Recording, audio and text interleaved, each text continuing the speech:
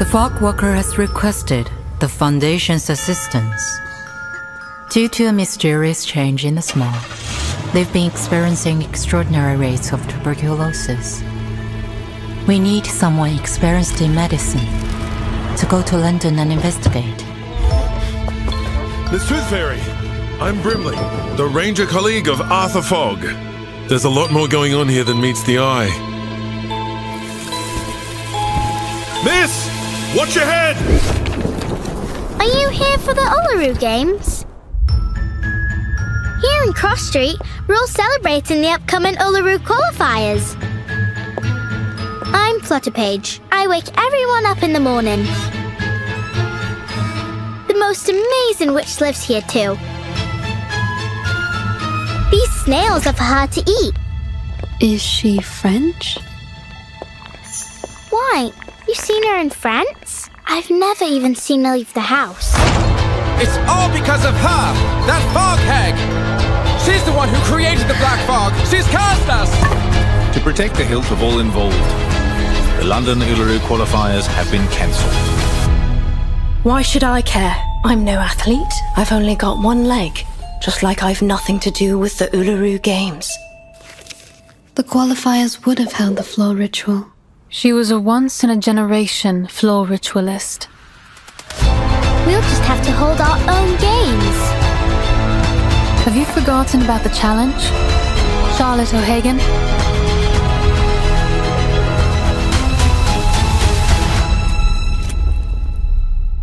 I don't care what anyone thinks.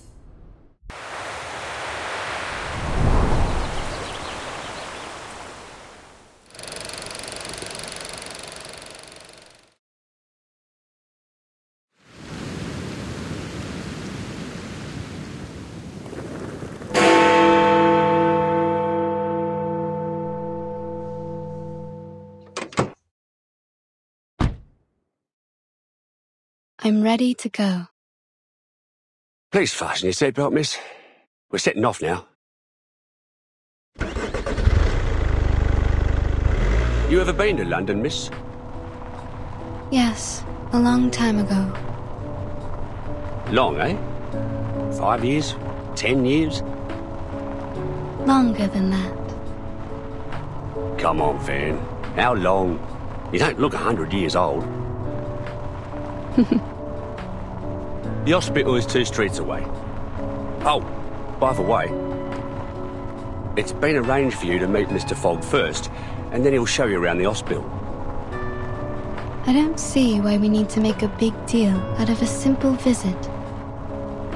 Couldn't agree more, miss. But as this is an official visit by Mr. Fogg, as a servant of the Crown, you can rightly expect that they're going to have the old place decked out like Christmas. Thank you for taking me there directly. I will go to Mr. Fogg's office after my visit. You can leave without me. I think I'd like to take the Underground. The Tube? You won't like it, miss. Not the kind of place for a decent young lady.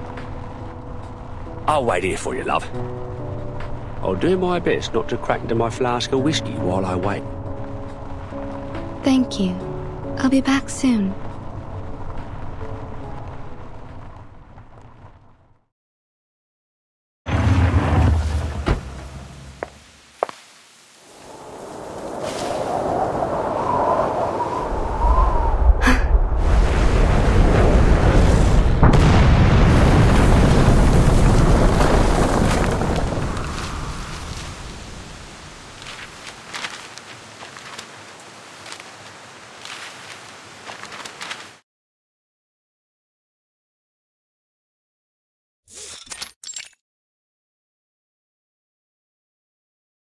How are things at SPDM, Tooth Fairy?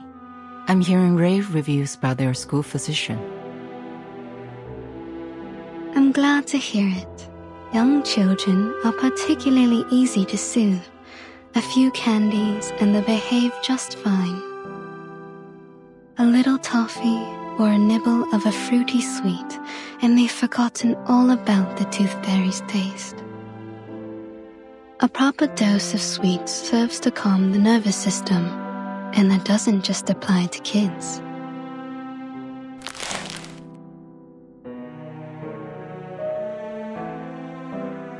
Your work here is undoubtedly busier than mine at SPDM.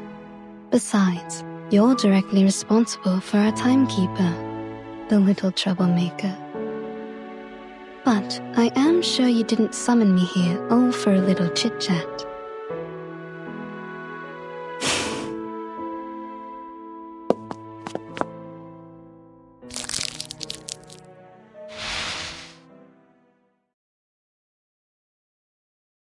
The Foundation has now confirmed the correlation between social turmoil and the emergence of the storm. Our branches around the world are now making efforts to collect information on these key social movements. As you may know, there was a strike that has only just ended in London. And there is something I'd like to show you, besides the strike itself.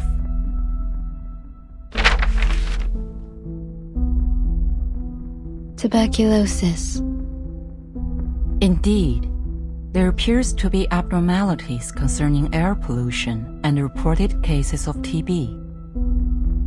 Compared to our records before the storm, TB morbidity rates are extraordinarily high, approaching levels that shouldn't be seen until the Great Smog of 1952.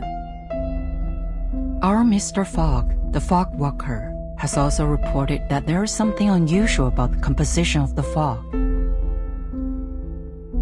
So, we need an insider with knowledge of the storm to visit London, ideally one with a medical background. I see.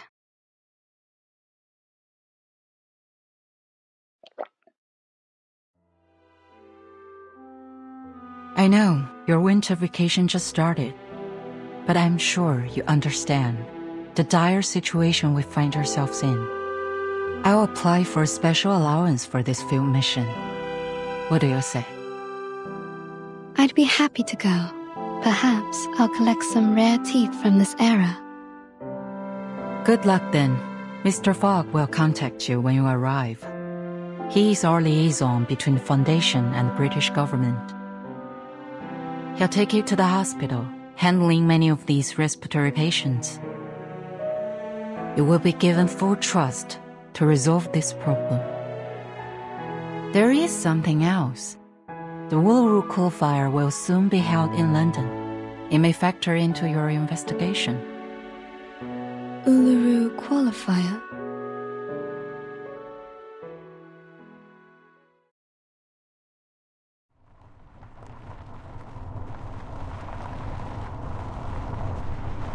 Uluru London Qualifier coming soon. Arcanist Fair in Cross Street. Support your favorite competitors. Winners will represent Great Britain in the Australian finals. Australia? They shipped my uncle off to Australia back in the day. I always figured he got done in by a kangaroo. But if the smoky gets any worse, I think I might chance it. Maybe I'll find him in the outback there. Or at least avenge him.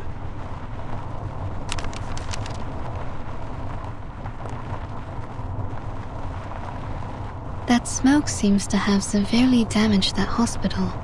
But you don't seem concerned. We've seen worse, miss. You wouldn't believe how many houses we lose a year to gas line explosions. Nothing much can shock us Londoners. It's a city where you can meet arcanists from all over the world. Arabians, North Africans, Indians and Japanese. Who knows what kind of arcane skill they can cast. The police are on the scene now, but can they really do anything to clean up the hospital? Well, police have got their own way of dealing with things. None too friendly. I think you should bring this up to Mr. Fogg. He's one of the few folks that look out for the working man, and he's never afraid of calling out the upper class. I suspect Mr. Fogg will have known before we did. Let's follow the path of this dark soot on the street. Maybe we can find it, or its owner. As you like, miss.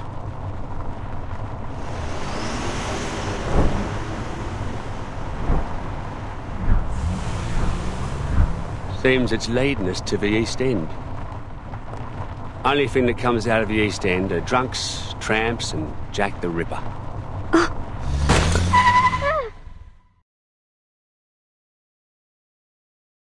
Bloody!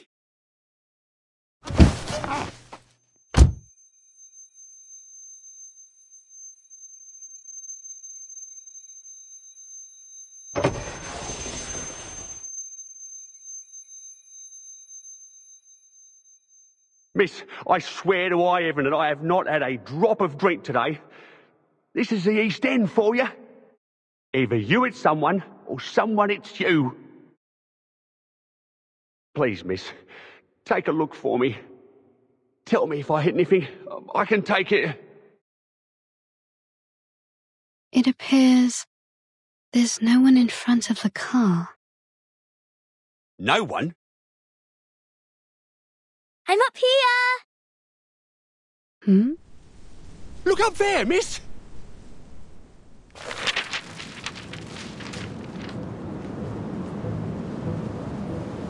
Can you catch me? Huh?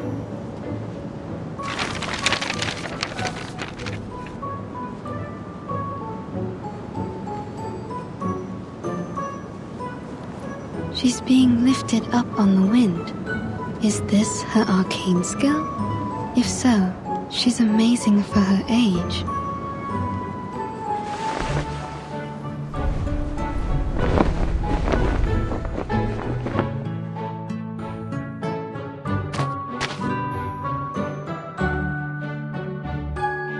You lose. You ain't going to qualify for nothing like that. Are you hurt at all? Why would I be? It's not even as high up as a canary nest. It's no sweat with the help of little wind. But the suit Kiki was hurt. The car hit his waist. Is this Sir Kiki your friend? Yes, but he ran away. He's probably angry. I bet he's still around. He don't forgive easy.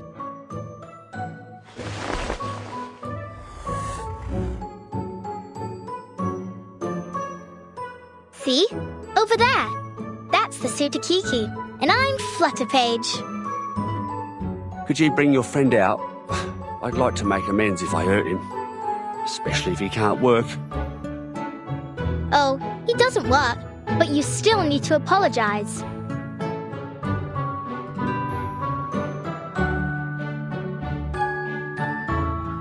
Come on out, Kiki. This bloke here wants to apologize to you.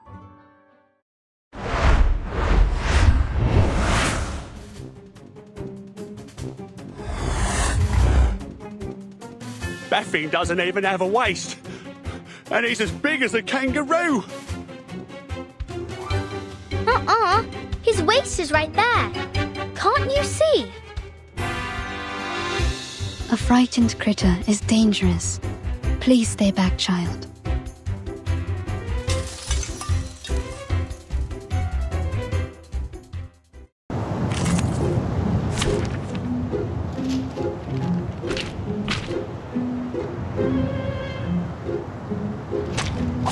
Program activated.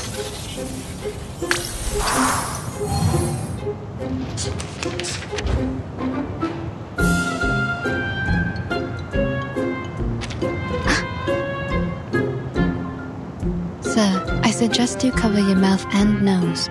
There's something off about this smog. Christ, so the rumours are true. I never should have gone into an alley like this on such a smoggy day.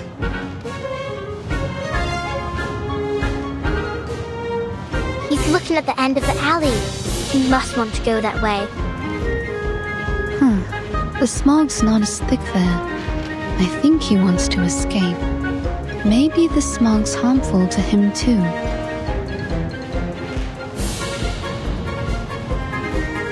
Moments of utterance. Which one has? Loading. Learn from silence. A little surprise. Victory secured. I should excuse myself. Bollocks, bollocks! Turn over already, you stupid car!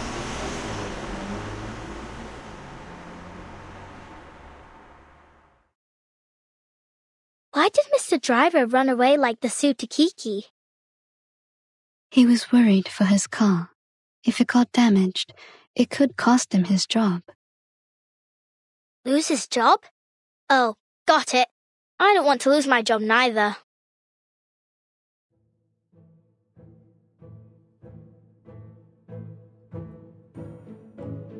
He has a car, so I wager he makes more than 6 pence a week. How did he get that job?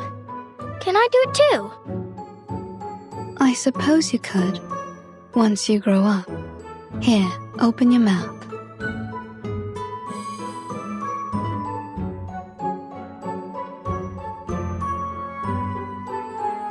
What's this? You were hurt. It's a kind of ointment. It will numb the pain if you ingest it, or reduce the inflammation if you rub it on your wound. Was I hurt? I feel a little pain. But what do you mean by inflammation? Does that mean I'll catch on fire? Take it, and you will feel much better. Doctor's orders, kid.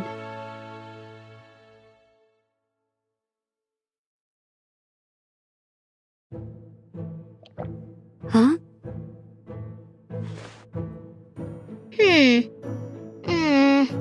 It's a bit sour, like a moldy raspberry, but still sweet. Why aren't other pills as sweet as yours? I see. So you're a witch doctor, aren't you? I can tell from your metal mask, teeth necklace, and the golden fairies in your jar. That is a reasonable assumption. So you're here for the Uluru Fair then? Must be. You even got the flyer with you. Actually, I'm here as a doctor to investigate a tuberculosis outbreak, but the strange black fog damaged the hospital I was heading to. I followed the trace it left behind to this area. Black fog? There ain't no black fog. Around here the smog is yellow, and sometimes I've seen black smoke puffing up from the factory chimneys, but never in Cross Street. As like to be an arcane skill, miss. Lots of us arcanists here. That's why we're all chuffed up for the Uluru qualifiers. There's herbalists, sidekicks, diviners, magicians.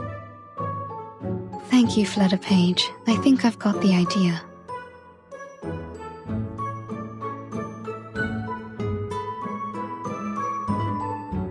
Great! Then I'll show you around. You'll like it here.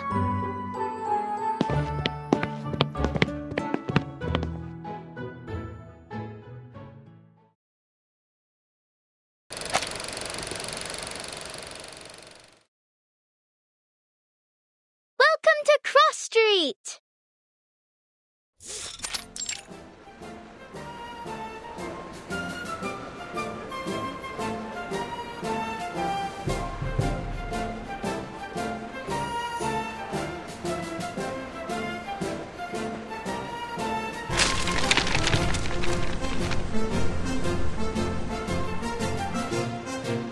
Stop littering, you grimy little bug. This is the Uluru Fair.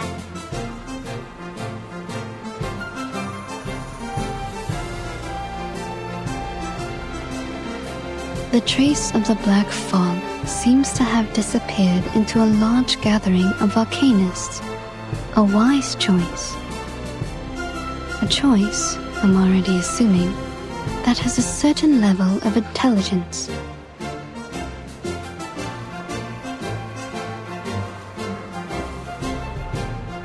Sounds like monster. Like from Told Tales where adults make up to scare us. But I heard people talking when I was sitting on the roof. They say it was born from a smokestack. It does appear to have a similar composition to soot. That's no good for the birds, Miss Doctor. I sure hope it don't come here. I don't want it to muck up the Uluru Fair or scare the canaries away from the chimneys. What's so special about the canaries? They all always know where the lanolin snails are hiding. All I'll do is give them a bit of old bread or seeds, and they find me the snails. It's my snail catching day. Stay right there, miss. I'll be back soon as I finish. Don't go getting off your sauce while I'm gone.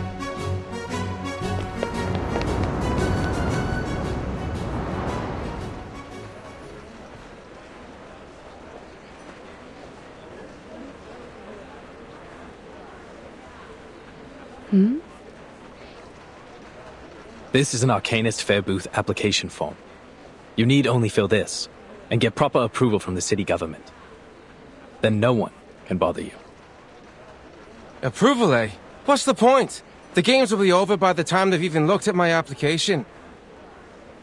Are we entirely certain we even want to hold the fair in these conditions?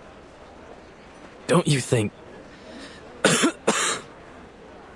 the weather now isn't appropriate for that kind of strenuous physical activity? What else can we do? We need to earn our bread, or perhaps you could clean the air for us, eh, Mr. Fogwalker? I'm doing all that I can. Which means you can't do nothing at all, don't it? Yeah, we're coughing. But what we make in a day at the fair here is more than an entire week anywhere else. Not like we have royal allowances to rely on, unlike you. Enough of it already.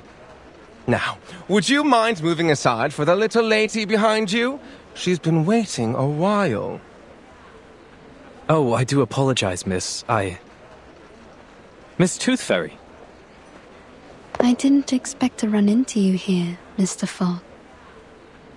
The pleasure is all mine, miss. Oh, where are my manners? Welcome to London.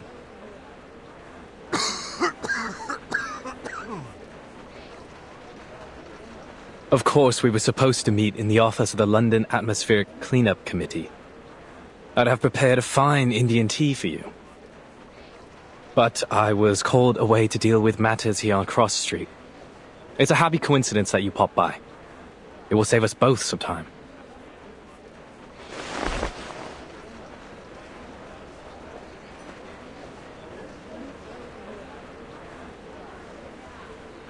Something the matter? You mean the air pollution? Not precisely, no. Though one could say the problem is related. In fact, it seems just about every one of our problems comes down to these sticky contradictions. For example, contrary to good wisdom, the people of Cross Street have opted to continue their fair, despite the obvious dangers of the fog. That's just unreasonable. You're the unreasonable one here, mate. Stop the Uluru Fair on account of a bit of fog. Fog in London. Should we cancel if there's water in the Thames next? Citizens should be made aware of the harm caused by fog, and reduce unnecessary outdoor activities.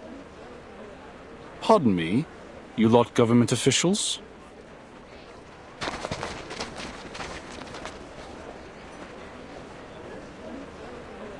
You saying we aren't allowed to celebrate the Uluru qualifiers? So what are you expecting us to do? Just watch the games and then pop off home? It's not like there are many events left for us Arcanists to celebrate in our own country. Sir, you seem to have quite a severe cough. Oh, it's not so bad. Just a little curse is all. Doesn't matter none. A good Arcanist healer can cure me. That's exactly what I've been talking about. A curse? Good lord, man. You have a disease called tuberculosis. You need a proper doctor, not a healer.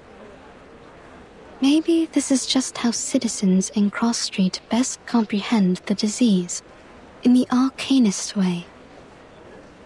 It's not a matter of Arcanists or humans. Tuberculosis is caused by the presence of bacterium in the air. It can't be cured through ritualistic purification or exorcism. You just don't get it, do you? It's not like that. If this tuber what have you is the reason, then why does my chest burn like hell? I've never heard of no bacteria what could do that. You feel like your chest is burning? Like swallowing a flaming coal it is. It all started this month. Never felt anything like this before. Like I said, there's no disease. This has to be the Fog Hag's curse. She's the one who summoned this damnable black fog.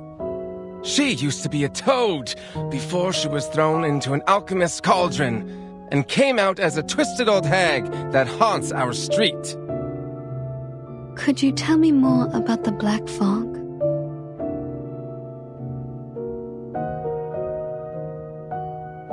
Shh! Don't say anything about it. It'll bring bad luck.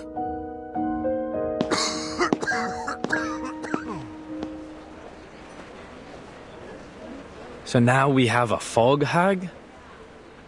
What's to come next, I wonder?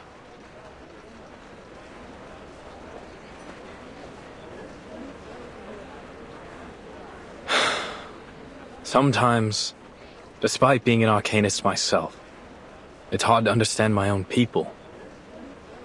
But that's what they think around here. My colleague is presently out investigating this curse they mentioned. But, to say nothing of his intrepid skills as a ranger, I doubt he'll produce any evidence of this so-called hag. In fact, he...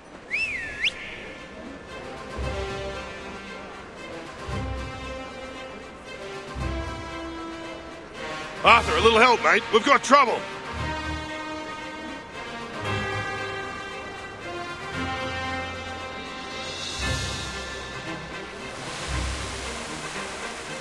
So, here it is. What's that after you now, old hag? It's the black fog. Seems I've startled it, and now it's sent out critters into the streets. Steady on. Let's charge like soldiers of the Great Emu War. It's the hag. The hag's curse is coming for us. Those nasty critters are coming from her garden. Run!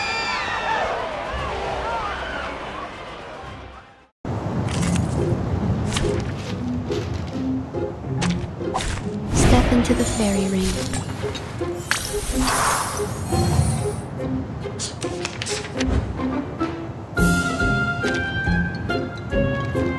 The moment of sadness. Charging. Loading.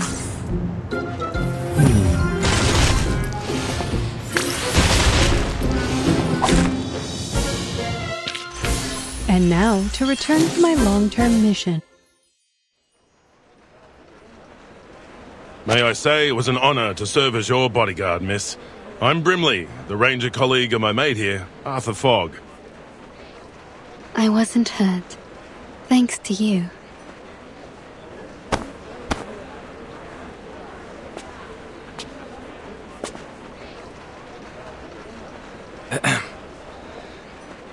Thank you, Miss Tooth Fairy, for telling us what happened at the hospital. We ought to make a summary of our investigation so far.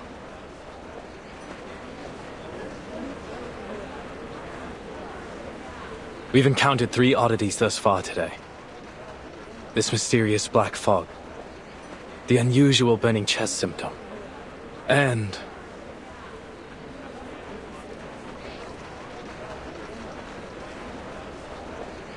this so-called fog hag living on Cross Street. Well done, mate. You did it. You said it out loud. We may just break the ice of your soul yet. I'm only doing my due diligence by quoting the title verbatim. Back to the topic. Combining these clues together, we should assume a causal connection. The hag releases black fog, giving Londoners this variant of TB with the burning chest symptom. When did you move into 221B Baker Street, mate?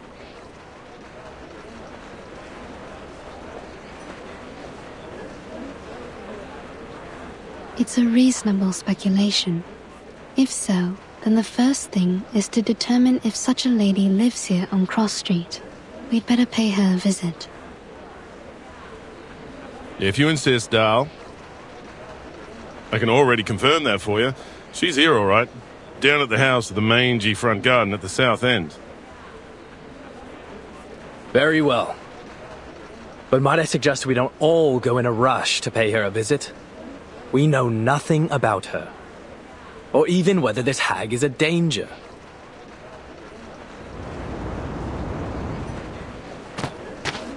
Oi, Miss Witch Doctor, you done talking to Mr. Fogg and Mr. Hat? Flutterpage, where have you been? Wasn't you listening? I was off catching snails. With a bit of help from the canaries.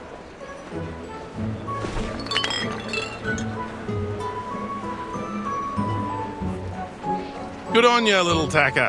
That's quite the harvest.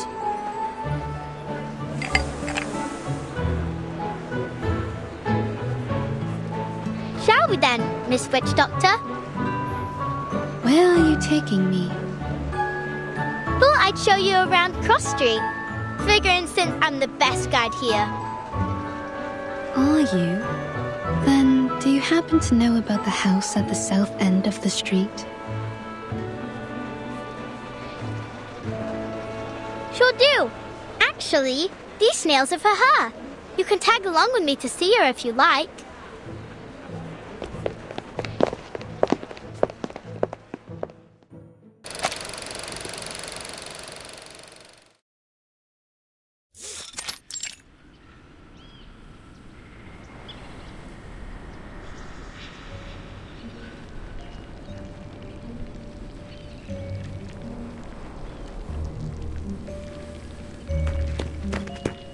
This right here, miss, is the Fog Lady's house. As you can tell, it is a very big, big house. Not like mine. Mine is small, but very high up. Steep, tilted roofs, sash windows. It's very Victorian. Oh no. Her name ain't Victoria, miss. At least, I don't think so. No. I mean, Victorian architecture is a kind of style of house. I'm saying this house must have a long history. Oh. Too right about that, miss. It's been here for ages. Come along then. I'll take you in.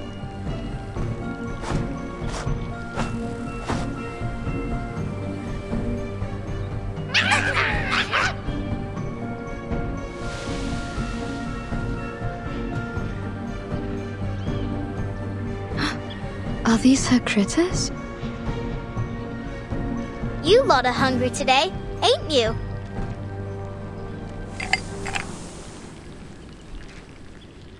They ain't for you. They're for the lady of the house. Now please let me and Miss Witch Doctor through.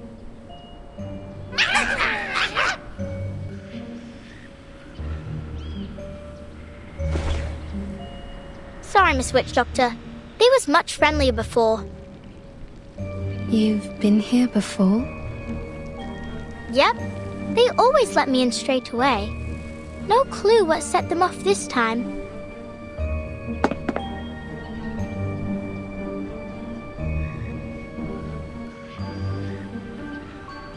I don't rightly know what to do.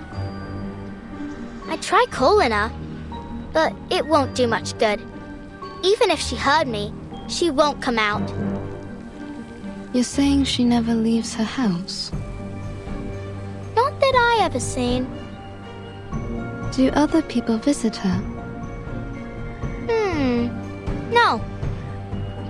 But you visit her often? She likes when I bring her snails. You think she eats them? All I know is I gave her snails. And then she asked me to stay around her house for a while. When she's not in a sour mood, she even teaches me some words for arcane skills. But if she is sour, then all she does is hand me some books, and I can't even read most of them. Don't go asking her too many whys. If you do, she says, "Get out!" and you got to go. So far, the longest I stayed was a whole afternoon. I see.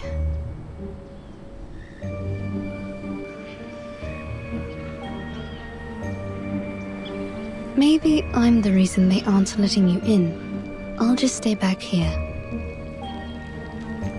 All right then. Stay there and I'll tell her about you, miss.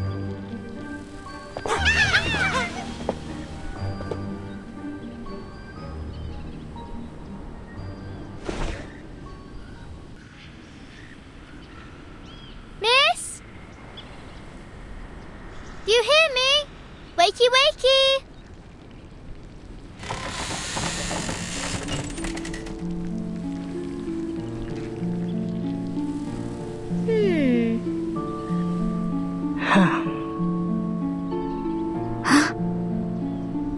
Here you go, miss. A fresh batch of snails.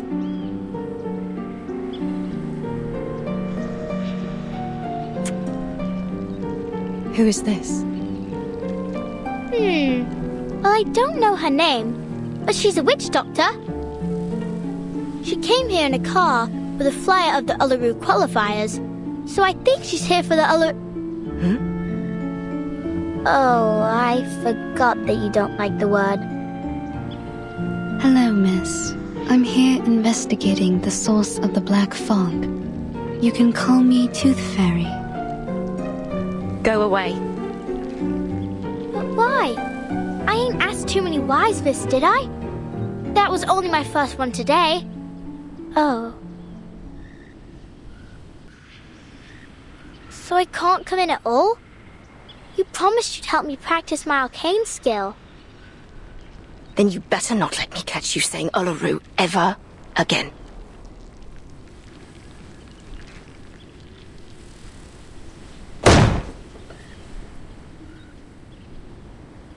Aww. Oh! She left me a book. Look, it's got a carbuncle on it. Come here, Flutterpage. Are you all right?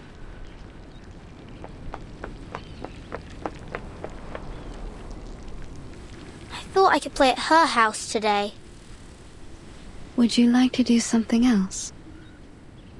Like what? Like, see your new friend, Mr. Hat.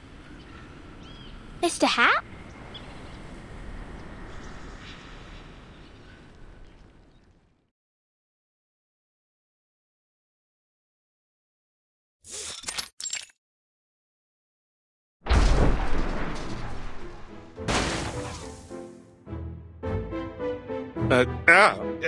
Miss Flutterpage, I'll ask you to not wear me on your head. I know I can fly, but that doesn't mean you can treat me like a kite. Besides, I'm due to begin my patrol. I need to...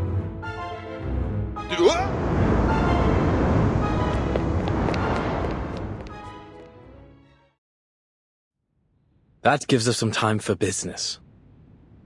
First of all, allow me to express my respect for your adventurous spirit. A haunted hag mansion whose owner feeds on snails. To visit her so quickly on your own initiative was a bold move, Miss Tooth Fairy.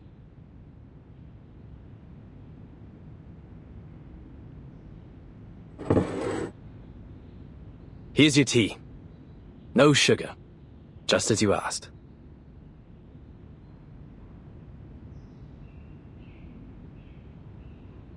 The connection between this lady and the black fog will require further confirmation. However, judging from our encounter, she doesn't seem to have much concern for the world outside her home. I also noted that the word Uluru seemed to irritate her. Uluru? As in the Uluru Games? Not a fan, I take it. It's certainly odd for an arcanist to have a negative impression of the games, though not unprecedented. Which reminds me of this letter. I suspect our fog lady might be glad to hear it.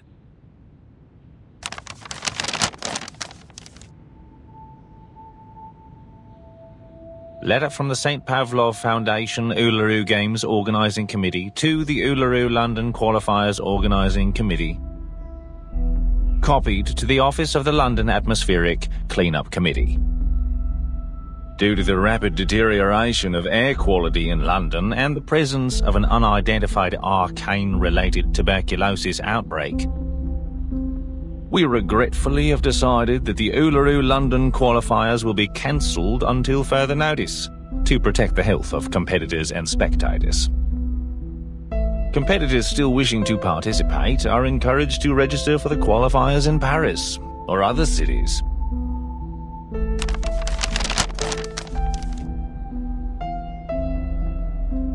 I received this shortly after submitting my report concerning the events on Cross Street. They're right. It's better for everyone's health. No objections here. But it's certain to cause a stir. Miss Tooth Fairy, you saw how passionate the citizens were about this event. What it means to them. They'll eat us alive when we announce this. So much more so that it's cancelled because of air quality. The firm will not be pleased, I can assure you. This great city will be the laughingstock of Europe, if not the entire world. Unless there's a way to clean the air in London. Perhaps then I might convince the Foundation to reconsider. Mr. Fogg, there's only 3 weeks left before the qualifiers. It's a serious effort just to address the smog over London, let alone this new black fog and the disease that has come with it. 3 weeks. 1 for making plans, 1 for enacting said plans, and still 1 more for the final procedures.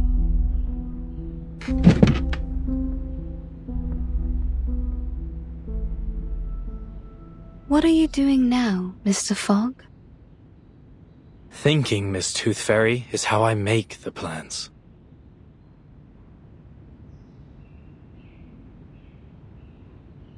Forgive me for interrupting, Arthur, but I had to call off my patrol earlier than expected. I'm afraid I need a favor of you, Miss Tooth Fairy. Would you mind helping us with some of the sick? After that black fog rolled through, patients with this tuberculosis variant seem to be multiplying as fast as hares in the Great Artesian Basin.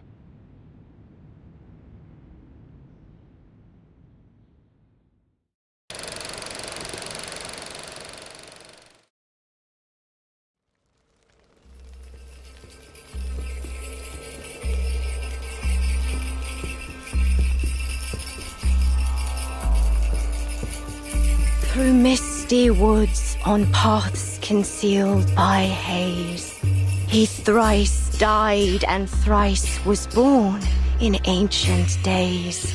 Guide me rightly, that I may not stray.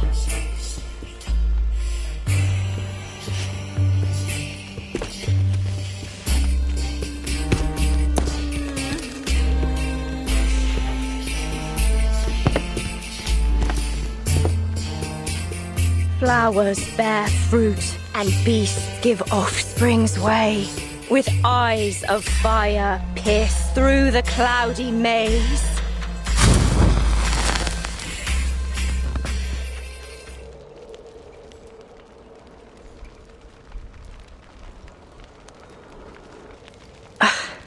Failed again.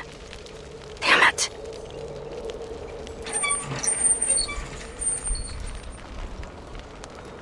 I won't get anywhere so long as I can't move right.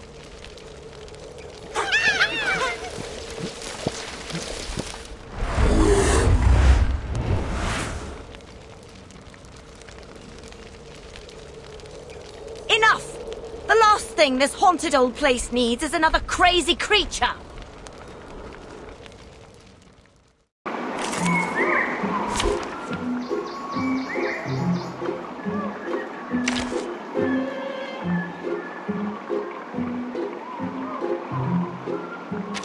And it was by choosing Jay that they began their path towards victory. My duty lies with you.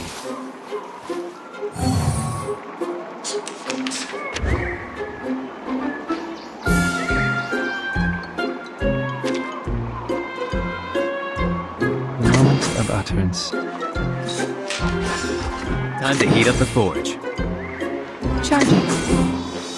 Benefit from reading.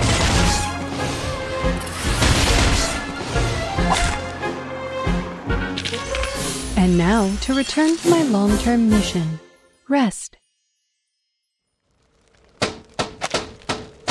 Miss Willow! I swear to God.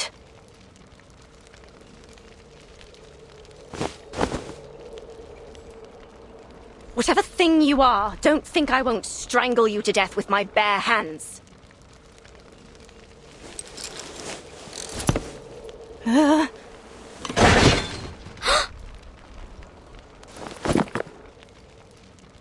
Bloody.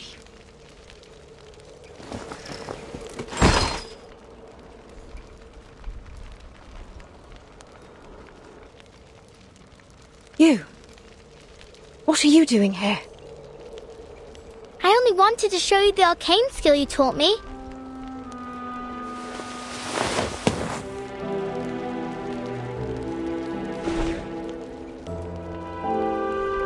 But you are in a bad mood, aren't you? What happened? I promised I didn't call you Miss Willow in front of others. You said I can call you Miss Willow when it's just you and me, right? And you actually listened? First time for everything, eh? But it's not about what you call me. Then what is it?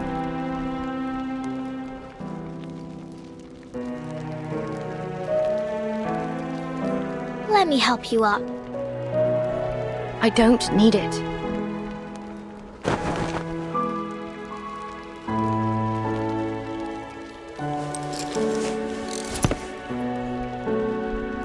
So then if you value my words so highly, what about the time I told you I don't need a knocker-upper? I remember. You told me, there's no sense waking me up for anything. I don't have any work to go to.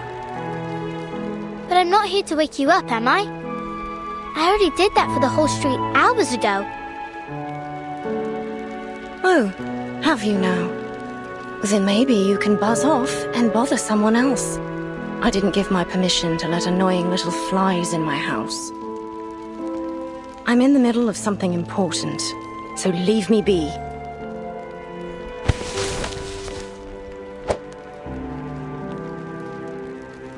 Just one more question, miss. I'll be quick. Miss Tooth Fairy and Mr. Fog say you made people sick with the black fog, but I know you didn't do it. Did you? You never told me you can summon black fog. Done with all that nonsense, are you? If that's all you knocked on my window for. But if you didn't, I can tell them the truth. Or you could even help them find the black fog. You're the best witch I know. Their problem is no concern of mine.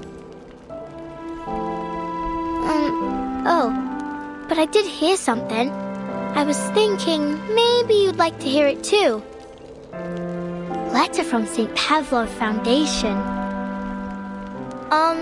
Due to, what? Deuterion air quality? And arcane tubal-keeled kiss? They said the Uluru qualifiers are cancelled. Stop. Do you understand at all what you're saying? No, but... Go away! Aww. I said get out!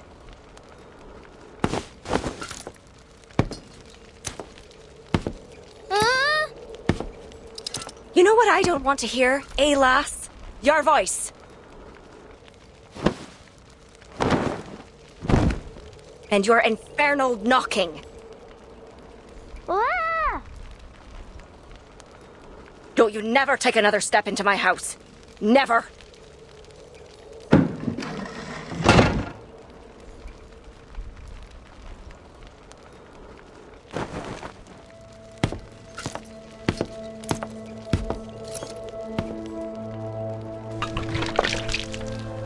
Just a wee bit left.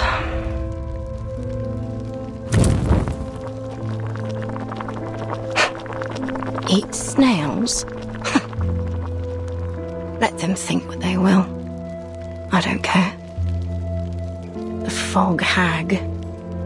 A toad monster. A failed work of an ancient alchemist. Yes, of course, Charlotte O'Hagan. You're nothing but an ugly, evil, terrifying fog hag living in a haunted house. You deserve every bit of it.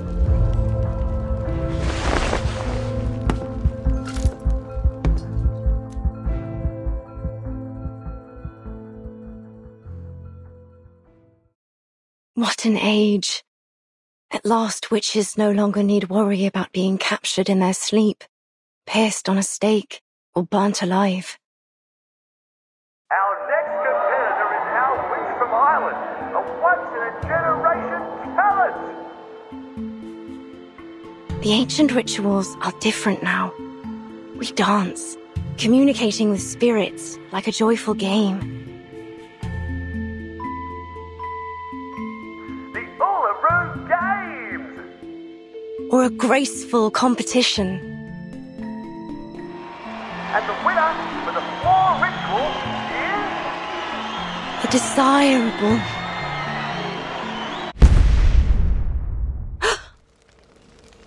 I left the pot on.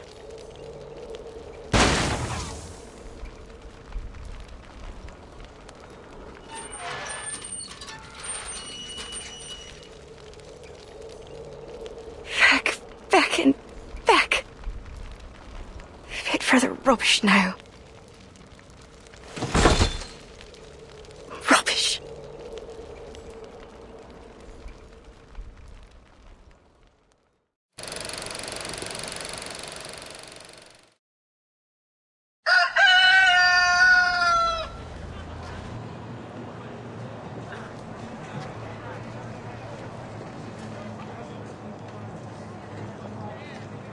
Good morning, sir, madam. This here's your wake-up call. Rise and shine, wakey time.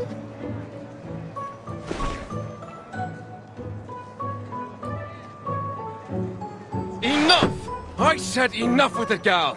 I'm already awake, ain't I? So stop buzzing around.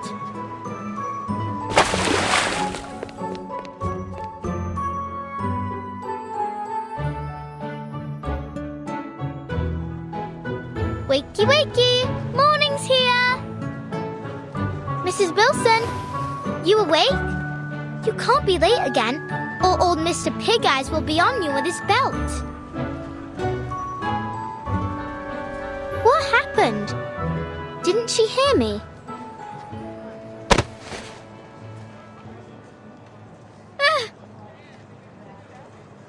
Oi, who did that? Shut up already, Liberty. Didn't you know Mrs. Wilson was sick? She's sick? What's wrong? Doesn't hurt like swallowing a burning coal, does it? Who told you that? Yeah, maybe. Plenty of folks have been getting that too. My dad says it's a curse. It's not a curse, dummy. I'm no dummy, Liberty. You are, believing anything what that hag told you. She's a dirty, ugly old liar, and she's the one who cursed everyone here. She's a toad what can't get out of her house to see sunlight, and decided to curse us all just 'cause she didn't like the fair. Have you gone off your rocker, Freddy? Just leave me alone. I got work to do. That's work, eh? You call knocking on people's window work?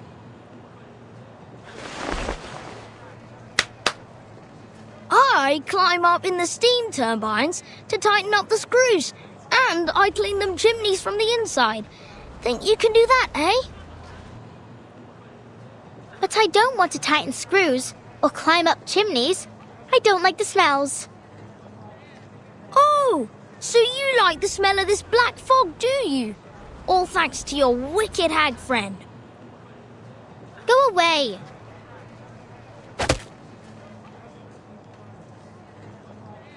Ugh.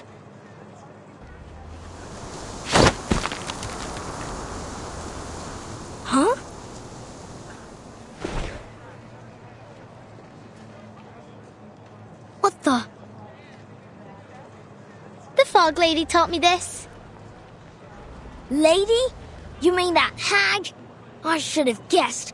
You'd be that ugly Toad Witch's apprentice. You're not my friend anymore.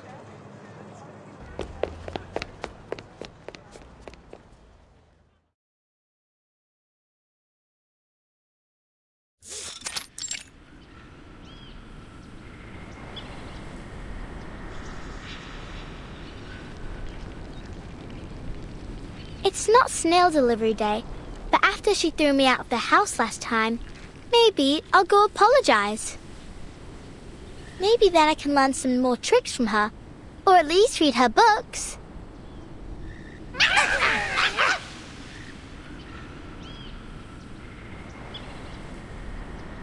Hello, hello. Now, why didn't you let Miss Tooth Fairy in last time?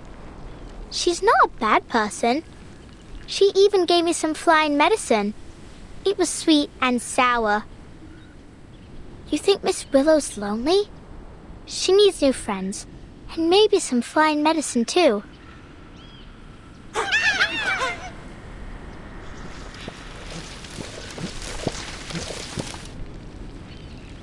But this time, I won't go through the window. Not that I get why she was so mad. Was it that I stopped her from eating breakfast, maybe? Well, time to figure it out. I bet if I walk in from the front door, she won't be so angry.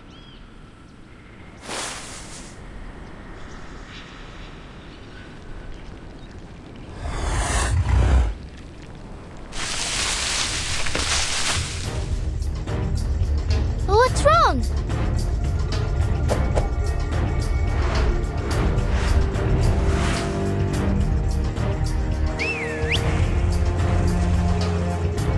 Miss Flutterpage?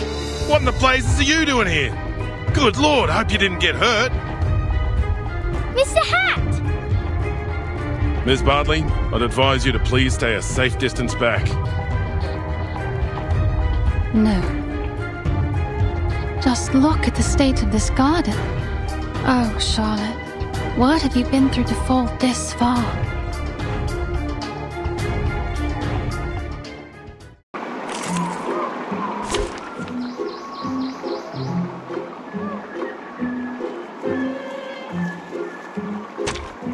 Time to verify my new hypothesis.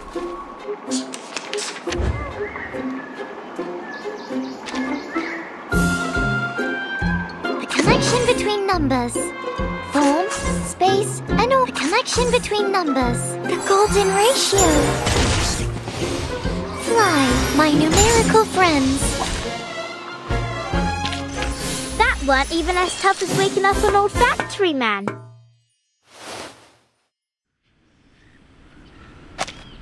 Thank goodness, you're in one piece. I don't get it. They ain't never bit me before. Well, you must always stay alert when you encounter critters, even in a familiar place. That's some genuine ranger's advice. A ranger? Are you really a ranger? Can you be a ranger without a real horse? Will I get a hat like you if I get to be a ranger?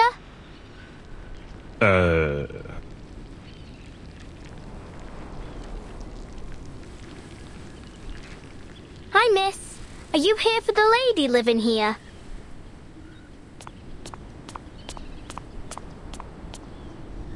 Miss, you look a lot like Miss Willow, the fog lady. So straight and proper like a swan. Miss Willow, you said?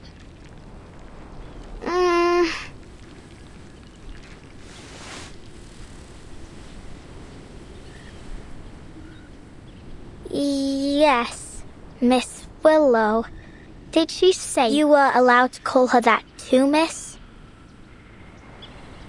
Allowed?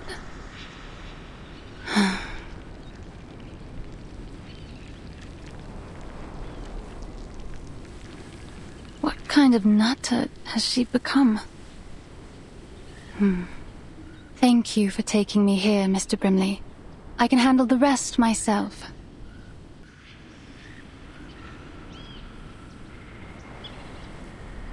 You're welcome. Let's go, shall we? Hey, little tacker? It's not safe to leave you here. I'll escort you to the hospital. This tooth fairy needs your help. All right.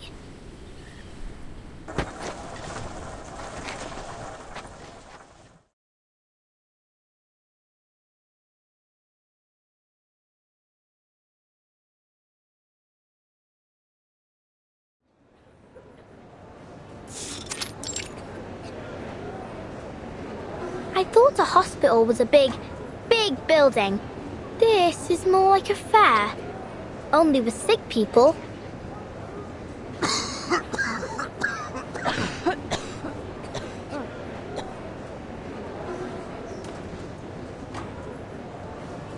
Well, you're right there, mate. It's not your typical hospital. Arthur's calling it the London Emergency Relief Centre for Special Tuberculosis Patients.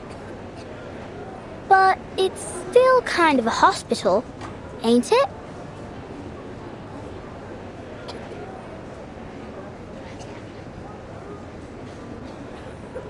Who's that Swan lady?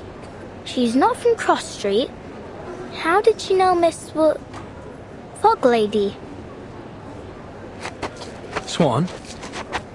I suppose you mean Miss Caroline Bartley. We're hoping she'll be our lifesaver.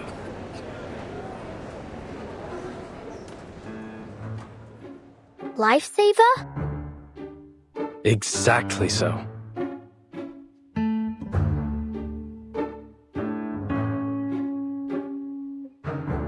See, my hat friend. We civil servants can actually accomplish a thing or two. We found Miss Bartley, a shining star of Uluru, a talented competitor, and above all, she's an insider. She arrived in London days ago, looking for our Fog Lady. She claimed to be an old acquaintance. Some luck, isn't it? If she can figure out the connection between her, the Black Fog, and this fiery TB... Oh, speaking of which, that Miss Willow truly has a special name. Heh. What are you laughing at? How long have you been up, mate?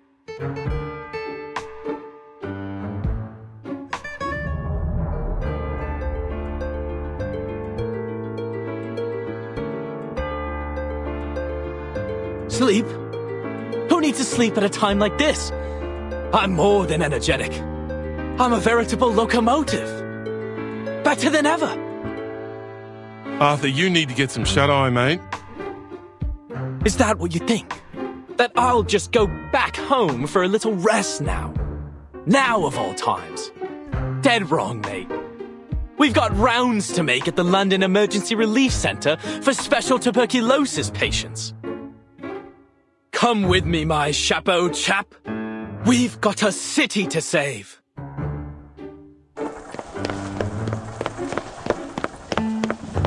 Oh, all right.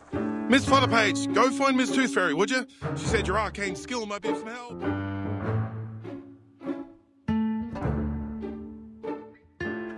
My arcane skill? Help? How can I help a witch doctor? Maybe Miss Tooth Fairy will tell me. But where is she? So many people here. I can hardly tell them from one another. Oh, but she has got those golden fairies with her. Maybe I can see them. Like how Miss Willow taught me. To control the wind, you need to learn to see it first. Can you see the wind, lass?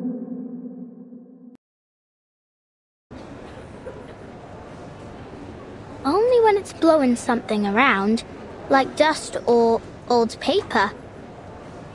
But I ain't got nothing like that with me now. I used all of it when Freddy tried to catch me. Is there anything else I can use?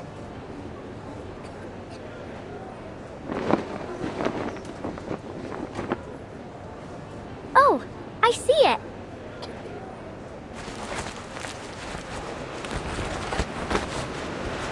What was this wind, eh? Where's it coming from? Oi, me hat!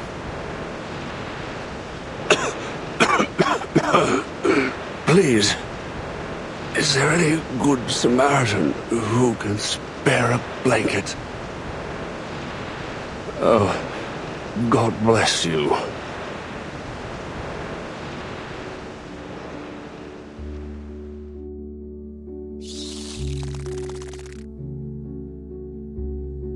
Miss Tooth Fairy! Flutterpage, there you are.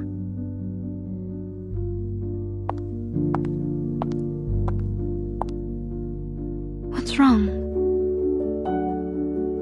We've got to find a way to clear up the sky.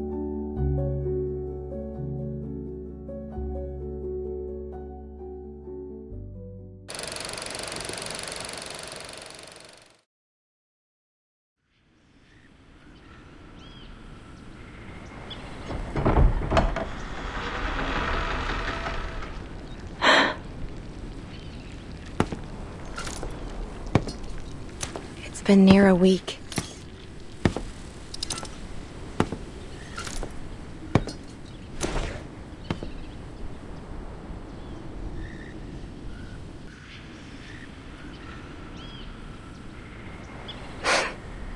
This is how the world works. I should have known. I'm always too naive.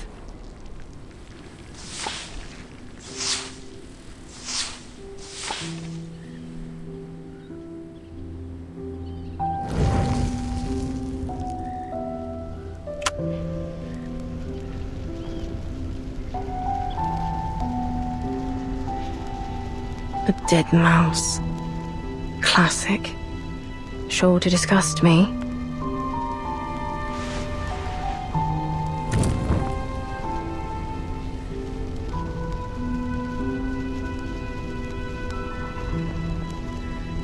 Rotten apples and eggs from that boring old codger. I suppose he's down to his last teeth now. Soon enough, the only thing he'll be eating is porridge. Bit of comfort in knowing he hates porridge.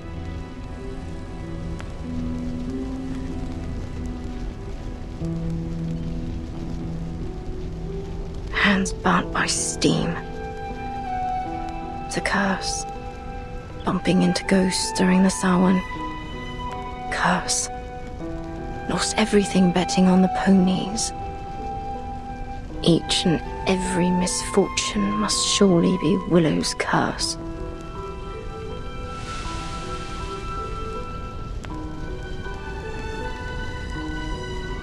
Superstitious fools.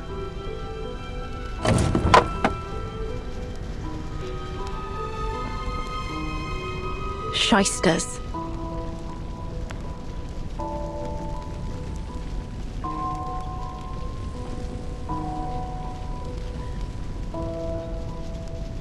Brats.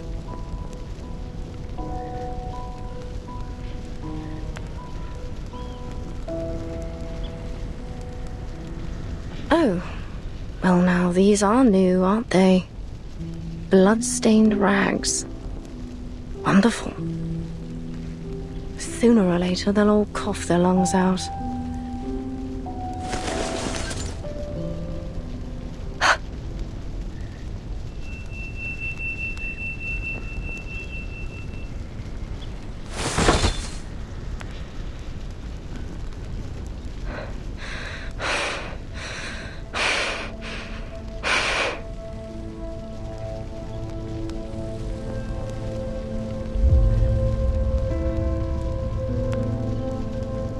No!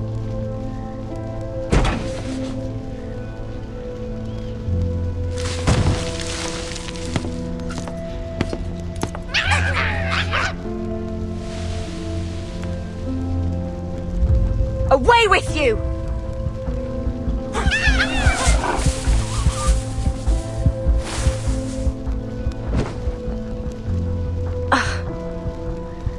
Horrible.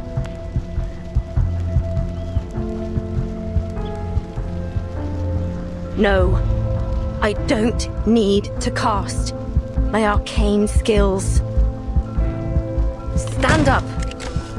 Stand up. You loser, you.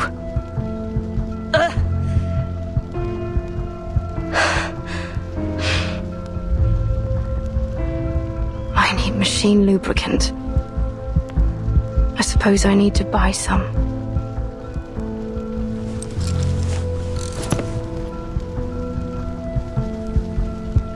I can do this. I will do this. All by myself.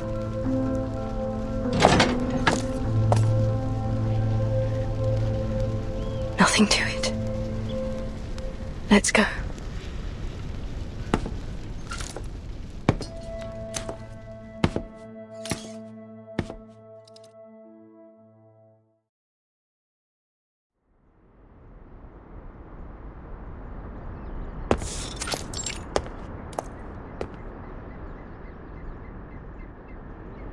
Shop closed due to illness, while the owner has gone to Miss Tooth Fairy for treatment.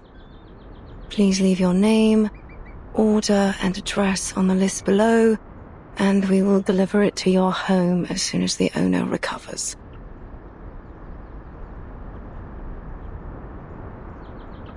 Tooth Fairy. All right. Then I can find the owner if I go to this Tooth Fairy. Is she some kind of doctor, then? Not that she could treat what ails me anyway, eh? What other shops might sell canary saliva and lanolin snail's slime?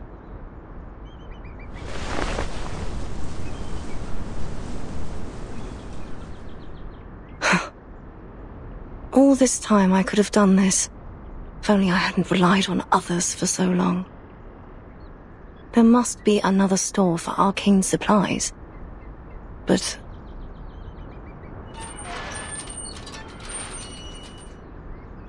I think I need to lie down.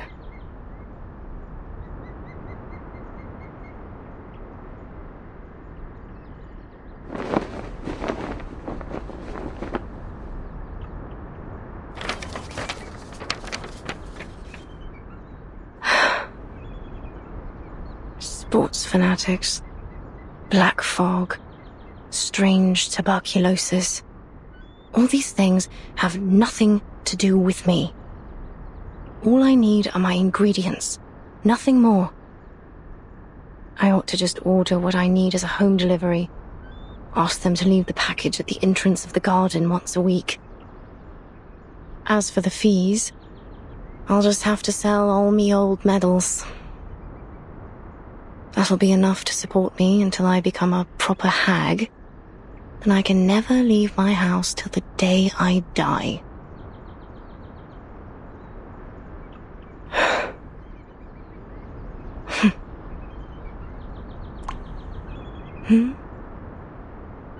There's something dark rising up from the water. It's nothing special. A bit of old rope, or an old boot. Why can't it be a swan? A black swan here? Really? That's why you ought to go out more often. Else you'll miss these precious moments. A chance to see something special, like a black swan. Look at it. Some creatures are born with these smooth, pitch-black feathers. But it's only under the sunlight that you can see their iridescent shine. That's when all the other animals can only look on and feel themselves inferior. They can never stand out from the crowd in the same way. Your silence is an answer. I know it. Just as I know every time you lash out and curse, you're cursing your own failure. Walk closer, Charlotte. Why don't we take a better look at it? Look at its gracefully long neck, those magnificent wings, and how it glides across the water. All swans are beautiful, but only the black feathers make it truly stand out. It brings back some memories, don't it? The feeling of being one with the swans and the flow of each step of our dance. We were so close to perfection. All we needed was for you to spread your wings and fly. Fly to Paris, Cairo, Istanbul, and eventually to the Uluru Rock. Then it comes to me, and I can hold it in my arms, lift it above my head. This perfect, shining golden medal, standing on the Uluru Rock.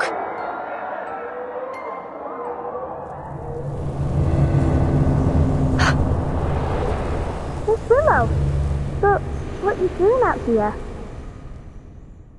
You've got to move! Black fog is coming straight for you! Ignore the noise. Eyes on the swan. It's only a tacky, white swan, covered in soot. How ridiculous it looks now, wearing that false disguise. The poor thing, it must have been covered accidentally. Miss Willow, why are you looking at that swan? It's dead. Of course it's dead and gone. That's right. What kind of swan would want to be with something so ugly and stained? Of course it's ended up alone. Died alone. What else were you expecting? You didn't really believe that spread your wings and fly bollocks, did you? Hello? Can you hear me, Miss Willow? You ought to thank the black fog for lifting your illusion. Now you can see it rightly.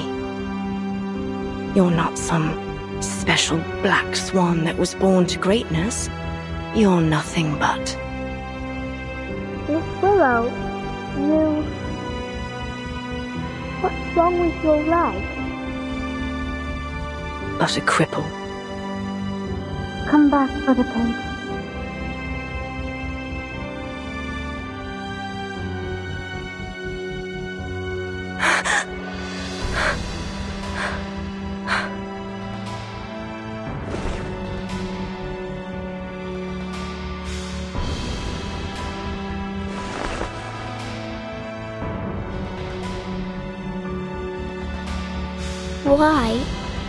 Why didn't you tell me about your... You're much stronger than I thought, Miss Willow, if you allow me to address you as such. Leave me be. I'm going home. I'll walk you home. I got you. Miss Tooth Fairy and I was just chasing after the black fog, but I can walk you home first. I just want to go home.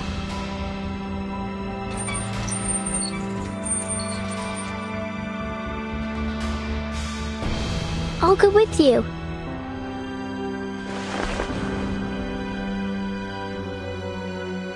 Flutter page. Huh? Stop following me! Miss Willow! I just want to go home!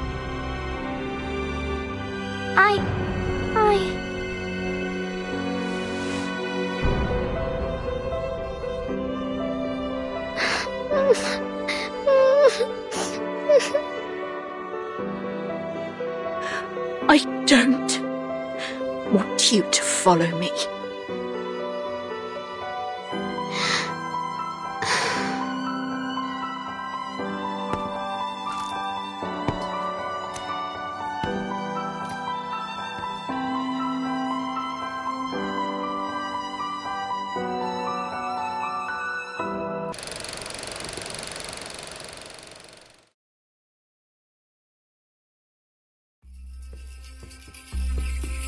The floor ritual is one of the most popular events of the Uluru Games. It has a bewitching style that generates a resonance between the dancer and audience. Charlotte was a genius. She was born for it. And God has sent her a coach covered in dark feathers and skilled in ancient Celtic runes. Coach Raven taught her the primal witch dance that ignited a fire within her. At least, until that tragedy 10 years ago, which took her leg. Coach Raven had given her a pocket of flower seeds as a reward for all her diligent practicing. It said they were from the druids in the forests of Glastonbury. I guess she planted them around her house and got this garden. Now all these bizarre plants share the same strange air with their owner.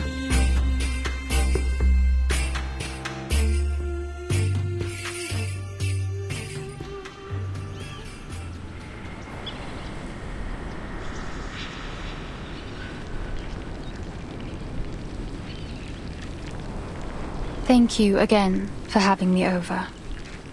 That's all I have to say about Charlotte.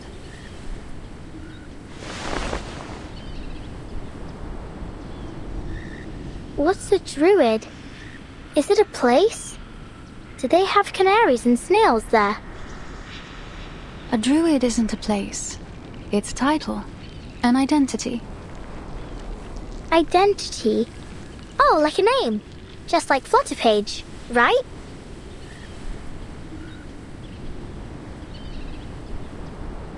Thank you for your cooperation, Miss Bartley. I'm sorry to be taking you away from your practice. Yes, you should be. I don't much enjoy being bothered by stuffed-up bureaucrats.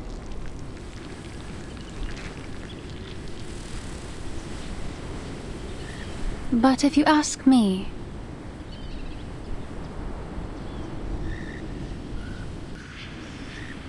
I will tell you that it isn't Charlotte that's summoning the black fog. I stand by that. I swear it on all my honor as an Uluru competitor. We're witches, but not in the traditional sense. We practice witchcraft to win medals instead of summoning devils. We trust you at your word. It seems like that concludes our investigation into this fog hag. Thanks again, Miss Bartley. Miss Tooth Fairy, if you do want to thank me, mind doing me a favor?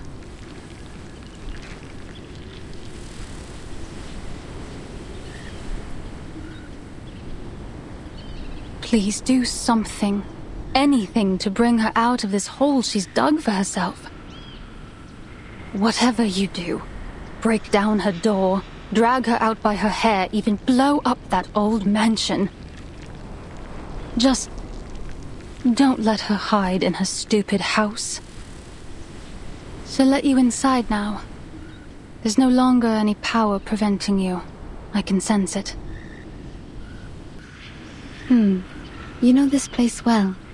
Have you visited her here before?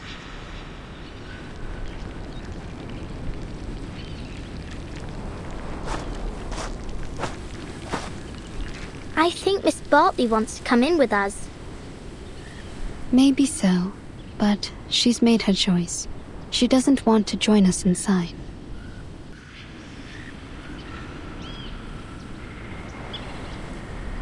Let's go, Flutterpage. We still have work to do. Whatever you say, Miss Witch Doctor.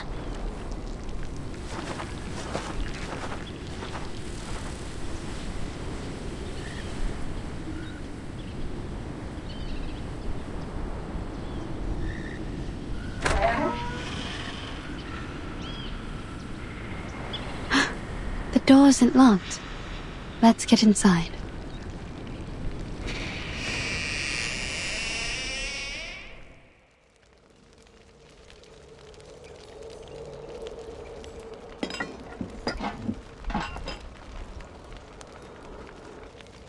Sorry to interrupt.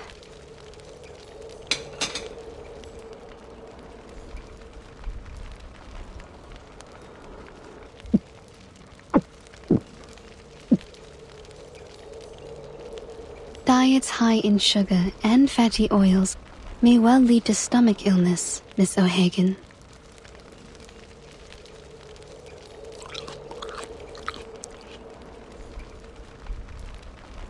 I choose the name Tooth Fairy instead of my real name, Campbell. But did you choose to let people call you Willow? Or do you prefer the name Charlotte O'Hagan? That is the name of an excellent Uluru floor ritualist.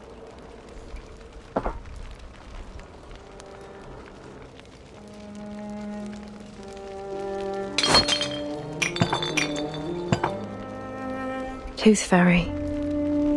Some kind of doctor, right? I think your prescription is a little fuzzy. I'm no athlete. I've only got one leg. This Charlotte has nothing to do with Willow. Just like I've nothing to do with the Uluru Games. So far as I know, the Uluru Games do not exclude people with disabilities from full participation. To be sure, but only if you enjoy parading yourself around for embarrassment. I think I'll pass, thanks. No one should feel embarrassed by competing, least of all the competitors challenging themselves. That is the point of the Uluru spirit.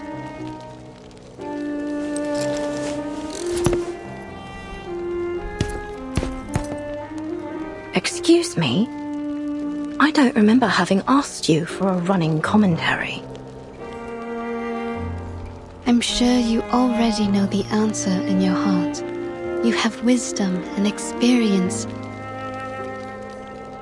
Who even invited you here? It's time you leave. I'm here representing our mutual friend, Flutterpage.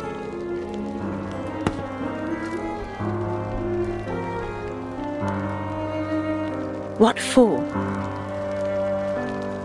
I understand that usually the only one welcome inside is Flutterpage, but I'm here to apologize on her behalf. Apologize?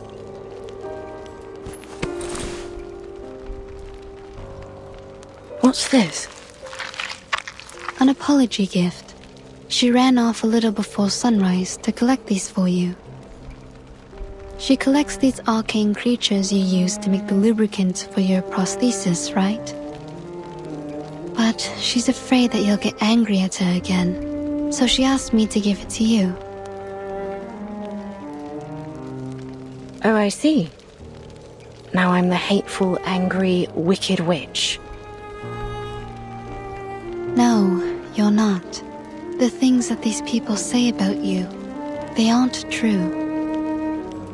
As I mentioned, Flutterpage wanted to apologize because, quote, she didn't want to break your heart.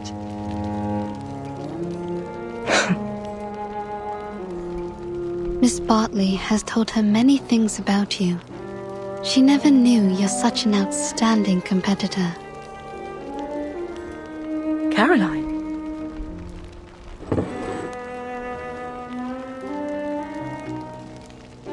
So, will you accept her gift?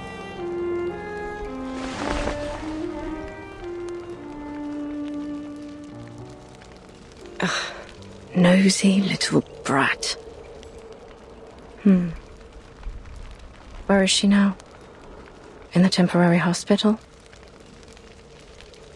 You want to see her?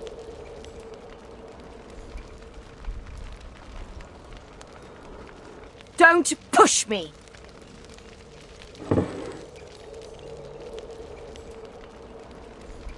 All right, it's my own fault.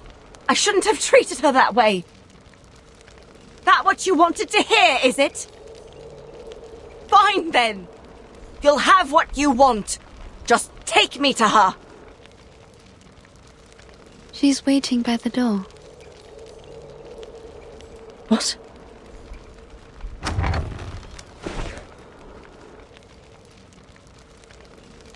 Miss Willow.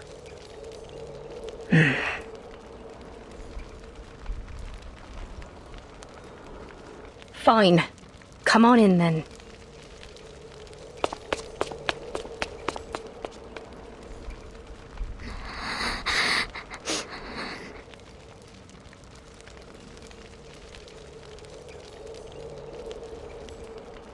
Stop your crying. Listen, I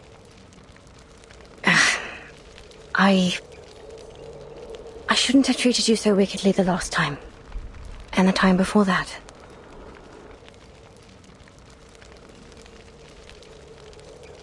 Now, would you stop that crying? At least not here in my...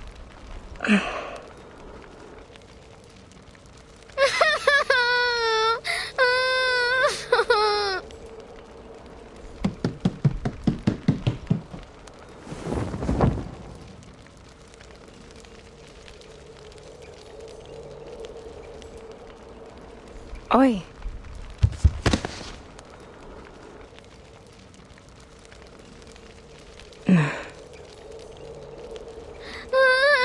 I'm sorry. I'm really very sorry. I swear I won't break into your house no more. I'll only come in when you let me. I'll do anything you ask. Say anything you need me to say, miss.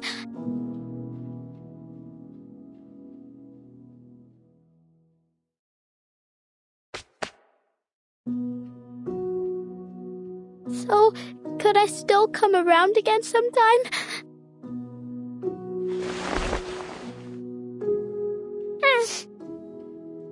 Stop your crying first, lass.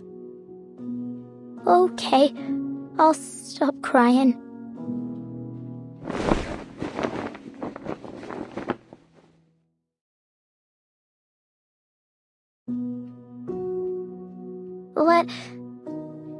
Can I help you?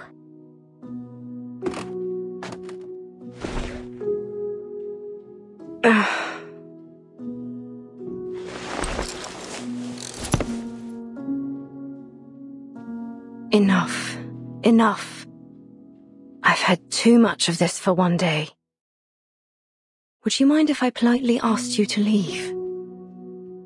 You do have a black fog to chase after all, don't you? Just so you know, it truly has nothing to do with me. Miss O'Hagan. Call me Willow, child. What else do you want to say? Would you let the food stay in your tummy for a bit longer? Eat a little more. I don't want you to be so skinny.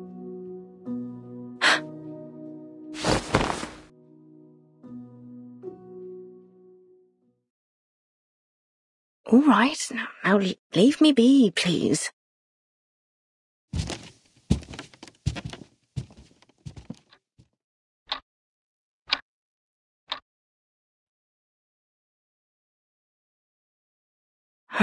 She's seen too much of this embarrassing side of me.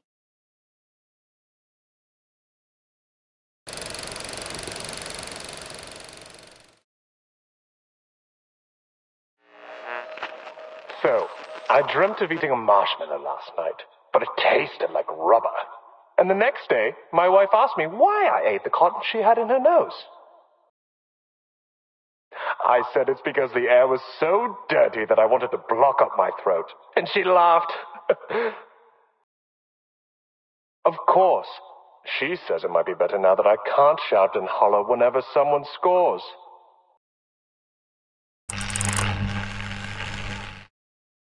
These are the highest level of professional arcanists. Their abilities lie far beyond the limits of our bodies, our perception, and everything else. Arthur, mate, do you know what you're doing? Go on, then. Be a little louder. May as well let everyone know a trusted servant of His Majesty's government and his talking hat are hiding out in a pile of litter. Oh, that's what you're worrying about? I guarantee you, no person in their right mind will think that a brilliant mind such as yourself would decide to hide in a rubbish pile pretending to be a potato. Ha ha. Since when did you become a comedian? I learned from the best, mate. Once I'm back in Oz, I hope to be awarded the title of Duke of Sydney Slapper. Not that anyone gives a toss about titles of nobility back home. We've got more important things to worry about in the Redlands down under. You know, Brimley, old chap, you don't have to be a duke to be above people. All you need is someone tall enough to wear you on his head. Bloody oath, mate. Like I'd let anyone pop me on their head. I'm an intelligent being, not a bloody accessory. Shh.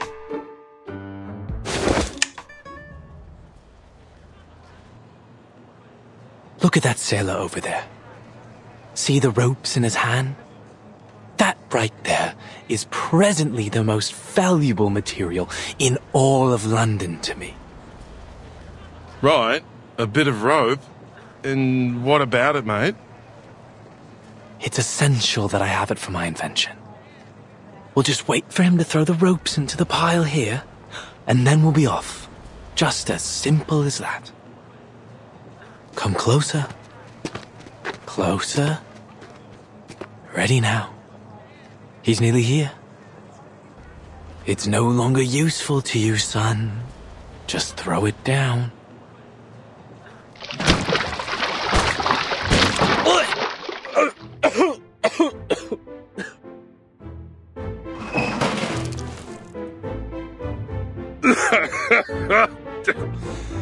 Mate, there's a lot of good that's come of being awakened.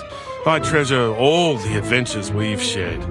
But I'll tell you right now, I wouldn't have awakened if I knew I'd end up in a rubbish bin covered in fish guts. Just a little mistake. Just a little mistake. What are all these for, exactly?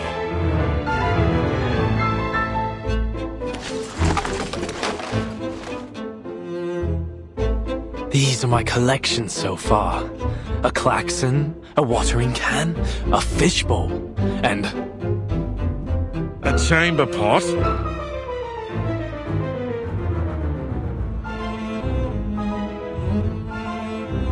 You've gone full bonkers, mate. You're the fog walker. Aren't you ashamed of hiding in rubbish, stealing old junk? It's not junk, old chap. Every piece here will be invaluable to our work.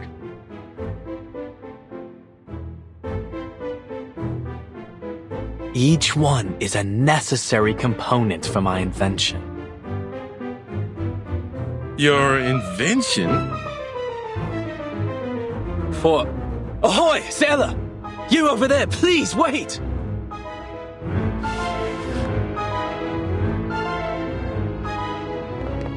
Would you mind terribly leaving us those old ropes you've got there? Good lord, he's bound for the sanitarium at this rate.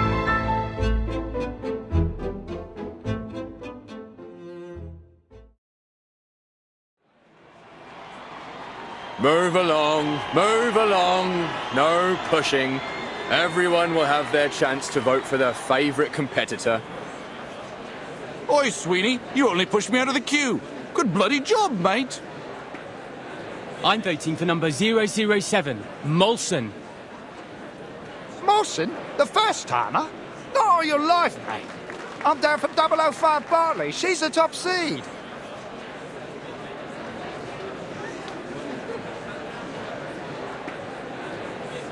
"3 days to the qualifiers. Vote while you still can. Sir? Oi! You over there with the black brolly. Come on over and vote for the winner. Oi, mister, stop your pushing. Oh, I'm terribly sorry.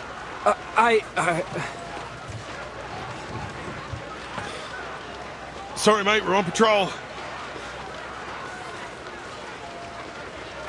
Sir, we have a situation over there. Let's follow them. Now introducing the competitors for the Uluru London qualifiers. Bartley! Bartley! Bartley! Oi! Who pushed me? Ouch! Mind your step, will you? Me? Was you that pushed me, weren't it? You should be the one minding your own feet. Arthur, I think we're only making things worse trying to move through this crowd. Looks like we found our troublemakers. What do we do? Keep up with them and bring him in. Yes, sir.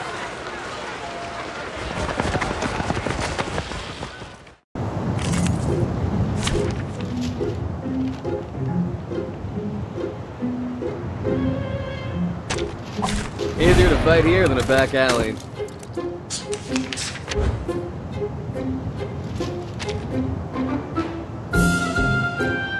Time to heat up the forge.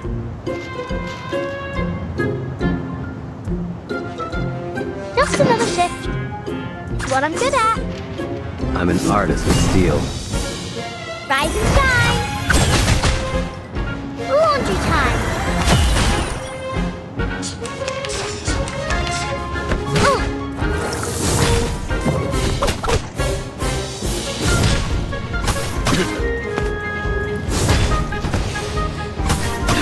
Not even close, bro.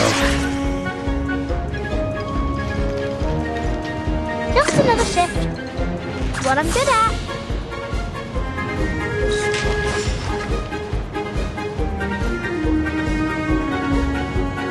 The connection between numbers. It's out with you.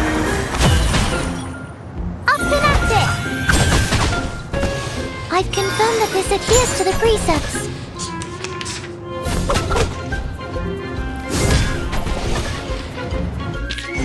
That weren't even as tough as waking up an old factory man.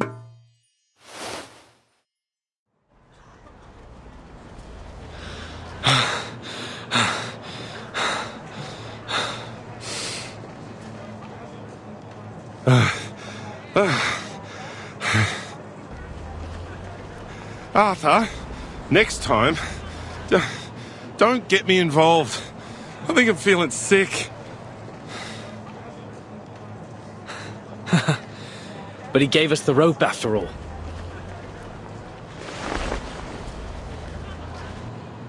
Stop right there! Seems you two rough sleepers are wanted in connection with a fight breaking out on Cross Street. I'll ask you to come quietly and cooperate. Mate, say something. Wonderful. Now I have everything I need for my experiment. The properties of this sea-worn rope should be able to conduct the large particles into the purification vessels. Mate, shut your gob for a minute and listen. Yes, perfection. But how to measure and screen the size of the particles? We will need more sophisticated equipment. Huh? Why am I being handcuffed? Because you're being placed under arrest, sir.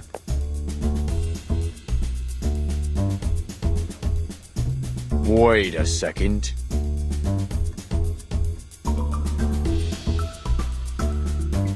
Mr. Fogg, is that you? Bloody hell! Are you seriously telling me you recognize Fogg before me? How many talking hats do you know? Terribly sorry, gentlemen. I might not have recognized you through all this fog, were it not for that iconic umbrella of yours. Oh, naturally. Just as I've somehow failed to recognize the two ignoramuses that tried to handcuff a hat.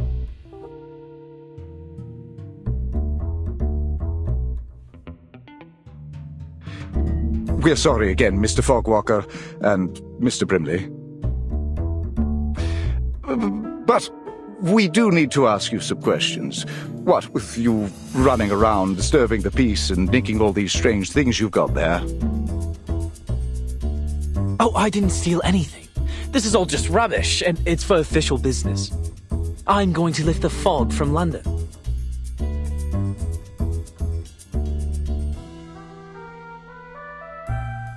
I see. All just a terrible misunderstanding, then. Naturally, a bit of old rope, a car horn, unmistakably the latest in technology. Anyways, mates, best we let you go. You've got a city to save. We'll be off now.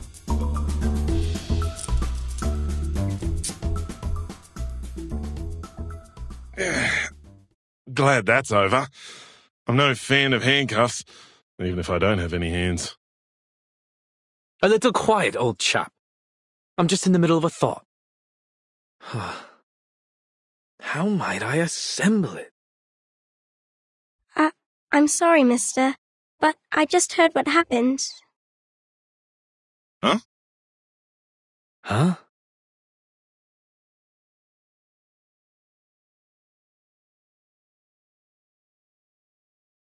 Did you say lifting the fog, mister? Are you really going to get rid of the big, scary fog monster?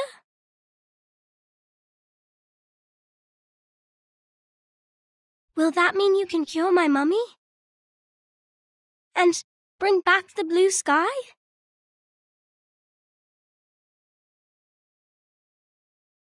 Right?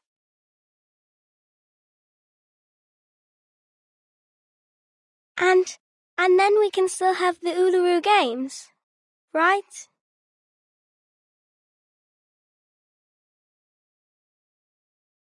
My mummy said if the fog keeps sticking around making people sick, then the games won't come.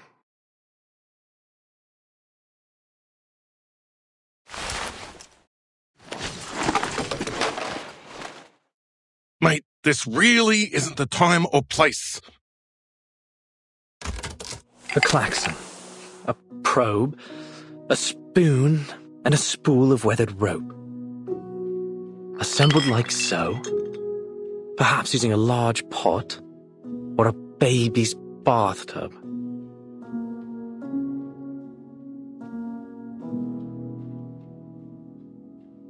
It will still need a touch of the miraculous.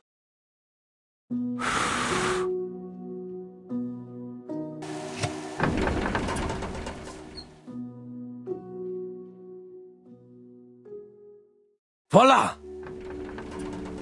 It's breathing.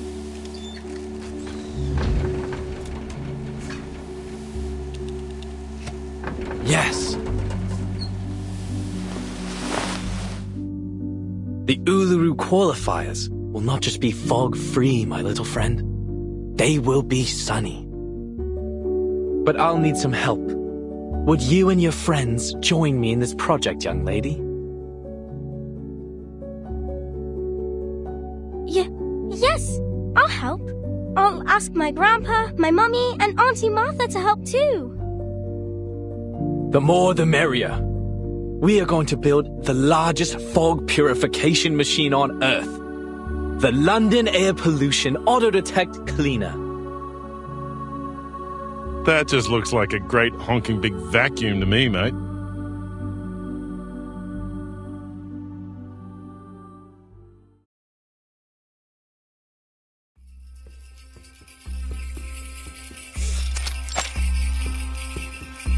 Sulis, Sulis, all life's offerings I bring, as sacrifice to you from the growing spring.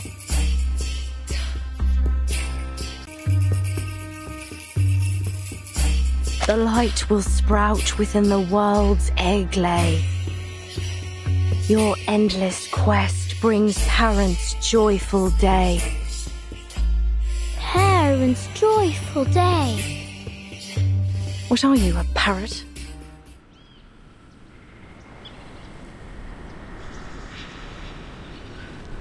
Fine. Keep on then. Annoy an old woman to death if you like. Another bad mood, eh, Miss Willow? This one's your worst this week. I counted it up. Every 32 hours, steady as a clock. You start scolding me, scolding the plants, the ants, even flowers.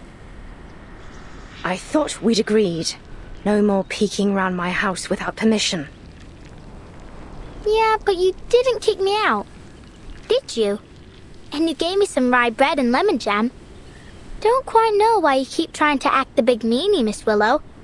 I know you're a softie now, deep down.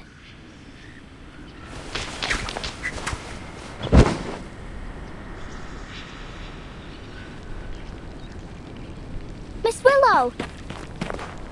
Ouch! Oh, it hurts. Are you practicing the qualifiers?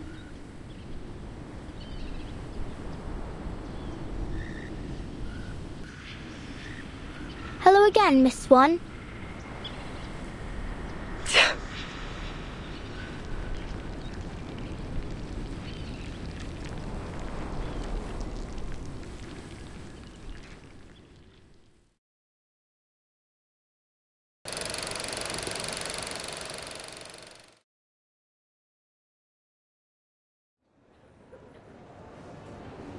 Be careful. Now you can spit it out. Right.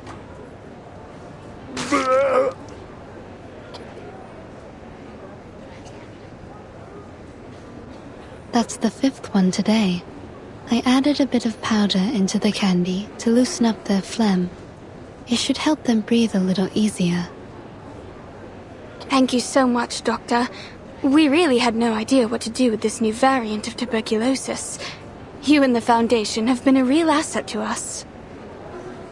You're welcome. This is a matter of vital health for all of us. I'm very glad to see the treatment is proving effective. And I hope that our clinical experience here might contribute to solving this fog curse as well. All I'm hoping for is for this mess to end soon, so we can go watch the games together. Really? So the staff here are fans of the Uluru Games as well? Not just the staff. Everyone here loves a bit of sport. We're always listening to the broadcasts over the radio down in the ward. It's all quite motivating. Sometimes we even get the patients out onto the commons to practice. Something about the coming of a big sporting event always brings people together. That's all very good to hear. But actually, it was this poster that grabbed my attention.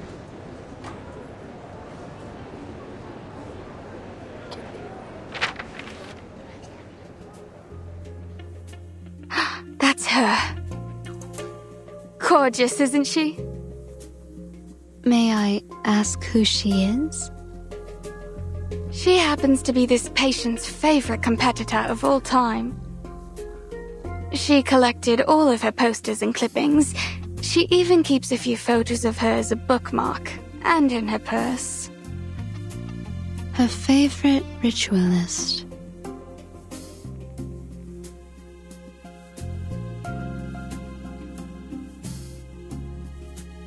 Looks like you haven't had a proper guest in ages. Have you forgotten how to make a cup of tea? You like to presume, don't you? So why are you here then? Just to enjoy the sound of a door slamming in your face? Oh, how terrible of me for wanting to visit an old friend. So then, Miss Bartley, you came all the way down from Yorkshire just to gawk at an old rival? I should feel lucky, should I? Truth is, I don't care to chatter about with you. Not now, not ever. So you can just turn around and march yourself home. Flutterpage, back to business.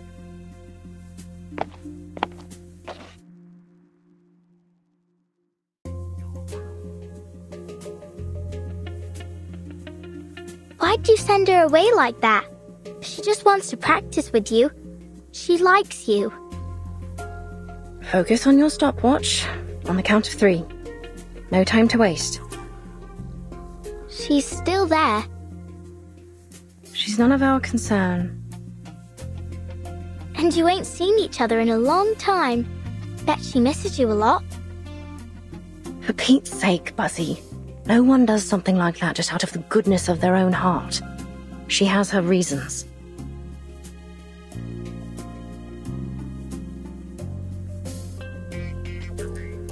Charlotte, you know she's right. I have missed you. I want to see you. But if you really want to know the reason, I want to challenge you again. The question is, do you?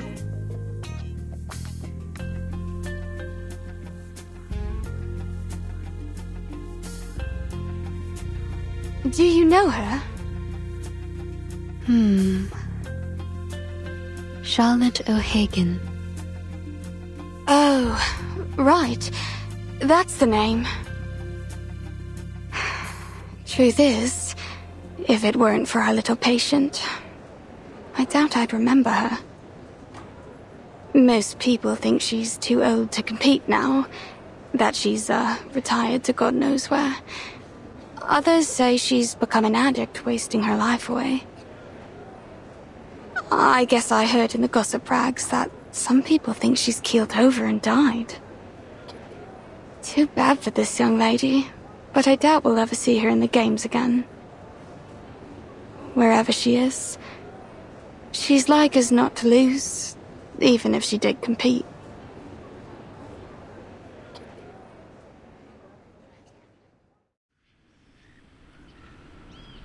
You just want to announce to the world you've beat me, eh? Think that'll be a fair challenge, do you? Perhaps you ought to find someone a little more your speed. Someone who's still in one piece.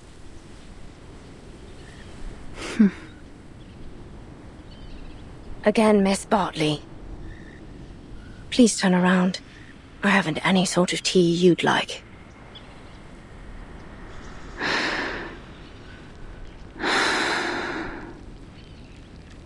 You have changed, haven't you, Charlotte?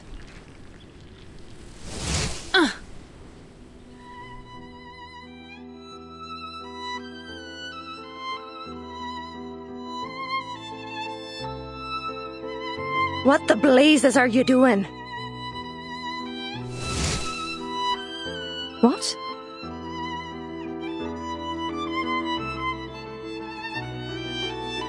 You just said you don't have any tea I'd like, but I think this one is just to my taste.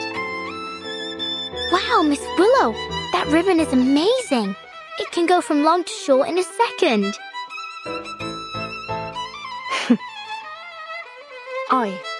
A little toss of the ribbon to take control of an object at a distance of 10 meters. Catch an object after a turn. You did it. Well done. But your aesthetics were lazy. You're controlling the angle of your left shoulder, which is good, but it only means you're compensating for your poor stance.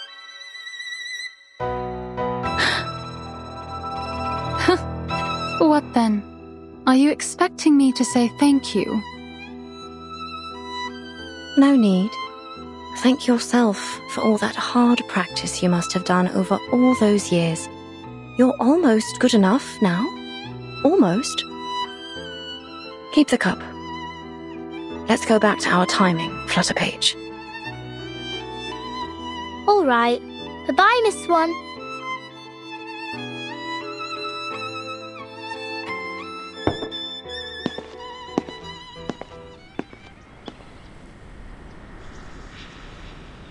Oh, by the by, the ribbon technique you just did, I know you learnt it from me, from my performance at the Beltane exhibition match. Am I right?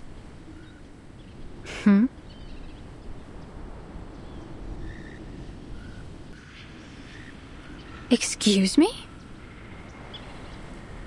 Each and every move, you copied it from my routine, right down to the ribbon. What? Miss Swan, your face is all red, like my daddy's face when he reads a funny joke in his punch books. Me? Learnt from you? You were taunting me right in front of my face, with my own routine. The very innovator that made it. I suppose it was just an attempt to win my approval, was it?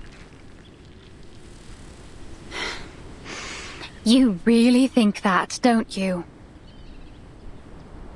But I'm afraid you're not different than when we last competed, Caroline. Aye, you're diligent, but you were never graceful enough. That's what holds you back from glory in floor ritual. Your aesthetic sensibility, it's all you've ever needed, but you still don't have it, do you now?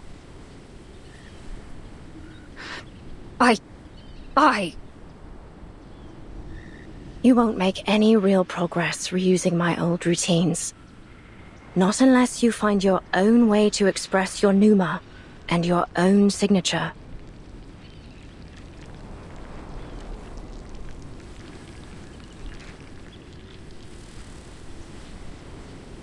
You really are full of yourself, aren't you, Charlotte?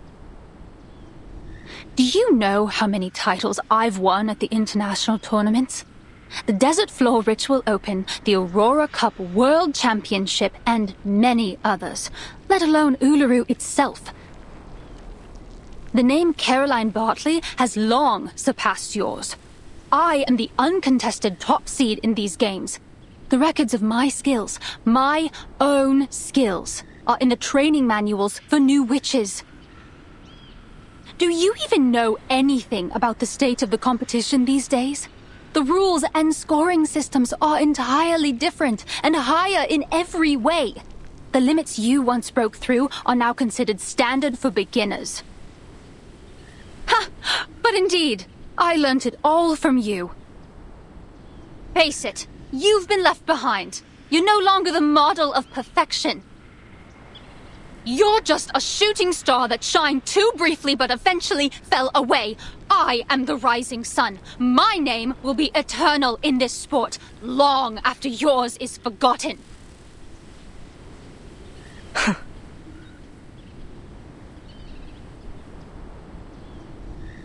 So be it. Go on. Be the glorious sun. And leave this fading star alone.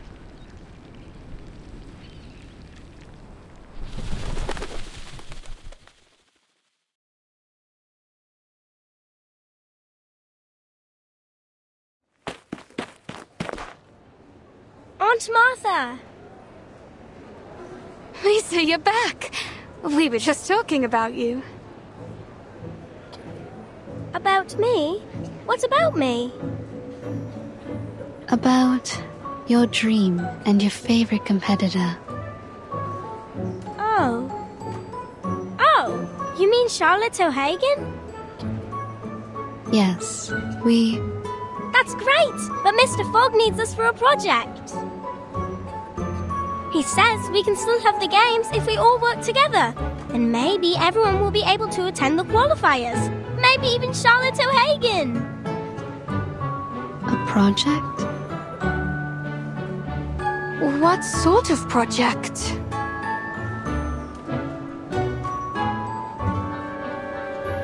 Give me a break. What are they planning to do this time? Another useless build that won't pass the House of Lords? Sorry for interrupting. Did I hear you mention Mr. Fogg? Yes, Mr. Fogg. He said he's making something that will lift all the fog from London. It's his great invention. With everyone's help, we can build a huge machine. But he says we'll need lots and lots of things, such as, pistons for the mechanic lung, and...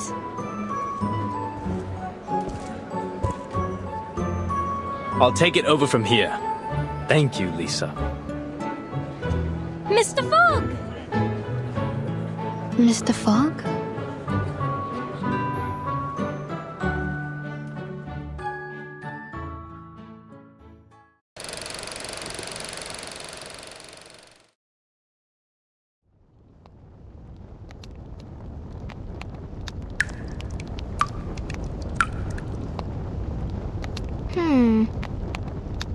Miss Willow, I think the water's been shut off.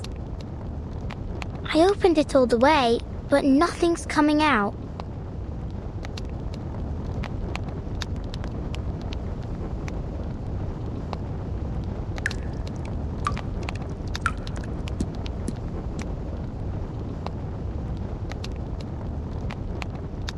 Go to the water resource office and ask the staff what's going on.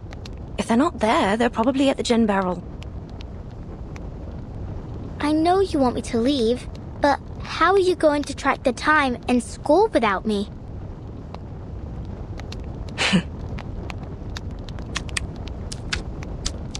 With a heart that's pure and a body lean, to the hunt I go through forest green.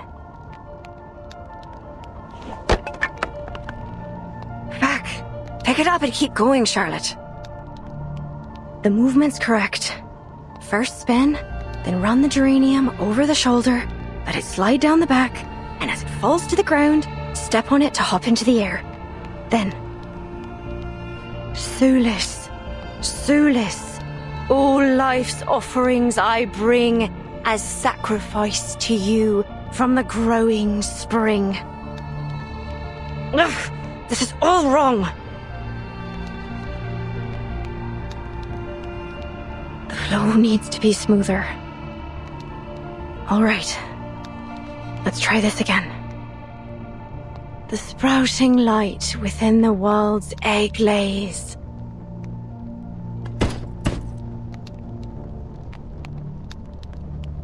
Hooray! You did it!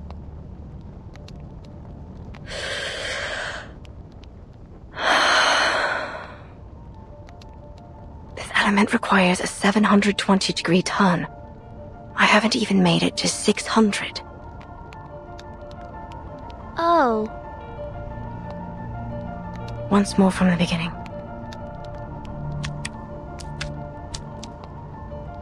Your endless quest brings parents joyful days.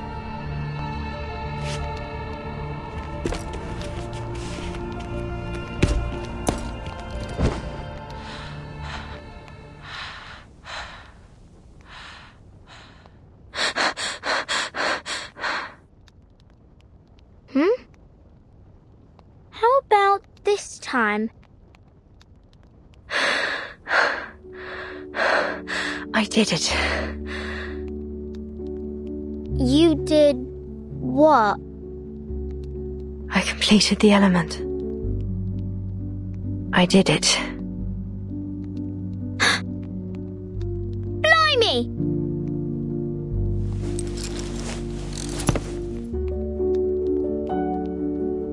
So you mean you did that move you've always talked about? A 2.5 turn with free leg backwards and upwards. Wand throw and catch. Does that mean you can complete the ritual too? Yes.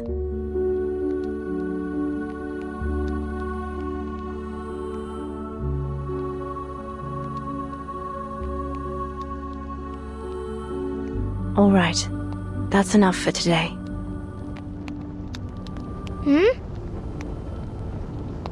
It's supper time. Your mother must be waiting for you to come home with beef stew, fried fish, and bread. But why? You usually train for about 3 more hours. Not today.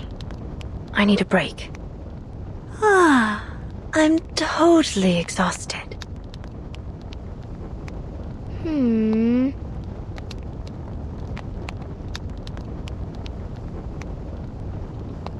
Why are you still standing there? Do I need to get His Majesty's limousine to pick you up? Oh, I get it. If I don't leave now, the critters in the garden will bite my ears.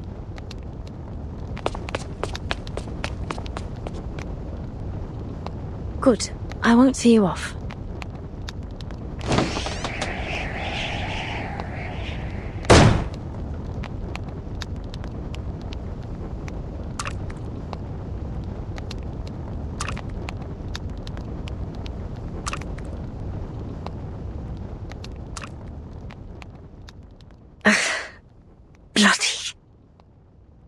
You filthy little stain. Whoever gave you permission to stick to my cauldron?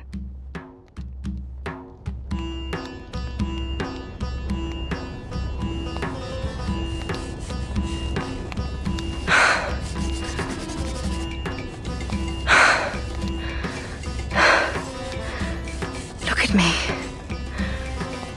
I have a whole sink of dishes that haven't been washed. And here I am, fighting a little stain on a cauldron. And when the water's just shut off too. I did ask Buzzy to visit the Water Resource Office. Hopefully it didn't slip her mind. If she even knows how to use it. Never mind. I can clean it off without water.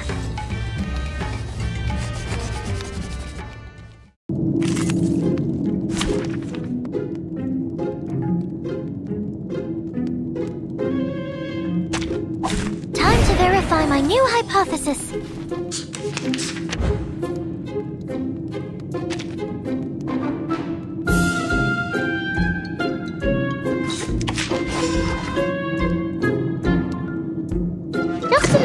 to heat up the forge.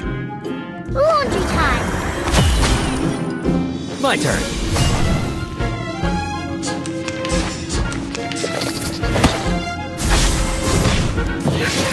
Incomprehensible!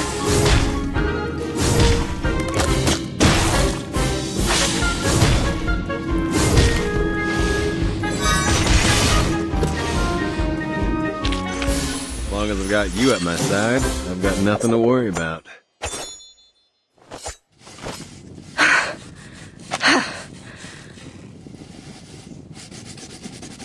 Got it. It's off. You stubborn little thing. Everyone loathes you. Avoids you like the plague. You're just a pathetic little stain clinging to what you can. Do you have no shame to sully the sacred floor with your artificial leg? So what if you finish the element? It won't bring back your leg. Without it, you're no different from a clown. How could you possibly compete again? You're not qualified. No. I'm not. All the money I spent on this leg, all the efforts I made to finish the ritual, they're utterly pointless. When was the last time I ate dessert? Or even a chip, for that matter? Year after year, I've trained harder than the last to make up for my leg. But what's the point?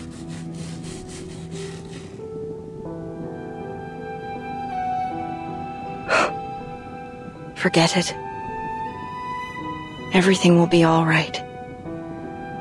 Just give up. Stop thinking about it. Stop hoping. Don't look back or ahead. Just look at the cauldron.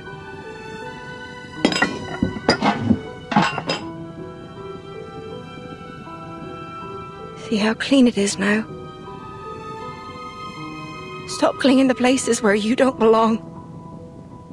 The world is perfect without you.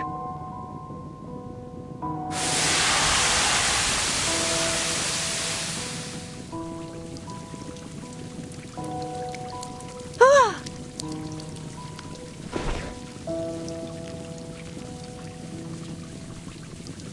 No!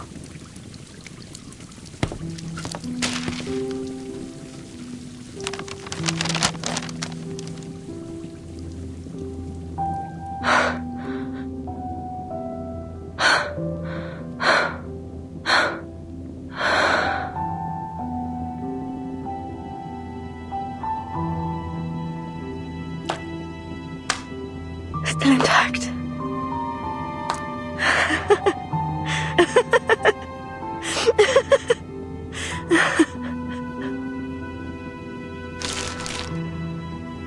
Still intact.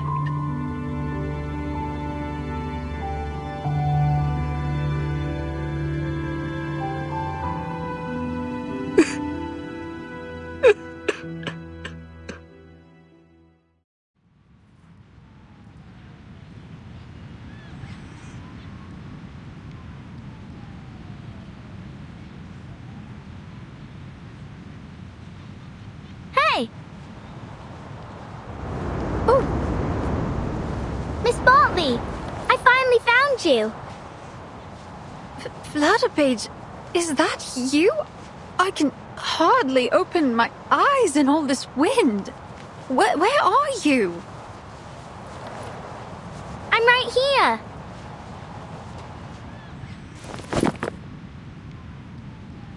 You've been looking for me, have you?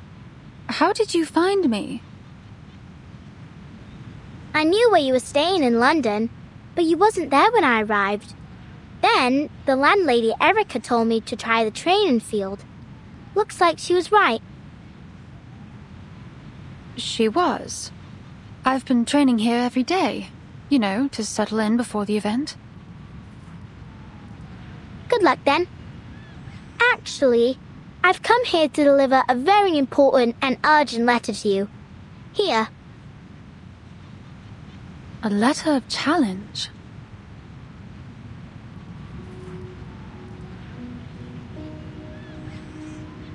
I, Liberty Grove, on behalf of Charlotte O'Hagan, hereby challenge Caroline Bartley to see who will become the champion of the floor ritual in the Uluru Games.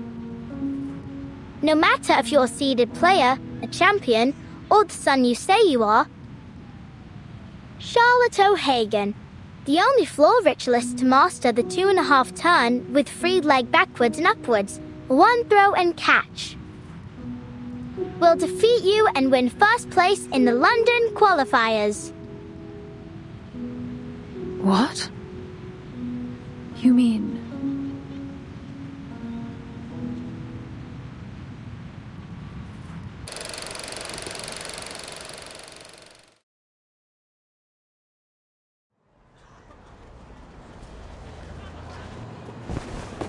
Out of the way! Out of the way! I found the perfect component for Mr. Fogg's machine!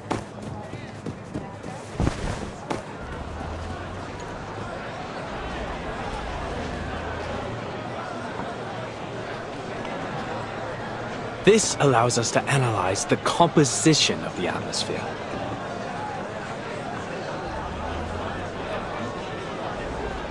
If the color of the filter paper meets that of the pollution standard, it will determine that the air is polluted and start working automatically. Let me show you.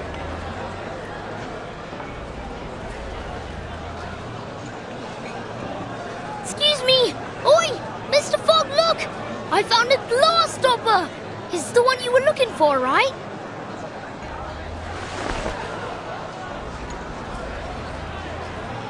Oh, you found it. Yes, that's exactly what I need.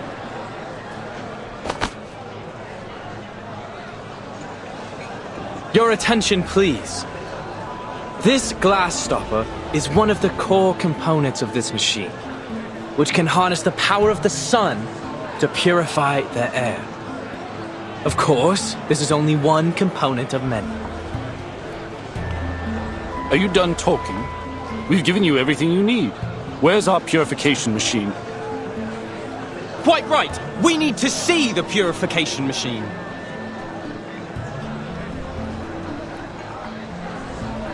No need to worry, folks.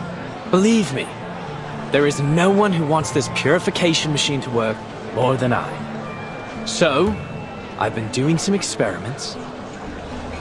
Arthur! Wait! Here!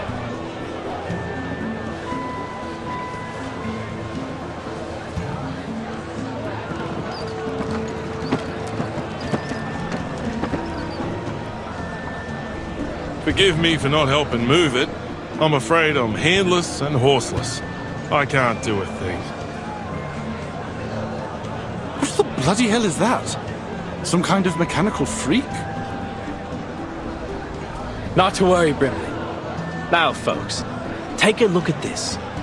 Thanks to your generous donations, my experiments on smog removal have finally come to fruition. Introducing the London Air Pollution Auto-Detecting Purifier Mark II. A high-power, multi-functional air-cleaning machine. The current model can only operate for 3 hours at a time. But I'll continue to improve its performance before the qualifiers begin. It's estimated to last a whole day by then. Wonderful! Simply wonderful! No more smog standing in our way!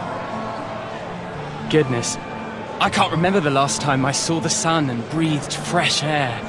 I feel as though I've been rotting.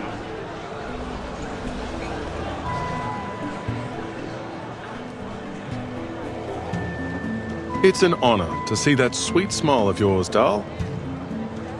I think I'm inspired somehow. I've always felt like a bit of an outsider in London, but this festive atmosphere makes me feel a sense of belonging. I totally understand. Though I awakened in London, my true home is the land down under, thousands of miles from here. In some ways, I'm an immigrant. This sense of belonging is a treasure.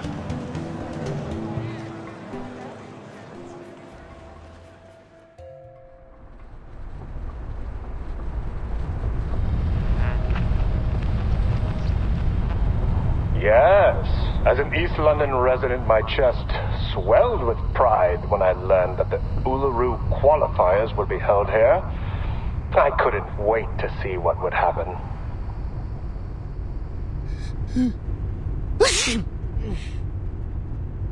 That's your 9th sneeze since we got here. Don't blame me. I didn't even want to come. The Uluru Committee ignored my application to stay at the Australian headquarters. They couldn't find anyone willing to come to London with all this smog in the air. They didn't have much choice either, mate. The Foundation's been preparing for the qualifiers in London for ages. We'll suffer huge financial losses if it's cancelled. Someone has to make the trip to decide whether we should cut our losses or continue to throw money at it. You must have done something to be the lucky one who has to do the job.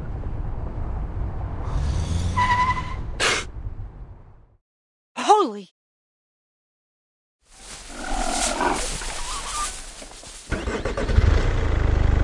I do apologise.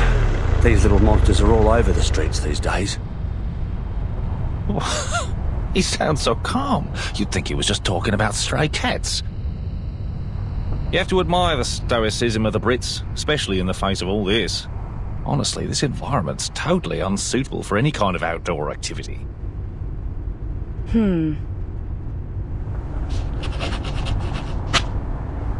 Hey, what are you doing? Making note of the crash that almost happened.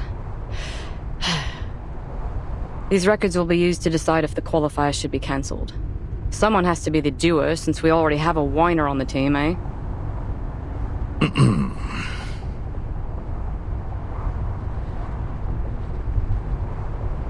Look at all the decorations and posters. So much preparation for an event that won't even be held. I'm surprised they even want to hold the qualifiers, given the situation.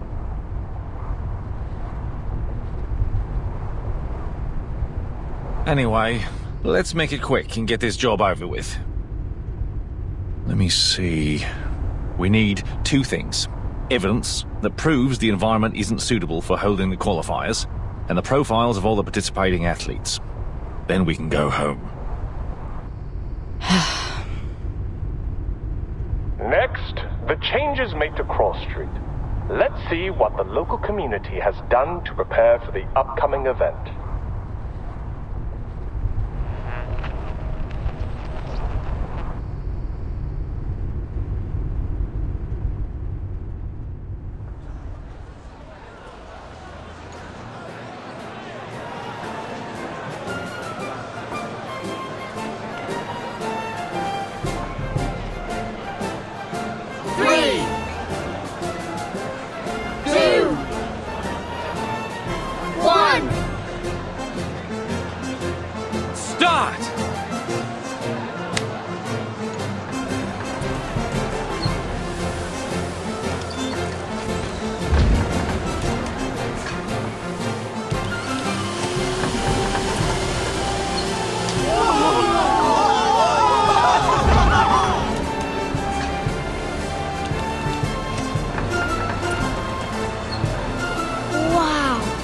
Look, Dad!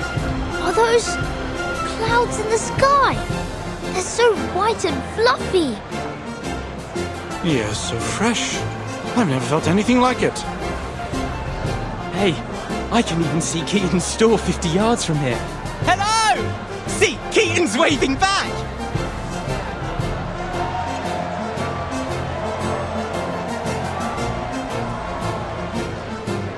The first week is for planning, the second for execution, and the last for delivery and paperwork. Looks like you've completed the tasks as scheduled. Are you relieved?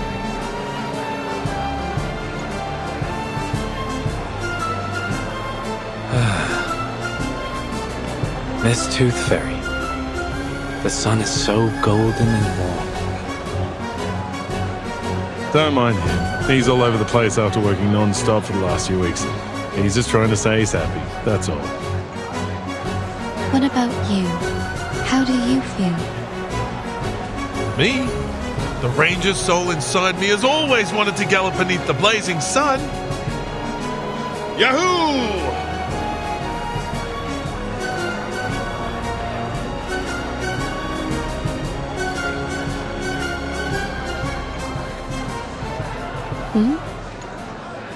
A critter? No. Is that the black fog? What's it doing here?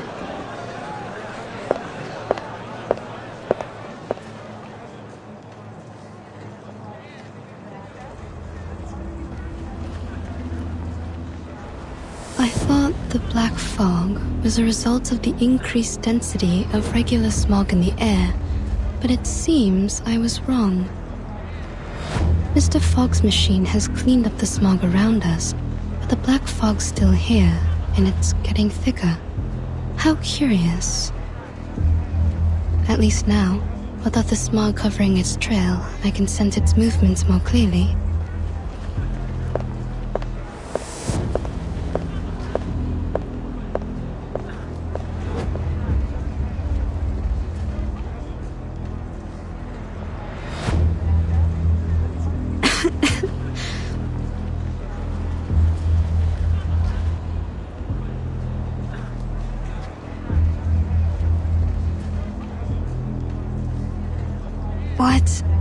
What's that?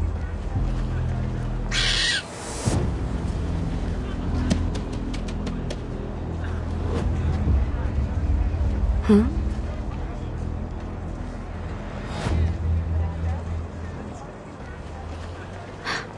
The smog's back.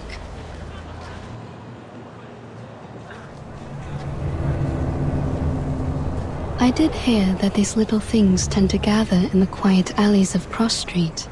Perhaps they'd like a visit from the Tooth Fairies.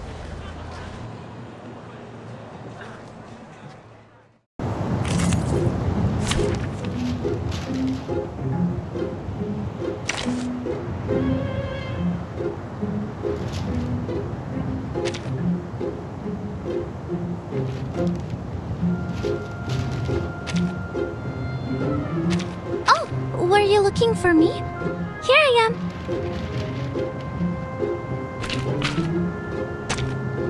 Oh, I got it now.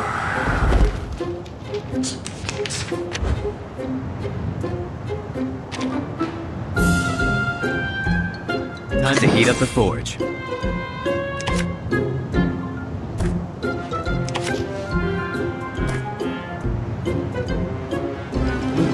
What I'm good at. Just another shift. A sharp blade. My turn.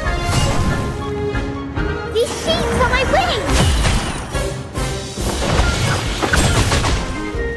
8th Street style.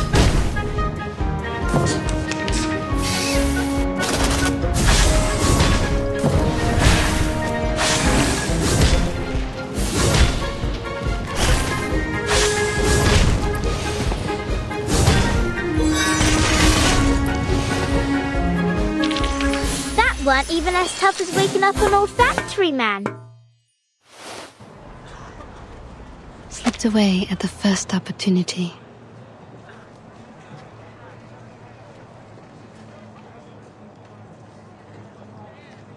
I knew it.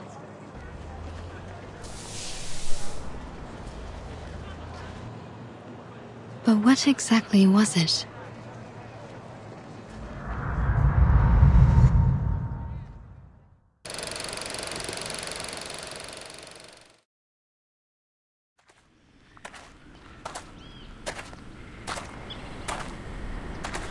Knock, knock. Which would make the world a better place? Art or a heart of gold? Neither. The little knocker-upper Flutterpage will.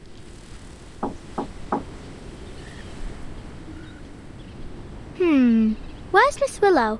She should be warming up by now.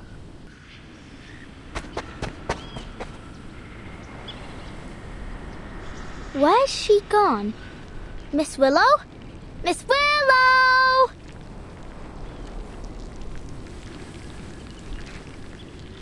Knock, knock.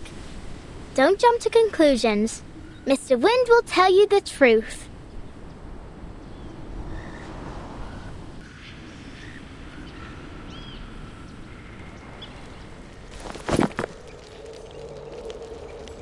Knock, knock.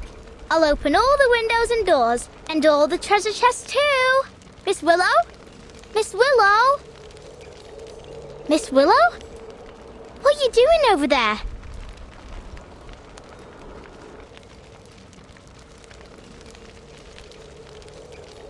You're early. Why am I not surprised? You're about as patient as a dog waiting for his dinner. I thought you'd start practicing as soon as you woke up. What are you doing in this corner?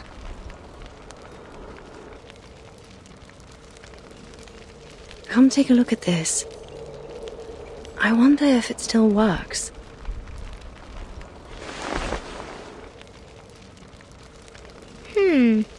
What a strange thing. What is it?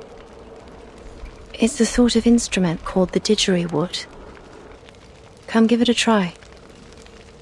First, put your hand on it like this.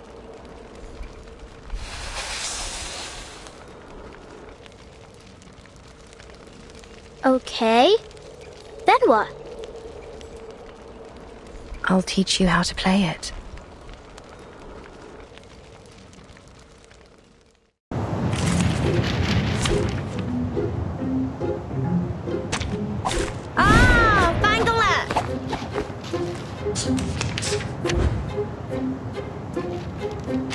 Imagine the note you want to play and tell it to the didgeridoo. Okay. Now, use your arcane skill. Not to use your words, but to harmonize with it. Observe it, comprehend it, and then you can control it.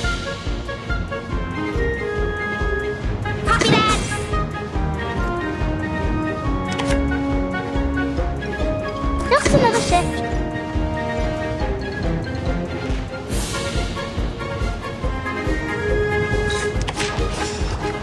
Time to heat up the forge.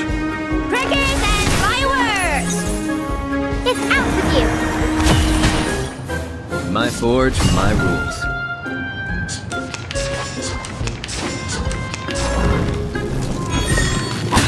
Not even close, bro. It made a sound! Did you hear that? Let me show you how it's done. A sharp blade.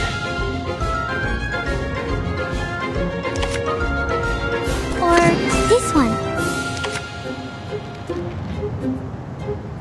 What I'm good at.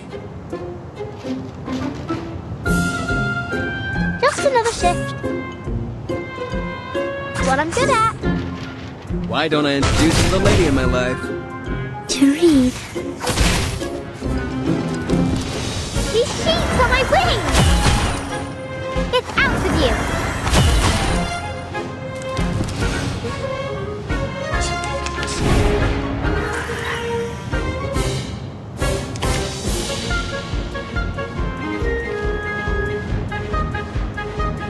Yes!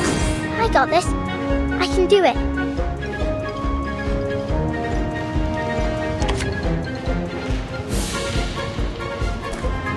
What I'm good at. Time to heat up the forge. A sharp blade. Dismal? Higher than the bell tower, and even the clouds!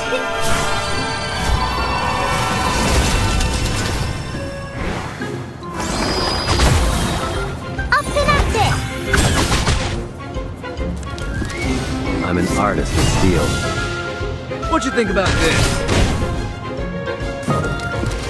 Time to turn the page.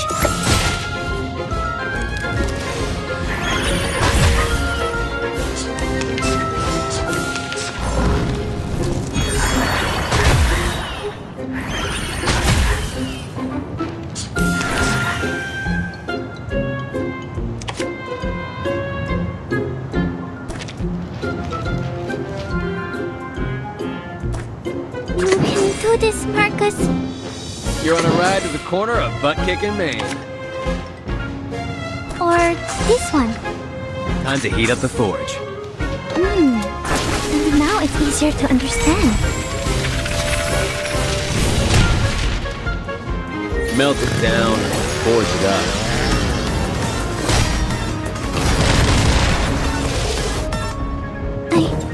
I can't read it. My turn.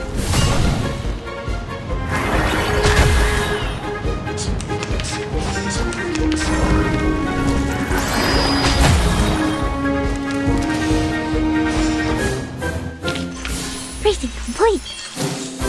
Was I helpful, timekeeper?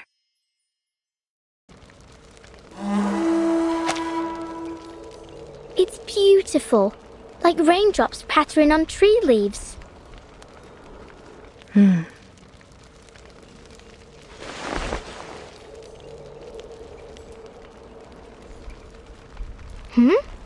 Why has it gone quiet all of a sudden? It's broken. What? I didn't break it, did I? No. It's been broken for a long time. Well, judging by the look of it, it must be old. It's got mildew all over. This instrument is crucial to every floor ritualist. You see, we're not just dancers, but music makers, using our arcane skills to play the didgeridoo while we dance.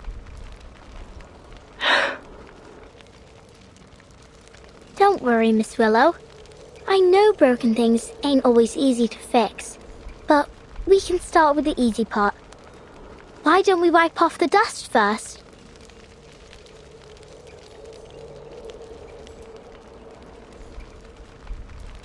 Huh? Is this the athlete registration form for the qualifiers?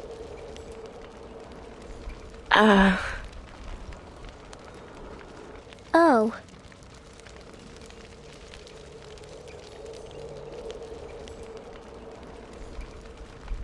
And look, you ain't submitted it. Why not? There's still time, isn't there? No! You already missed the window! Blimey! We've got to do something about this. Oh, that's right. Mr. Fogg said that 2 officers from the Australian headquarters would arrive in London today. I think we can ask them to pull the... What was the word?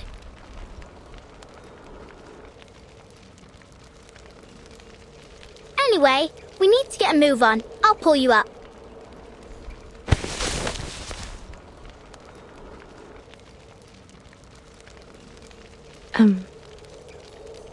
Flutter Page. Maybe it's time to give up.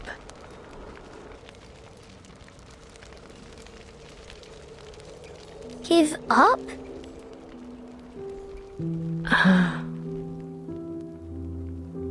What do you mean, give up?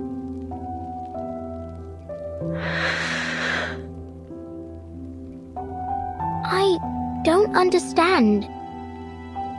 Ain't this the Uluru Games we've been talking about for ages? Think of all the effort you've made. You didn't jump up and down in the garden over and over again to dust it, did you? You're an athlete, not a feather duster. And you finished that move! The 2.5 turn with free leg backwards and upwards, wand throw and catch.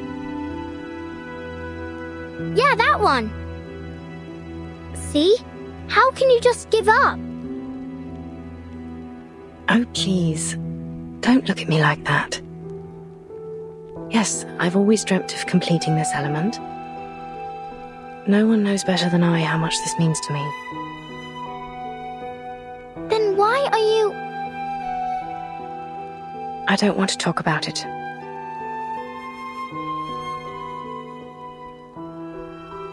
You should leave. I need to see what I can do to fix the didgeridoo. Don't forget to close the door behind you.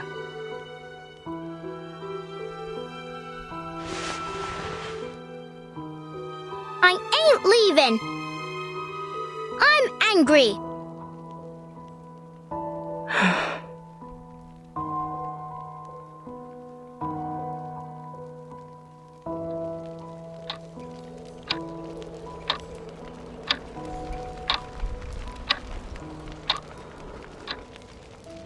Don't be upset.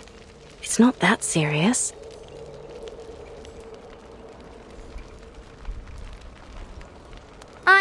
I talked to Miss Bartley yesterday. You didn't?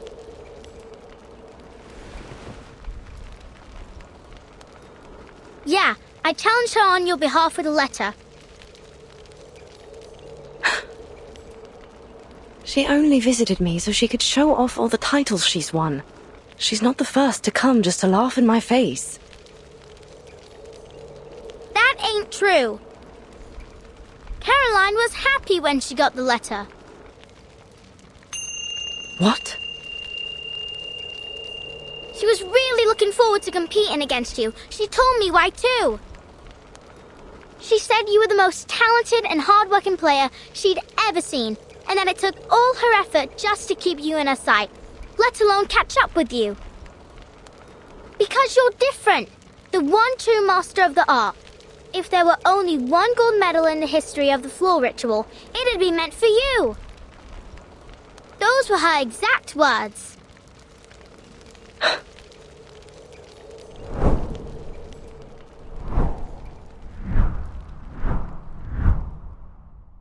I only chose to become a floor ritualist because I had a talent for it. I wanted to win.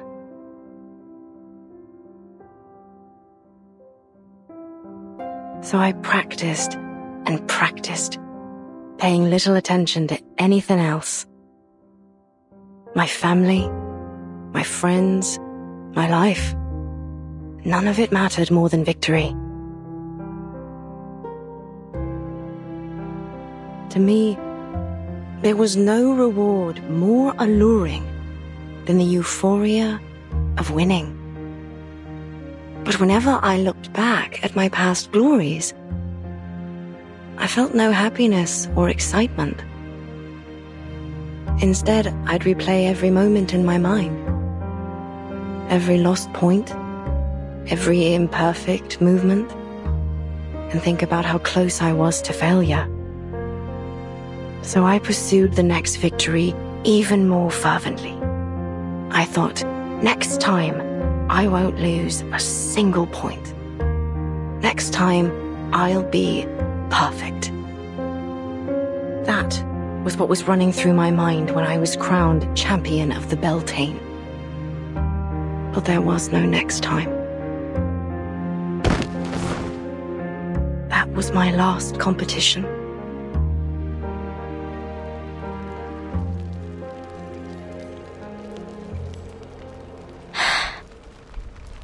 But you can still have a next time. You can still try again. Look at you. Your skills haven't dulled a bit. What's the point? I've pushed away everyone I wanted to honor with my victories. I've strayed too far from home. Not to mention...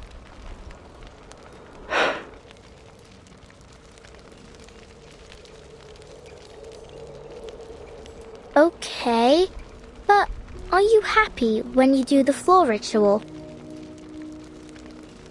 Am I... happy? See? I love being a knocker-upper. Every morning, I get to see all kinds of sleeping positions. Some people cuddle, others curl up in a ball, and some ain't even in bed at all. I like watching them wake up too, like newborn kittens learning to crawl. And finally, when they completely open their eyes and stand on their feet, I feel a gust of fresh wind rushing out the window. It makes me happy. So what about you? Does the floor ritual make you happy? I don't know. The only thing that comes to mind is that after a game, me mam would take me to the old cake shop down the road and buy me a cheesecake.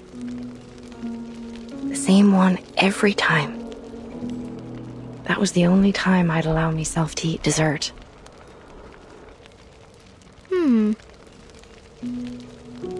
It had raspberries and chocolate drizzled on top. I can still remember the taste. Sweet and tart, with a light bitterness. Oh! So what really makes you happy is the cheesecake after the game. What? Right. Then let's get you registered for the qualifiers so you can have that post-game celebration cheesecake again. What are you... Let's go talk to Mr. Fogg. I'm sure he can find a way to get you into the qualifiers. And if your leg's causing you trouble or anything, Miss Tooth Fairy can help you out. She is a doctor from the Foundation, after all. Wait.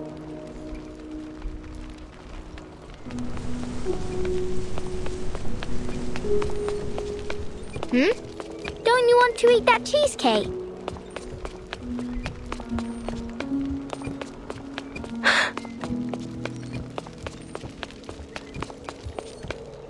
Don't you think it'll make you happy? That cheesecake.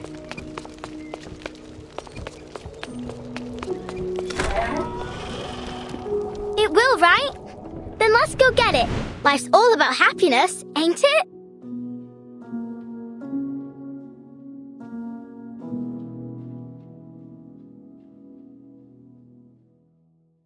You... silly little Buzzy.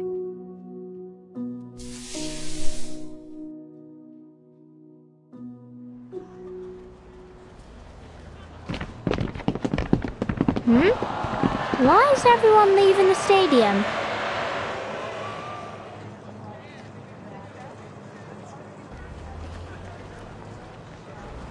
Oi, where are you all going? Home. Home? Why? Mr. Fogg's holding the ribbon cutting ceremony for his machine in the stadium. Why ain't you going there? It ain't happening. Pardon? I said it ain't happening. The ceremony.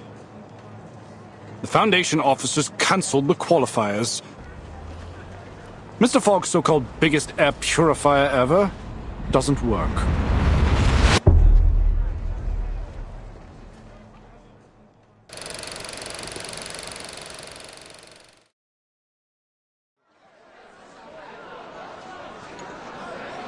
Please enter in an orderly manner, everyone. The ceremony will begin shortly.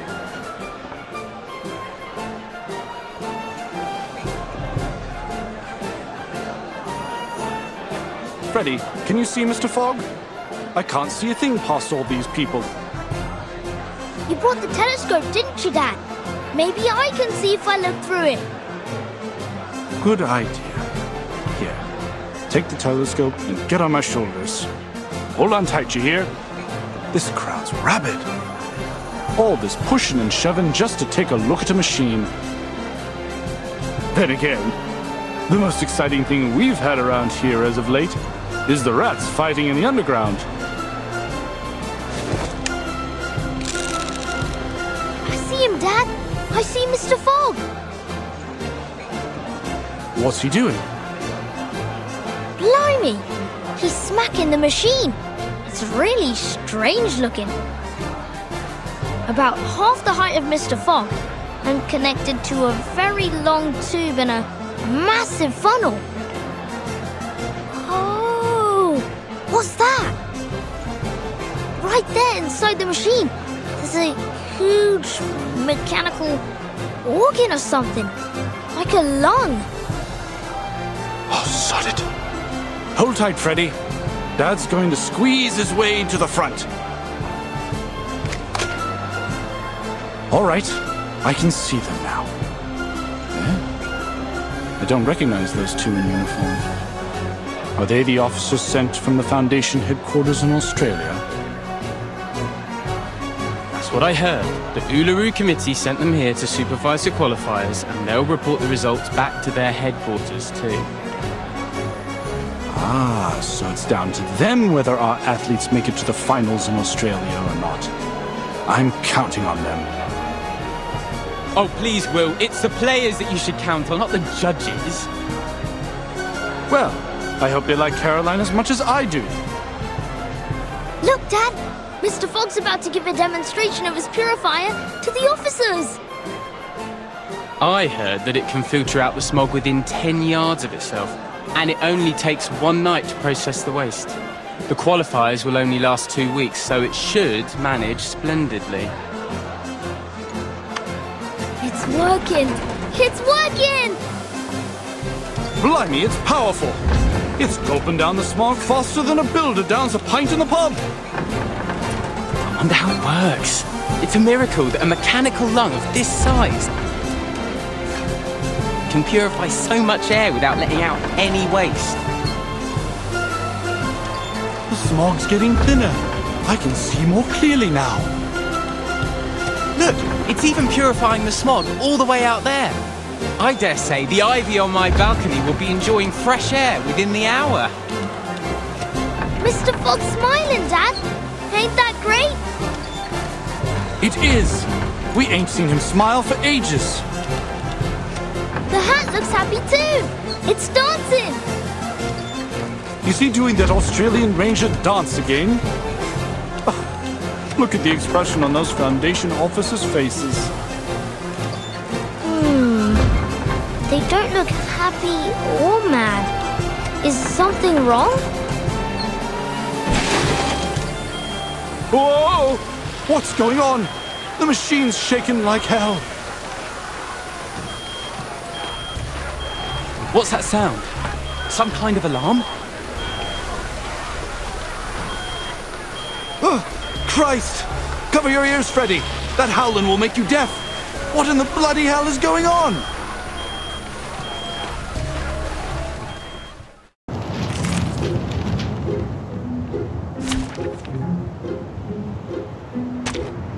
Easier to fight here than a back alley.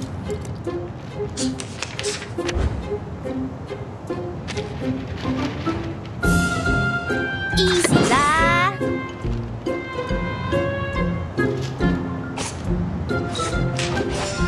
Copy that. What I'm good at. A sharp blade. Crackers and fireworks. Rise and shine. My forge, my rules.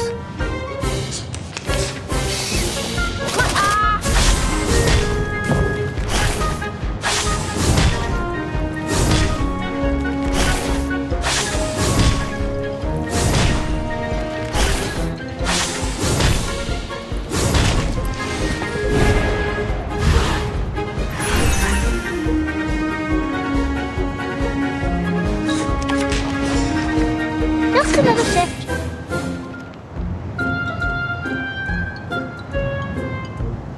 Time to heat up the forge. Or this one. It's out with you. Why don't I introduce you to the lady in my life? Like a metaphor?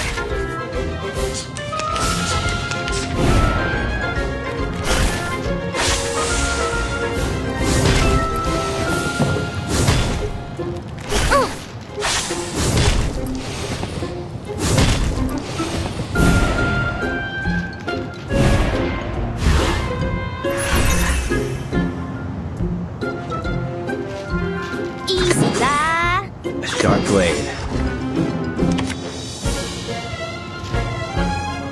This book? Copy that!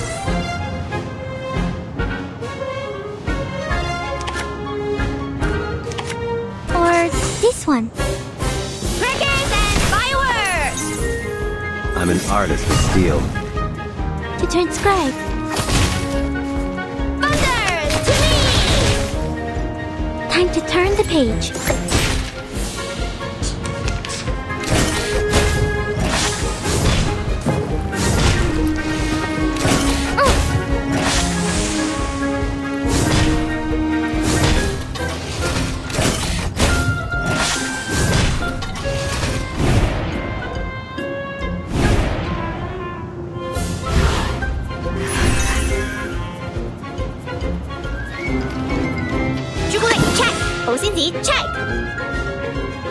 heat up the forge.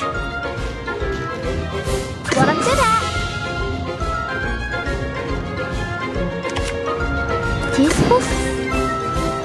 陰森森、黑麻麻，睇得是明是暗，真係好得人驚啊 State Street style. Laundry time. Like a metaphor?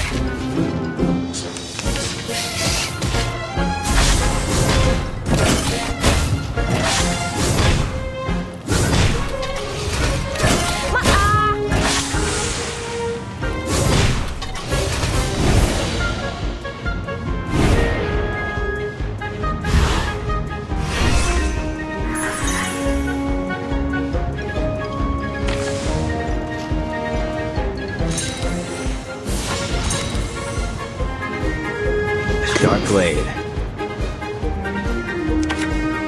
Yes, I got this. I can do it.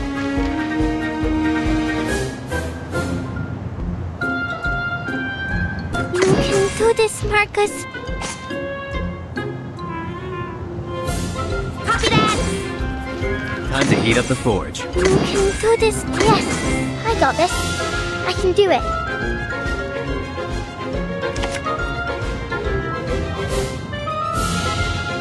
Sharp blade. My turn. Maybe now it's easier to understand. Higher than a bell tower, and deep in the clouds.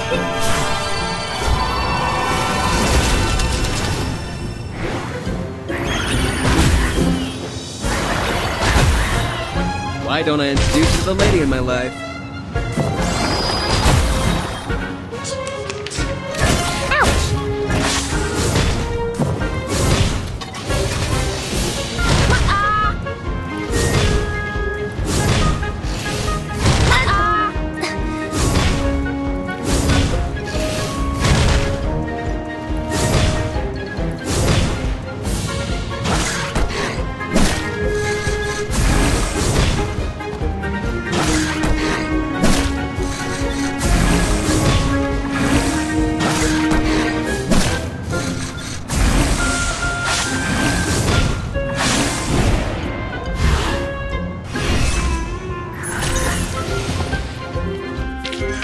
As long as I've got you at my side, I've got nothing to worry about.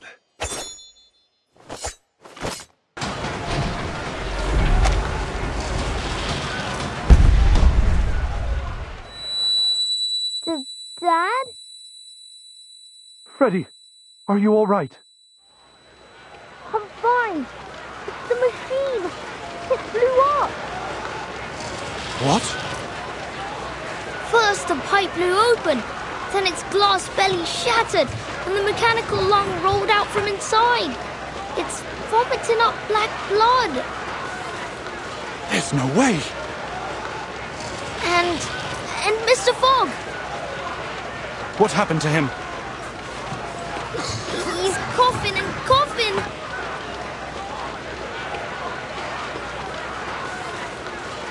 3.5 minutes. Well, I guess neither one of us won that bet. It didn't even last half as long as I predicted. Don't be cruel, Gregory. We didn't come all this way just to laugh at these poor people. But they did do even worse than predicted. That's a fact, isn't it? And it proves that the London Climate Management Agency is nothing but a joke. Listen, Gregory. I know you must be exhausted from the long journey and your constant sneezing, but you can't say that to their faces. Let's just do our job and give them the news. What news?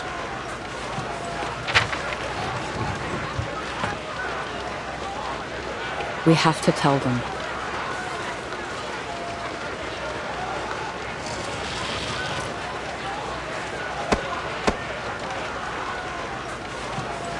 Mr. Fogg? Mr. Fogg?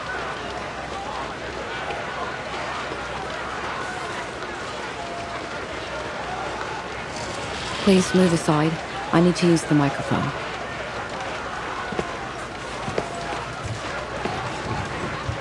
Oi, miss. What are you...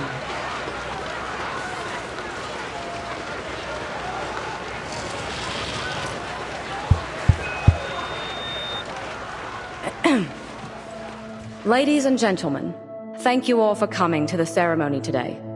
We greatly appreciate your hospitality, and it heartens us to see you thriving despite the difficulties caused by the smog. However, it is clear to us that the London Air Pollution Auto-Detecting Purifier Mark III is not able to fulfill its duty. Barring an effective solution, the smog shrouding London will do irreversible damage to both the athletes and the general populace if they stay outdoors for too long. In light of this, and after much consideration, the Uluru International Committee has decided to cancel the London qualifiers for the Uluru Games. We will announce arrangements for the affected players once internal discussions are over.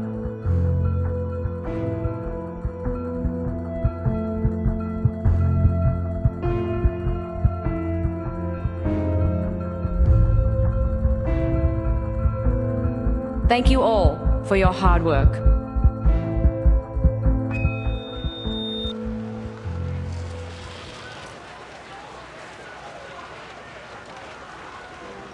What? Are you saying that the London qualifiers have been cancelled? I'm afraid so. I wasn't there, but Mr. Brimley told me what happened in the stadium. Mr. Fogg has locked himself in his office. He's refusing to speak to anyone. It seems there's nothing we can do about it.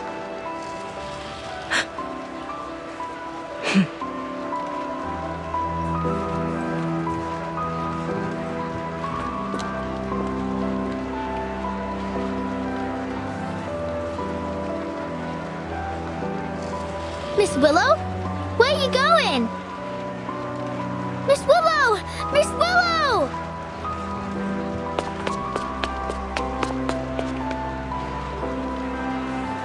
Miss Willow!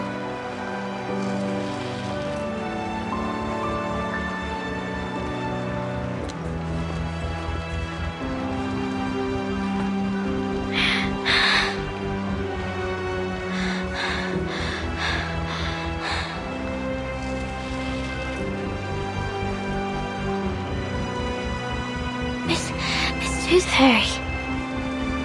Why?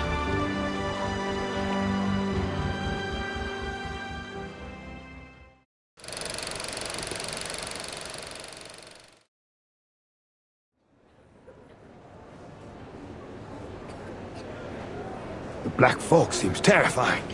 If I'd been there, I'd have buried myself in the garden or jumped in the sewer before it reached me.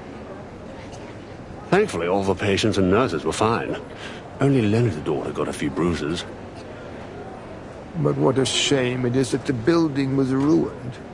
It was 300 years old, you know. The stained glass alone was a masterwork. Bugger! I just can't seem to spit it out. I feel like my chest's on fire. Take this medicine 3 times a day, and you'll feel better tomorrow.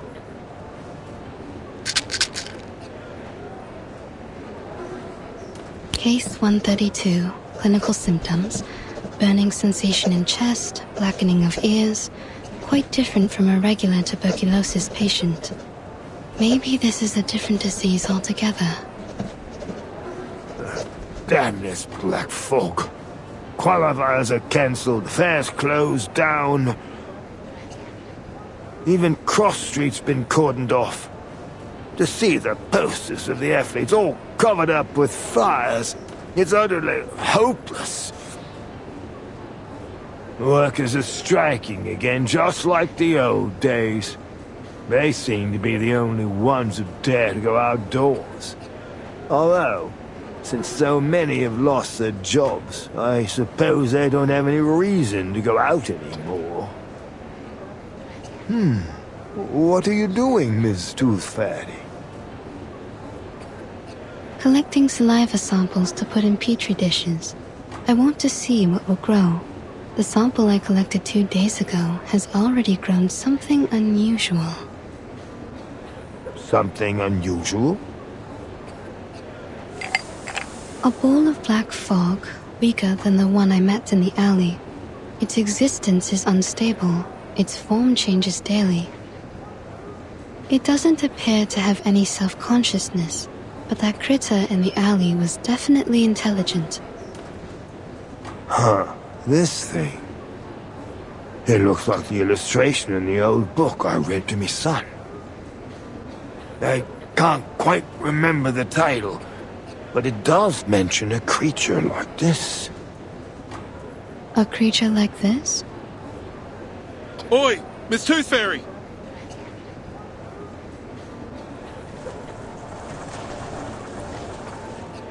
It's an emergency, Dal. The little tack is in danger. Please, Mr. Hat, keep your voice down in the hospital. The patients need to rest. Sorry about that, but this can't wait. Miss Tooth Fairy, they said a girl's climbed to the top of the old bell tower, and she's planning to jump off. A girl? You mean... Yeah, Flutterpage. No normal girl could climb all the way up there.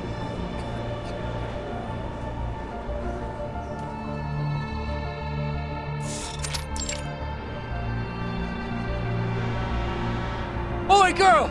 Get down! It's dangerous up there!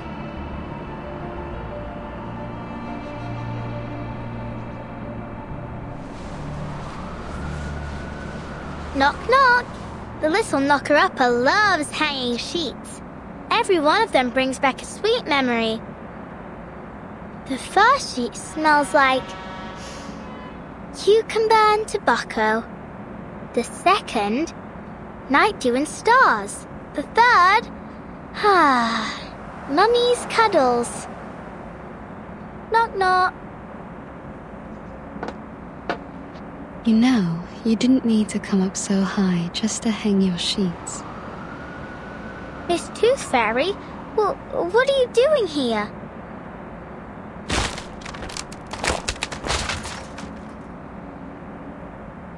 I wanted to ask you the same thing. I'm having some quiet time in my secret base. Off you pop. We'll meet up later.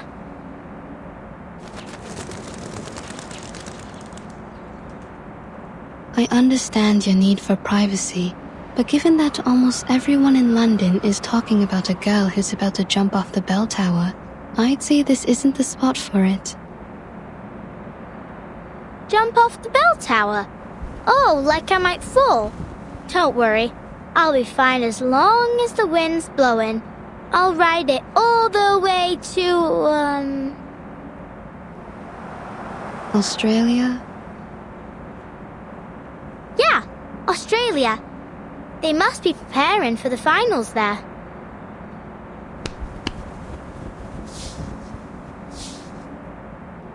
Come here, Miss Tooth Fairy. Have a seat.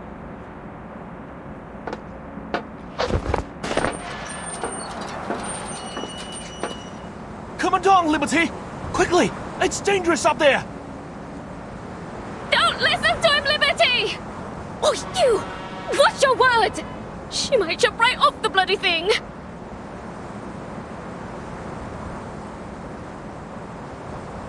Why? Why what? First, they told me to get down, and then they told me not to. Why'd they change their minds so quickly? Not just them. It's like all of a sudden, everything's changed.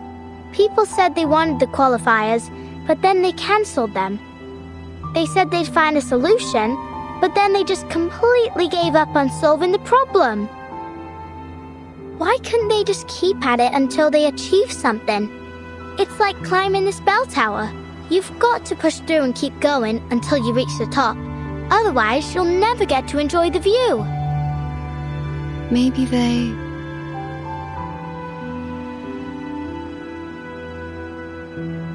Well, I don't know.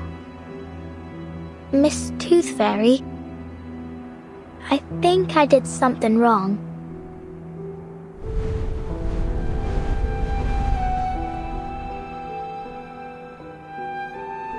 I can cut my own hair, cook my own meals, and do my own laundry. No one taught me. I just figured it out myself. I used to think the world was like the fish tank I had at home. No matter how many questions I had, the answers were all inside, just like the fish swimming in there. I was patient too. I'd take the fish one by one and carefully look them over. And I wouldn't stop until I checked every scale. Yep, every single one. Well, unless Mum and Dad scolded me. Actually, sometimes I couldn't figure out why they hit me. I just had a lot of questions, and I wanted to know the answers. Anyway, now I've learned the truth about the world. It's different from what I imagined.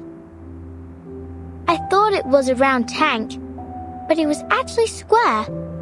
I thought there were goldfish swimming inside, but actually there were pinching crabs and chomping sharks, sometimes even just pieces of rubbish.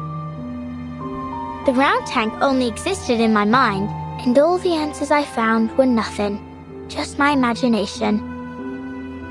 And what's worse is that I hurt others with my imaginary answers. You mean Miss O'Hagan? I let her down.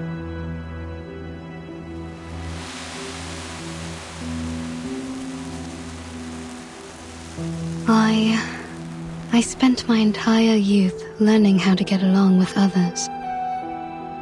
And you know what I realized? People will change as long as the result benefits them. Once things are going well, whether expected or not, people often forget the goals they set before they reach that point. What I'm trying to say is, we need to remember who we really are and what we really want.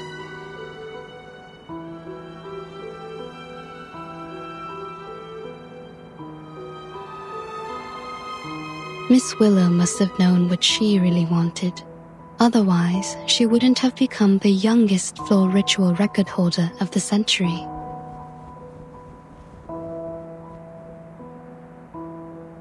I'm sure she understands that it wasn't your fault. You didn't hurt her. In fact, you didn't hurt anyone. You just need to look at the fish tank in a new way.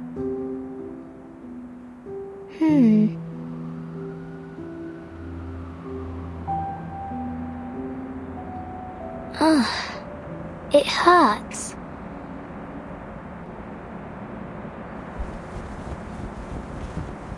What's wrong? Let me take a look.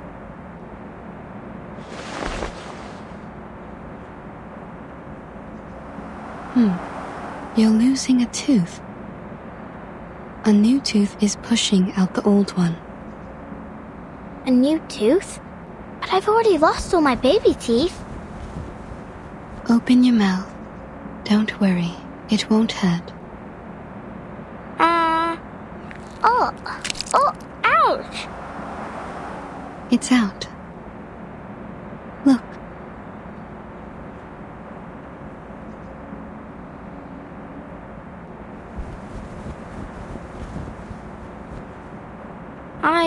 I thought I didn't have any baby teeth left.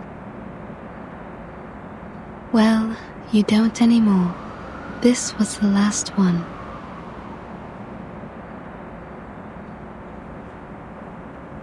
Ew, it stinks. It does. I suppose I'll keep this then.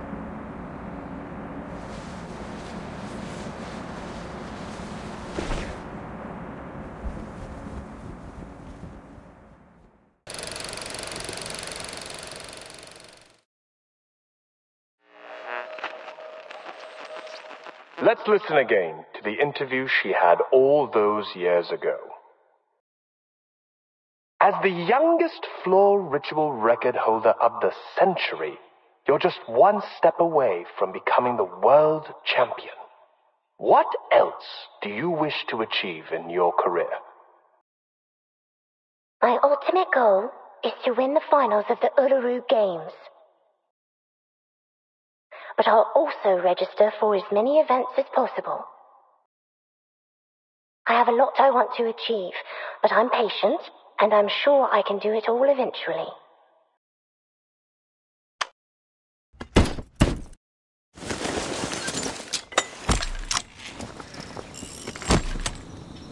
Now, old friend.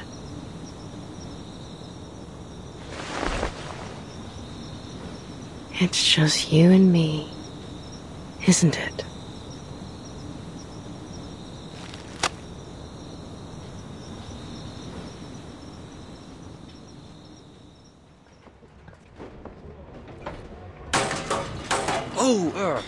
Careful with the scaffolding, fellas. You wouldn't want it to fall on your feet. You'll be hobbling about for months.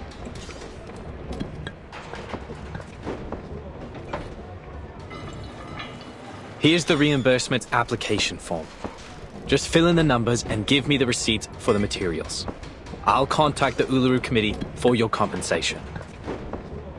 Is there really no hope, Mr. Fogg? We didn't build all this just to tear it all down. I'm sorry. To be honest, we'd rather not do this, even if we're getting paid for it. We were over the moon when we got this job. I mean, just look at this place. The huge billboards and that lovely stage background. How could we not be? It's been yonks since we last had an event like this. And who knows when we'll have another? Is there really nothing we can do? Excuse me,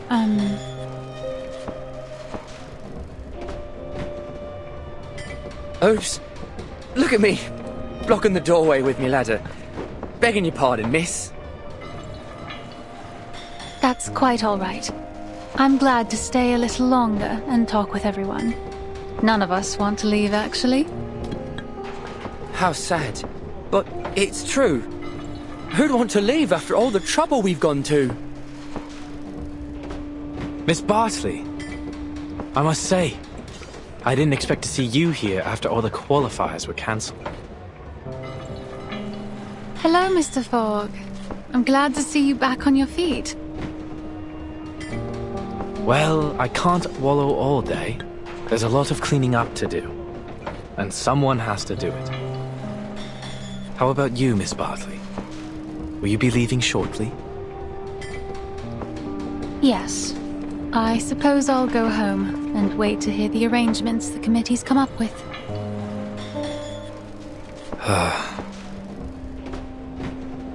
Why don't you stay for a few more days?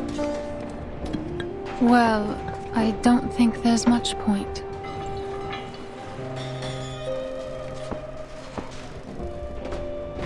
In fact, I'm the #1 seed this year, so I don't even have to participate in the qualifiers to advance in the finals. It's a new system they introduced to get a step closer to the standardization of human sporting events. I only joined because I couldn't pass up the opportunity to compete in my hometown. This was going to be the last competition of my career.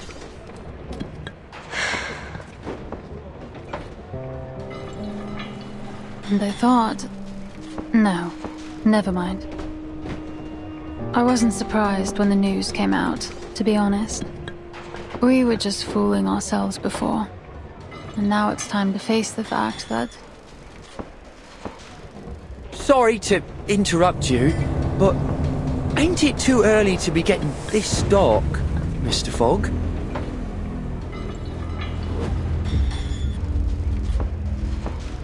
Crikey. What time is it, mate? I don't have to look at my watch to know it isn't night yet. Then what's going on?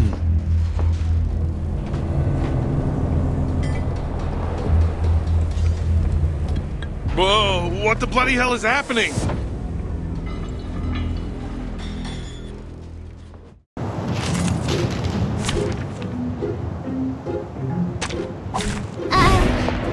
I'll do my best.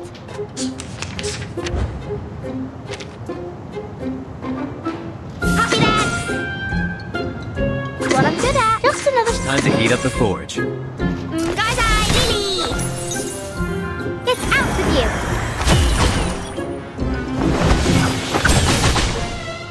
My turn.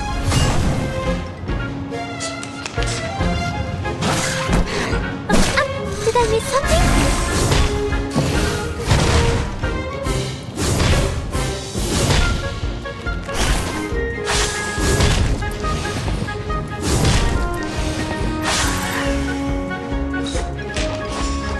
Or this one. A sharp blade.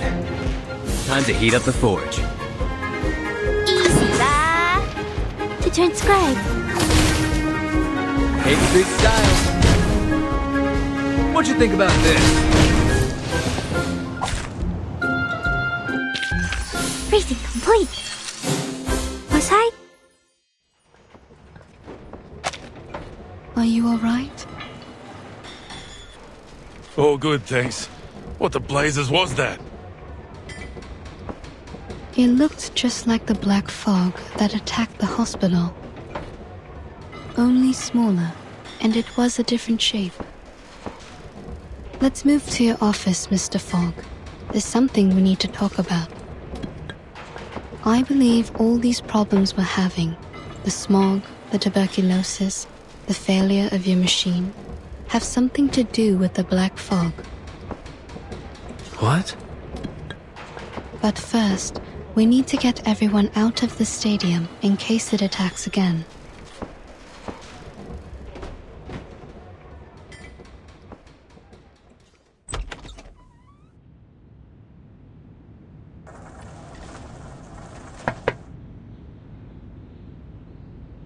Leave it be. It's no use worrying about it now.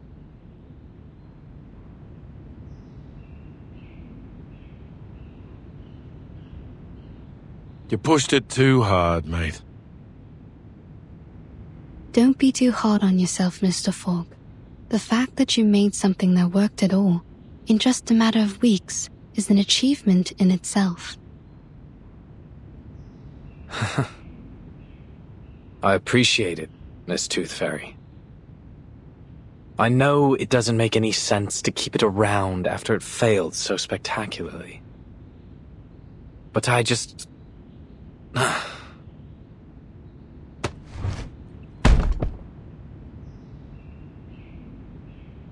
I can't bear to break it down.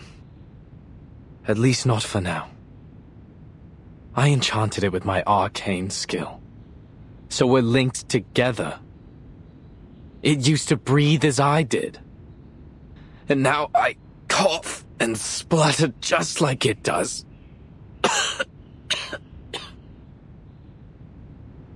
You should go to the hospital as soon as possible. See? How many times have I told you that and you never listened? Even the doctor's saying so. Anyway, what was it that you wanted to talk about, Miss Tooth Fairy? The experiments I've been doing these days. Here's a sample of the black fog. I collected it from the alley after it attacked me. As for the tuberculosis, I analyzed the black fog's composition and found some components very similar to those in the patient's saliva. I've concluded that this fog critter is the root cause of the disease. This critter is fog-soluble, can change its form, and is indestructible. It feeds on smog and, most interestingly, sensitive emotions, which it seems to absorb to nourish itself. In conclusion, the answer to our problems lies in capturing and containing these critters. Also, in one of my experiments, I cultured 2 samples under the same conditions and put one of them in the sun, like this. See? Even in today's dim sunlight, it shrinks very quickly. Just wait a moment, and you'll see. Its true being. Sunlight is their weakness. That's why you never see them in areas with clear skies.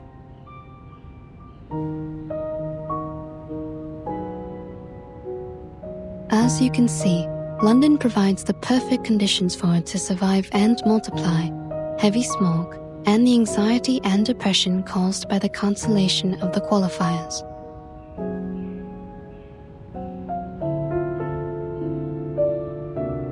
I do believe you're right. But it won't be easy to capture these things. No, definitely not. I'm still trying to figure that one out. We may be able to lure them into a trap, but we need to make a specific plan so that the process is controllable and the results predictable. A specific plan? The only plan I can think of is to pray to God.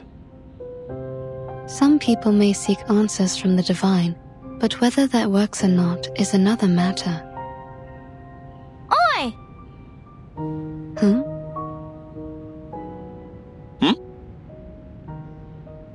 Hello? Is that Flutter Page's voice? Sure is. Over there, mate. Outside the window.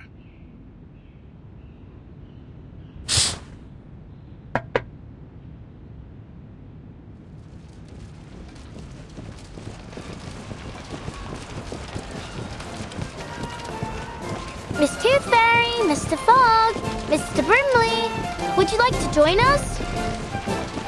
What?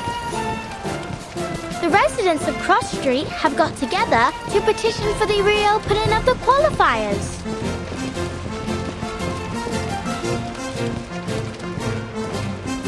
Oi, folks, how about this iron? It's a family heirloom, but it'll be perfect for the floating stock fling. And I'll be the stop for it. I'm an excellent timekeeper. I can keep time down to the millisecond. We also need a fair tooth, right? Then I'll put myself forward. Everyone on Cross Street knows I'm an excellent mediator. Everyone's brought things from their homes. Ladders, hanging rods, clotheslines, anything that might be useful. We're going to rebuild the stadium together. So, will you join us? What? Are you serious? Struth! I don't know what to say. This is unbelievable.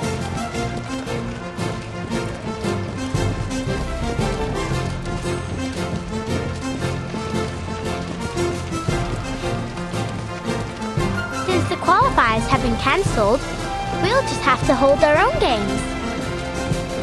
Miss Tooth Fairy, I found the right way to look at the fish tank.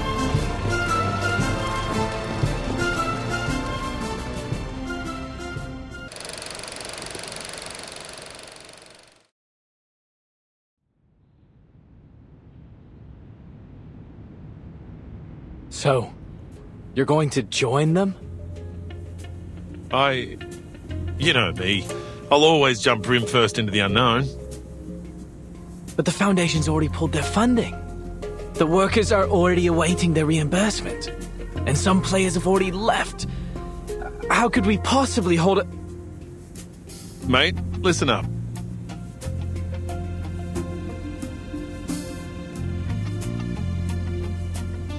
Those officers from the headquarters didn't give a damn whether the qualifiers were held or not. You could see it all over their faces. All they wanted was to minimize their trouble. Did you see how quickly they applied for the cancellation and reimbursement? How hastily they made promises to pacify the people. I've never seen anyone more ready to get things over with.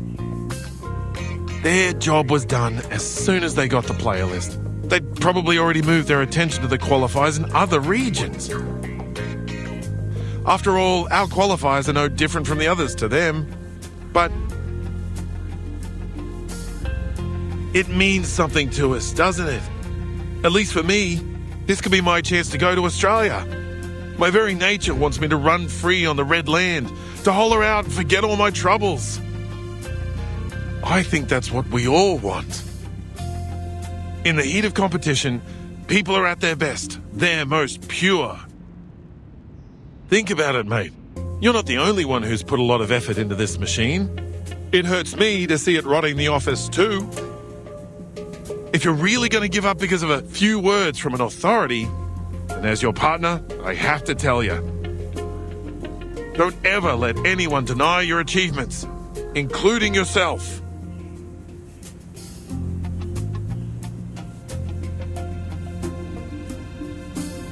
All right, calm down, old chap. Mr. Fogg, the people want the qualifiers because they're for everyone. They provide each and every person with an equal opportunity to shine.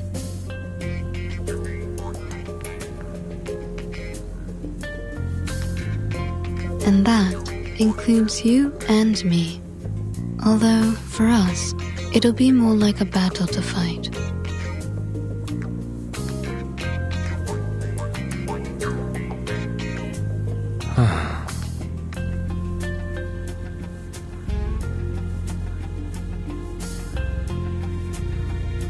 Honestly, will these people stop sending me petitions? I've been absolutely inundated with them.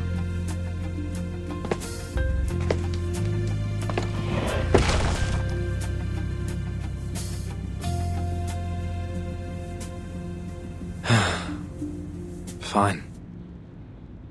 Someone has to keep everyone healthy. I'll do everything I can to minimize the damage from the smoke.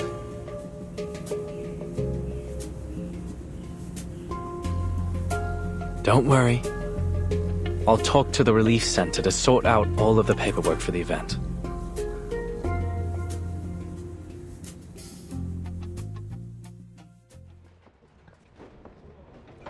Here you are. This is yours. Please come here for a copy of the emergency guidebook if you don't have one. Make sure you read it carefully. We don't want anyone hurt if there's an emergency. And here, take this special sheet I enchanted to protect you from the smog. I came up with the idea a couple days ago. It can drive away the smog around you by controlling the wind. Not very effective, but it's better than nothing. Blimey! You did all this yourself?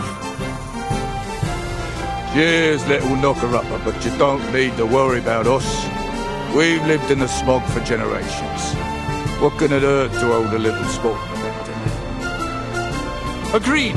We asked for the exhibition ourselves, so we'll pay the price if anything happens. Here's the confirmation of your application. Your contingency plan has been approved by the Relief Center. My colleagues and I will do everything we can to keep you all safe.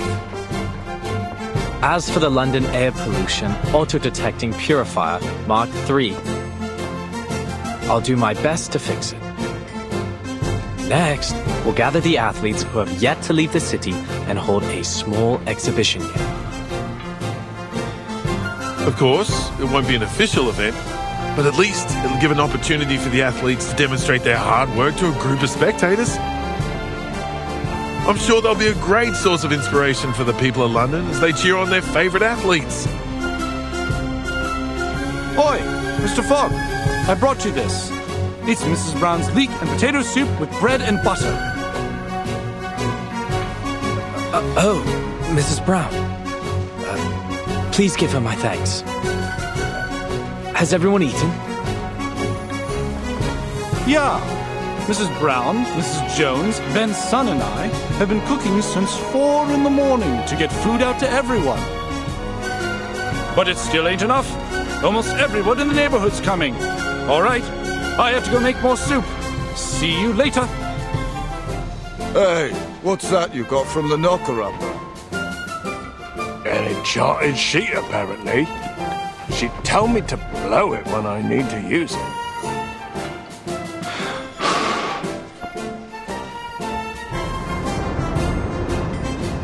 Would you look at that? It conjured a gust of wind.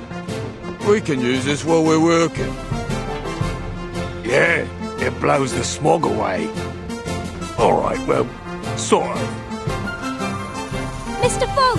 Mr. Fogg! I'm here to help! Oh, you. You're the girl from the market, aren't you? Yes, that's me. Let's try our best to fix the machine together.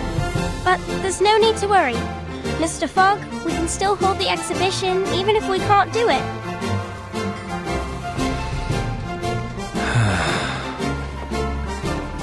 The exhibition. All right.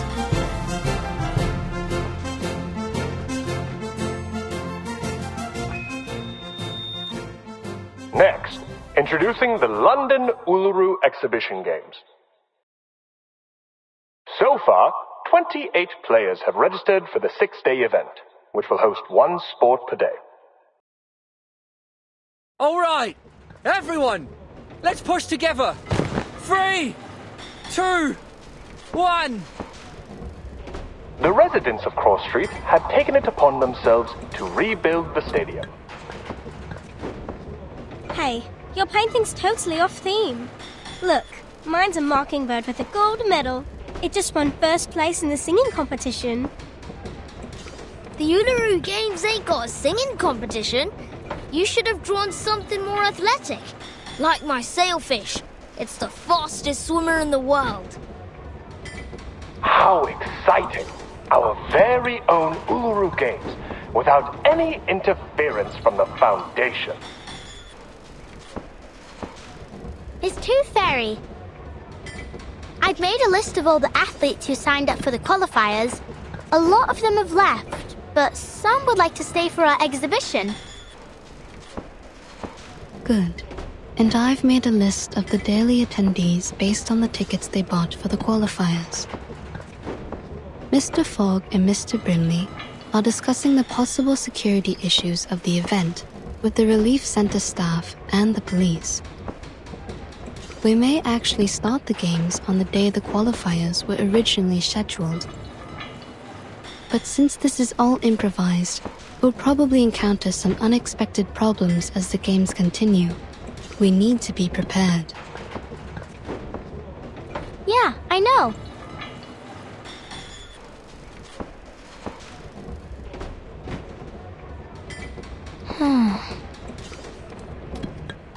Thank you, Flutterpage. It must have taken a lot of effort to make the athlete list. You've done an excellent job.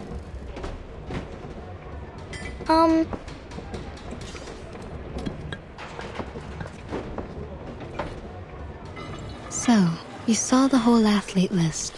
Did you see the name you were hoping for? Ah! How did you... Miss Tooth Fairy,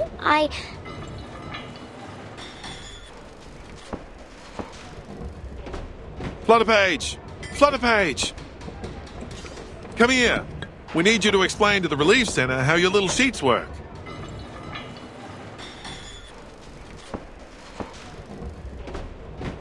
Just go. They need you more than I do. Your explanation may decide whether the games can be held. All right. I'll talk to you later.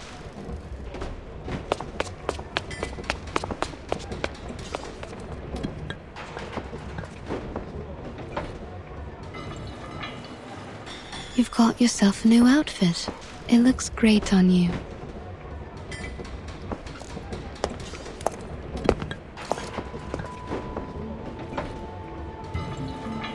Oh, I like your coat too. Thank you. My grandmother had one just like it. She died 2 years ago. Had a proper sweet tooth too. We'd have got along well. How did you know I was here? Oh, I didn't until my tooth fairies found you. So you have a whole jar of scapegoats who can take all the blame for you? How convenient. You've pulled yourself together, haven't you? Even your sarcasm has become bitter again.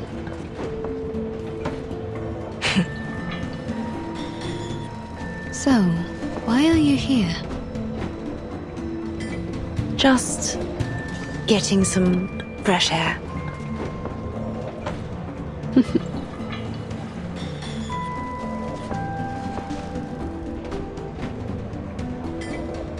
Look at them.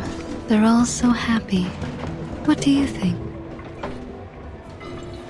I've never seen such a rudimentary, disorderly, and poorly prepared event in my life.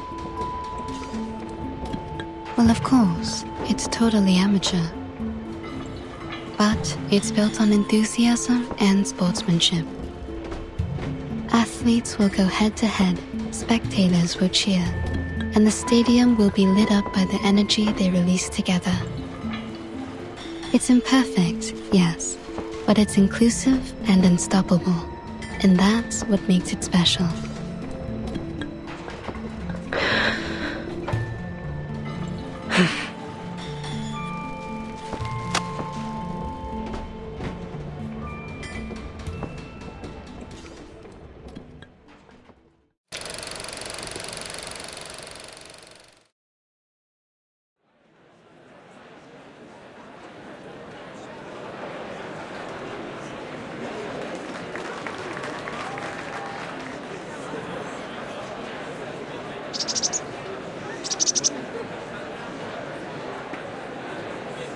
Leave it to me, Dal.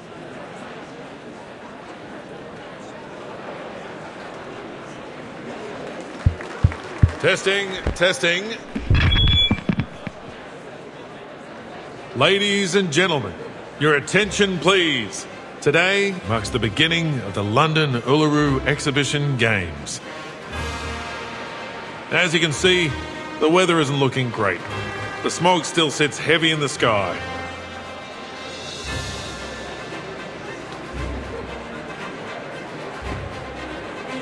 There's no wind, no sunshine, no warmth, and even my brim is soggy from the damp. It's truly miserable out here. On top of that, the stadium's shabby, and we only have a limited number of athletes. To many, these games will be seen as disappointing. However, even without the support of the Foundation, we've managed to rebuild this stadium with nothing but our own hands and determination. I've confirmed that our stadium meets all the standards required by the government, and there's no doubt that it matches the Foundation's too. As for the operation of our games, we've built a reliable team consisting of various Uluru professionals and supporters. They are currently in every corner of the stadium, working their hardest to prepare for the upcoming event. They will be our backbone, supporting the entire games to ensure that everything runs smoothly. As we all come together, I believe the passion of our games will burn as hot as the sacred fire of Uluru itself. So, without further ado, I hereby declare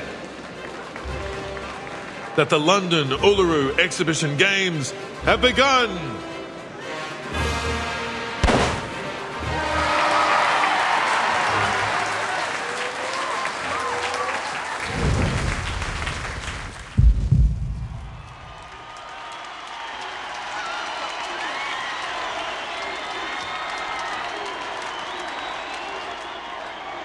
Miss Toothfairy, we don't have enough judges for the Winged Key Archery. Franz has been put on to umpire 2 events at the same time, so we left to do the other one. 2 events at the same time? The other event starts tomorrow. He must have mixed up the schedule. Get him to come back. All athletes participating in the 1500-meter weighted run, please report to the 3rd preparation area. I repeat, please report to the 3rd preparation area. Excuse me. I lost my name tag. Can I get a new one? Certainly. Go straight ahead and take the first left to get to the player office. There's a girl called Flutterpage in there. Show her your ID and she'll give you a new tag. I'll take you there. Follow me, friend. Sure. Thanks. Oi, hold on a minute. Friend, why haven't I seen you before?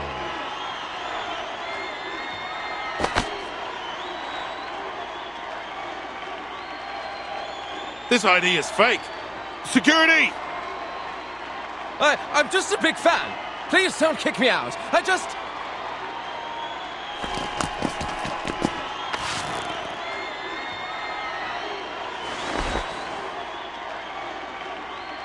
Tooth Fairy, my doll. What is it, Head of Security? I've been told that a mate of ours would like to post some flyers in the stadium. We already have a sponsor. I'm afraid you'll have to turn him down. By mate, I mean Arthur.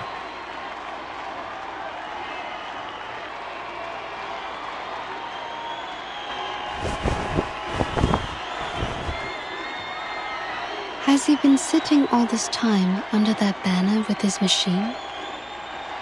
Yeah, he's using it to show everyone what can happen if they breathe in too much smog.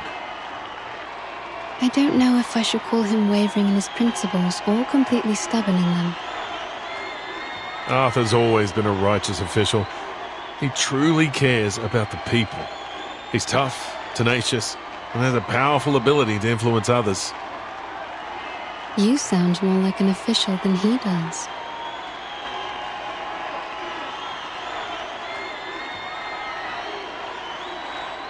Come on, go for it! First place! Yes! What? No! Thank you! Thank you!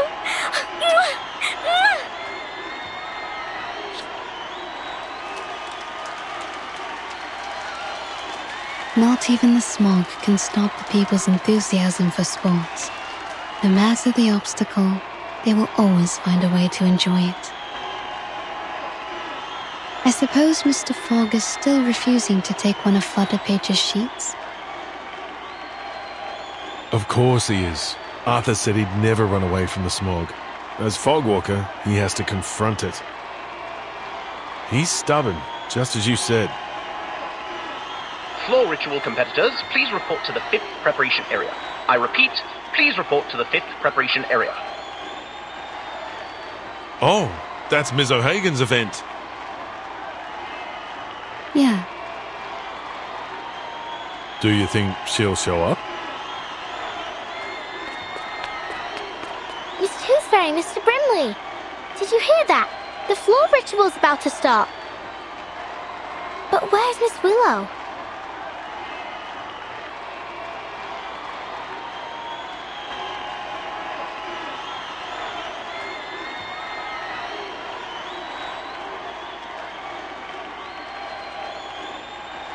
Go check the floor ritual venue, Flutter Page. What for? Is Miss Willow there?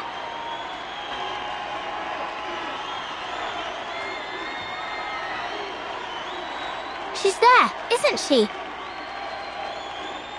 You'll have to go there to find out.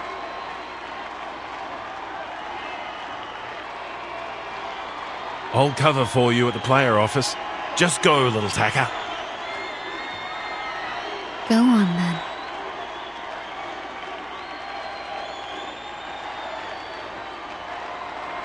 This time, I won't disappoint her. I brought her a real game. No need to climb the tower and hide away anymore. This is real.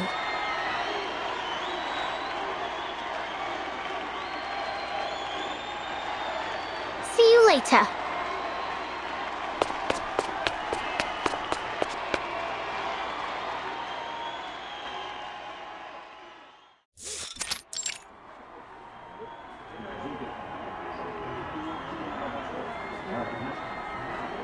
Look at this place.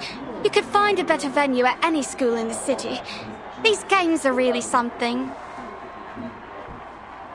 They built it in a matter of days. You can't ask for much. Oh my! It's an honor to meet you, Miss Bartley.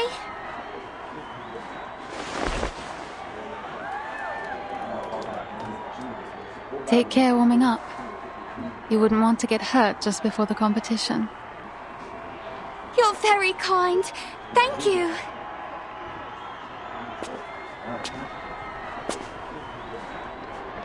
Floor ritual competitors, The event will start in 1 minute.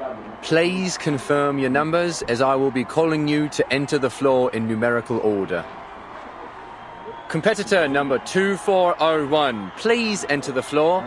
Competitors 2402 and 2403, please wait in the locker room. Good luck.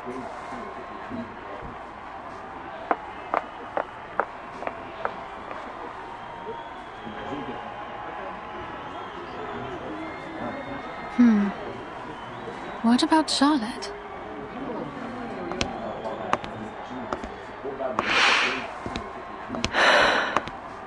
Charlotte, you're here. I knew you wouldn't be able to stay away. You haven't changed a bit.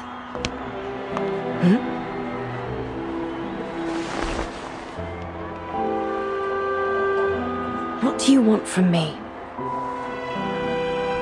What do I want? Have you forgotten about the challenge? What's your number? I don't think that's any of your concern. Or are you trying to win over the organizers with a little goody-two-shoes act? The ever-so-helpful competitor-turned-volunteer, Miss Bartley? Oh, I didn't know you could be so sarcastic. You better get used to it. Really? You mean we'll chat again in the future?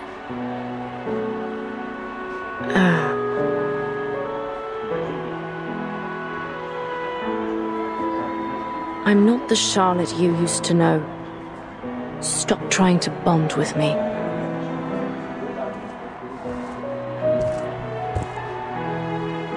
But you are the Charlotte I used to know. You're still that black swan I've always chased after.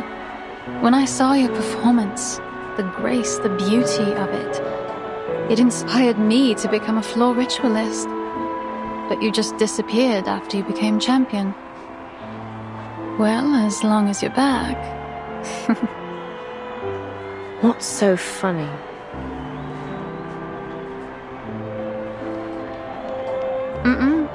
See you on the floor.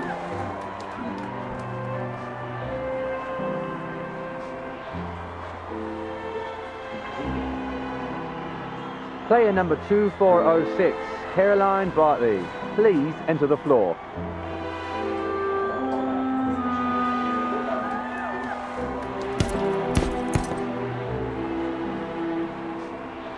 Time for me to head in too.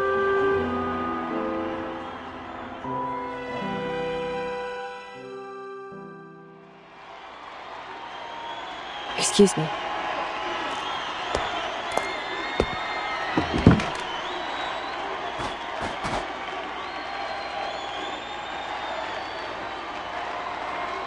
Player number 2406, Caroline Bartley, whenever you're ready.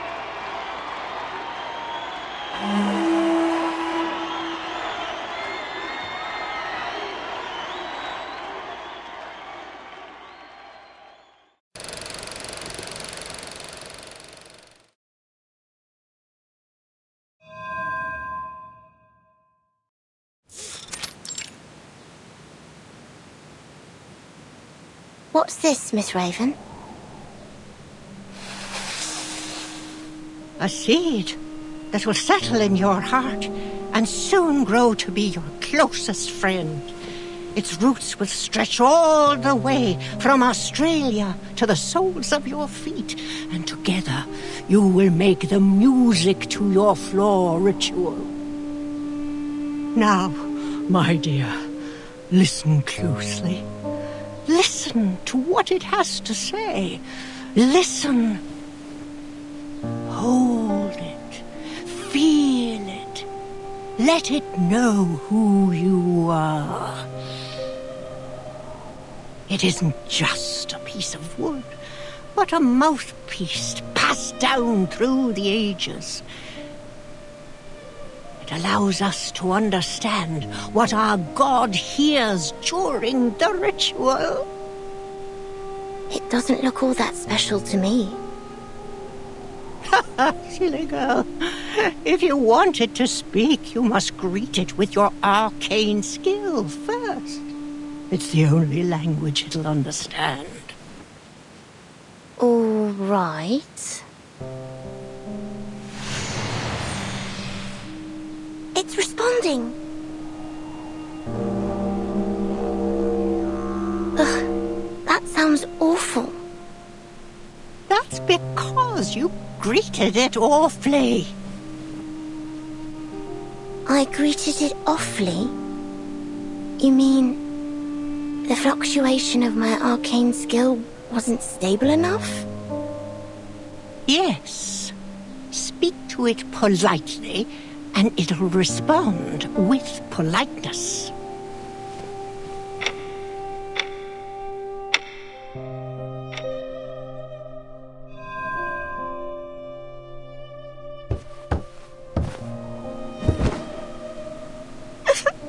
Miss Raven, that hurts.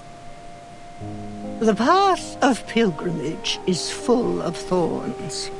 It offers no shortcuts.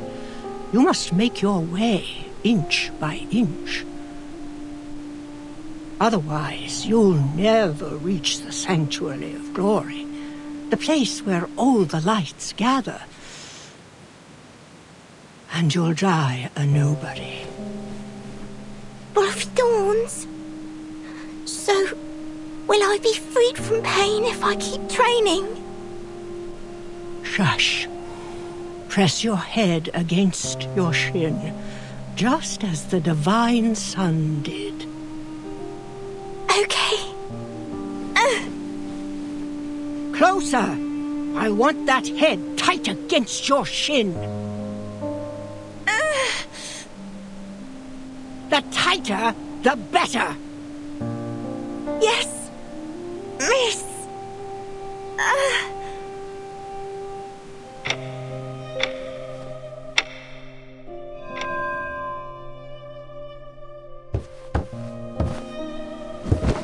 Confusion. Sadness. I can see it all over you. My classmates were making fun of me. They said I was using the training to avoid my duties. They said I never do anything with them. I've skipped classes, sports days, and the summer outing. They said that all I do is train to be a clown in a show. Miss Raven? Can I take a break? Just for today? I want to spend time with my classmates. No, no. You made a promise, remember? Yes. I promised to focus on my training and never slack, no matter what. If I want to be a champion, I need to be able to beat every other floor ritualist in the world.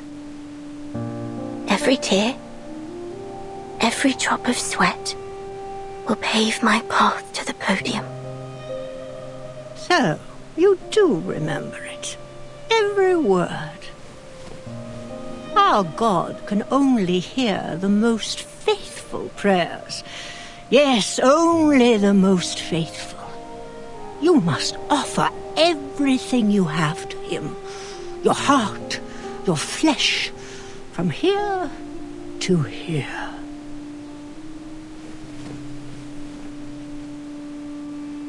If you can't do that, you'll be surpassed and never win the attention of our God. If that happens, you'll be completely forgotten, like you never existed. Is that what you want? No. Then what are you waiting for? Begin.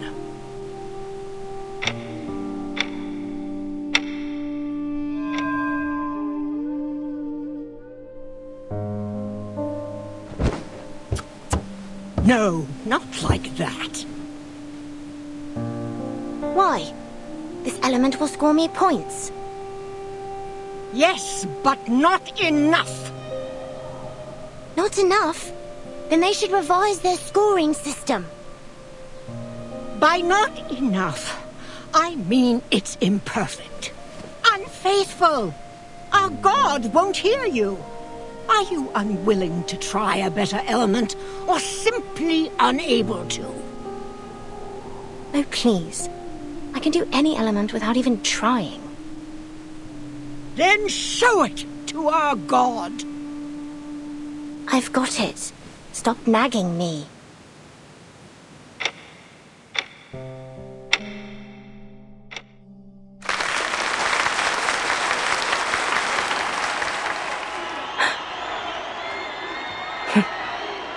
I suppose I got carried away.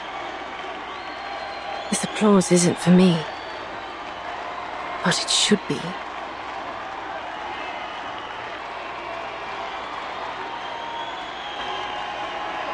What distracted me? Must have been that graceful element that Caroline finished perfectly. She had it down to the smallest detail. In that way, we were like sticklers for detail. That's why.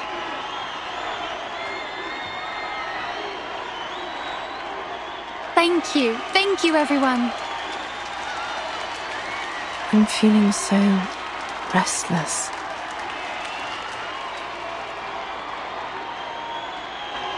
Player number 2407, Anna Smith, please enter the field.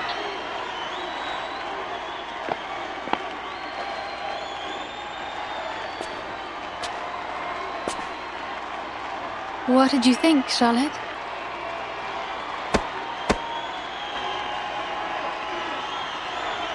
Well, you certainly haven't skimped on your training these past years. That's it?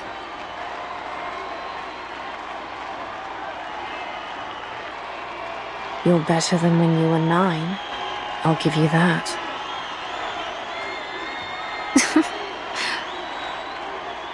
But...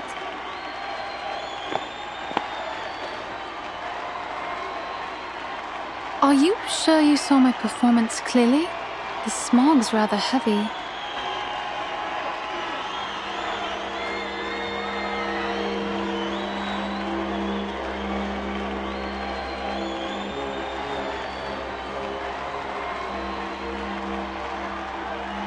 Flutter page. Miss Tooth Fairy, Mr. Brimley, good timing. Just in time, eh? Well, we wouldn't want to miss Ms. Willow's performance now, would we? The lady doing her routine right now is called Anna. It should be Miss Willow next, but I can hardly see a thing. True, the smog's too heavy. Hopefully, it'll clear before Miss Willow comes out.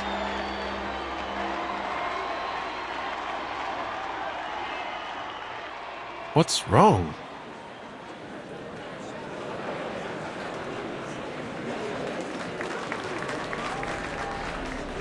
Was she stuck? I think she's requesting a timeout. A timeout? Is she hurt?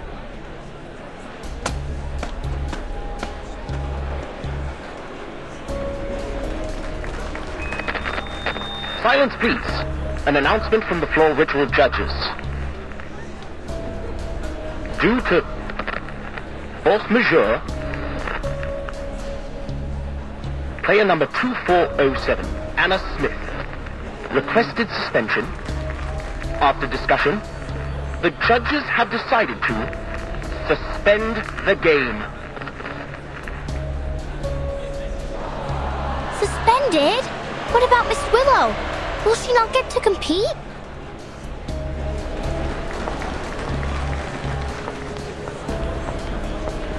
Suspended? We gave everything to hold these games. How could she just back out like this? I heard that a winged key archery player got injured. Maybe that's why. What, so we're supposed to just leave? The games have hardly begun. Miss Tooth Fairy, what should we do? Miss Willow's next. It'll be such a shame if she can't play.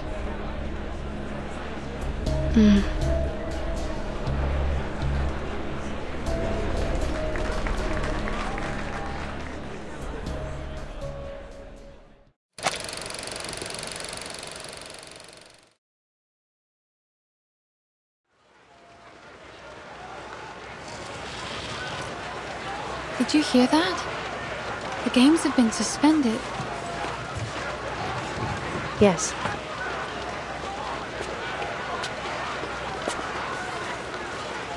I suppose we should head home and wait further notice. Maybe the games will continue once the smog clears.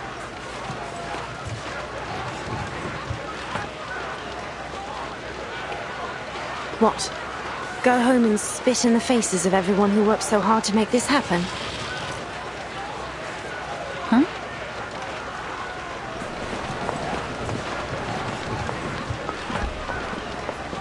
No. What do you mean, no? I won't wait any longer.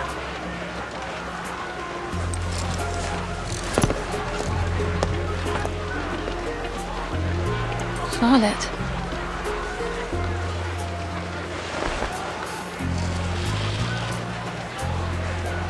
Damn this bloody smog.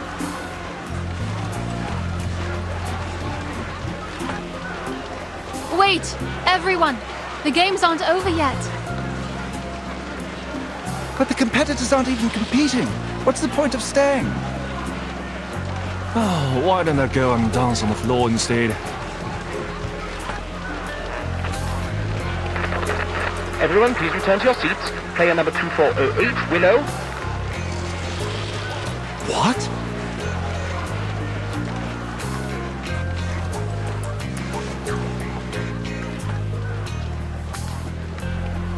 I've lived in seclusion for 10 years. Trained alone with nothing but the pain in my leg and my own arrogance.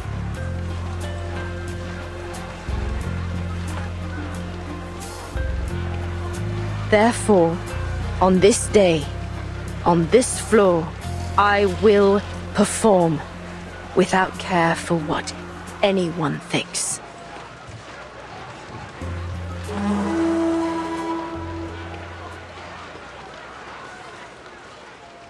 Palest yellow turns to godly light.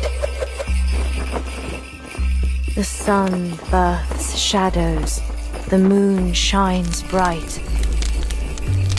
Luch, reborn from dark's embrace, I walk your path in sacred space.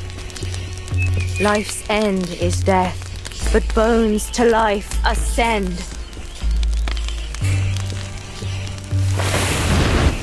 Luch, before me, from underworld I wend. Luch, gaze on me, I rise from shadows dark. Luch, heed me, your power impart, as you are me and I your counterpart.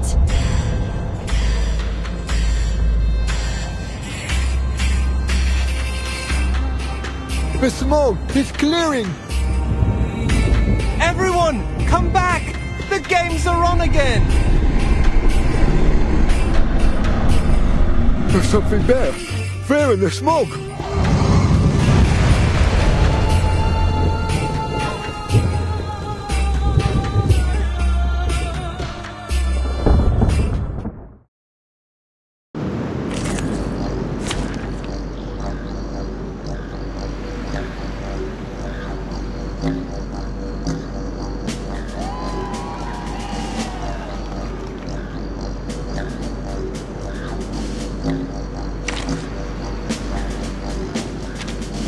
Let's have a party then!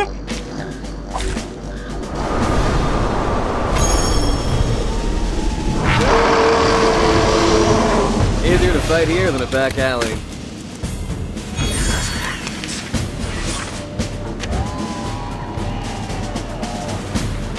Miss Tooth Fairy! It's the Black Fog! It's here! But it looks like it's in pain, like an earthworm squirming and writhing before it dies. It certainly had a violent reaction to Miss Willow. Could it be that her ritual holds some power that suppresses the Black Fog? I told you that Miss Willow was the best witch of them all! This is no time for chit-chat. We need to stop the damn thing. Otherwise, it'll destroy this place, just like it did the hospital. Arthur, get the crowd out of here.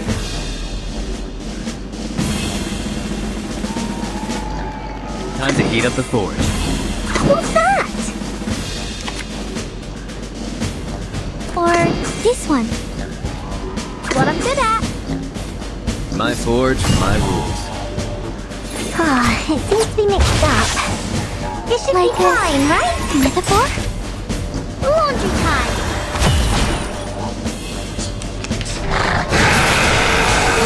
Careful with the pages.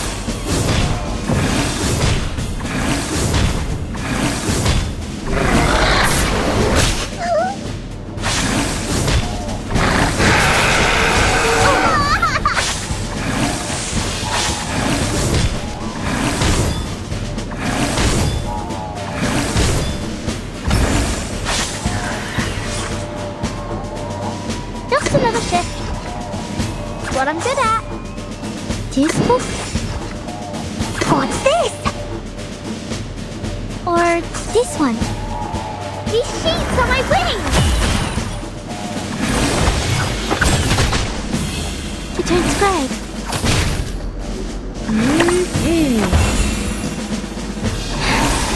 Great. No mistakes.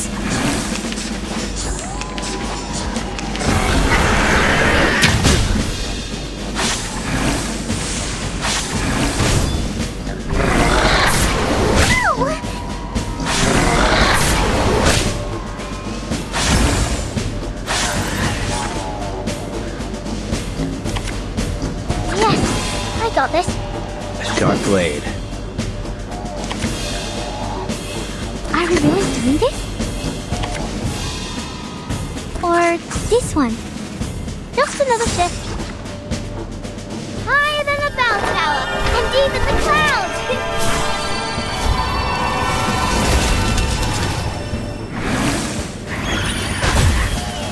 I'm an artist with steel. To read. I can't read it. Laundry time!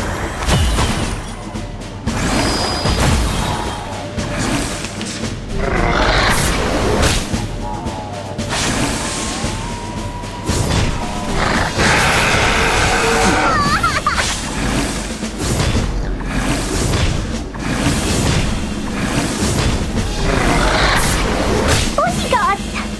Where were the bodyguards?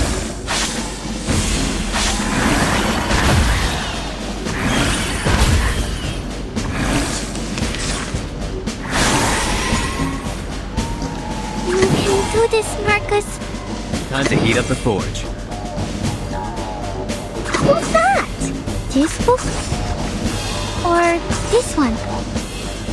Maybe now it's easier to understand. It's scattering. Have we won?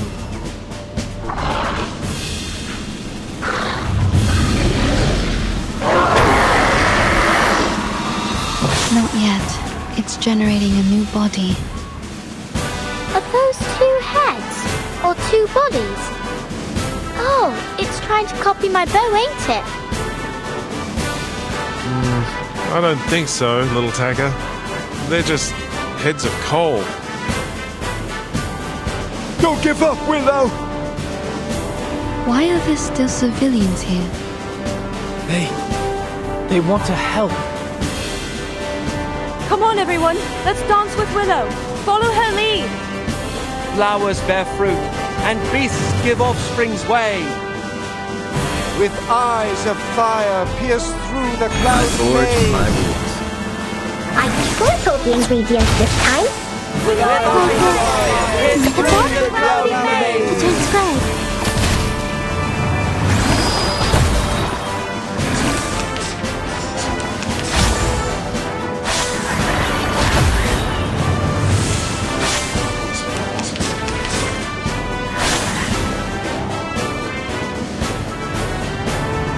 What's this? I know what this is. A sharp blade. Time to heat up the forge. I tripled the ingredients this time. This is the gift. Well prepared for you. What you got with the pages? What'd you think about this? Bodyguard?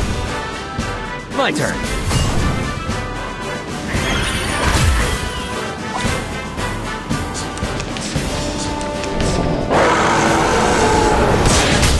Did I miss something?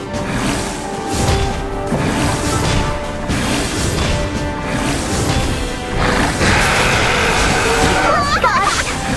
Where are the bodyguards?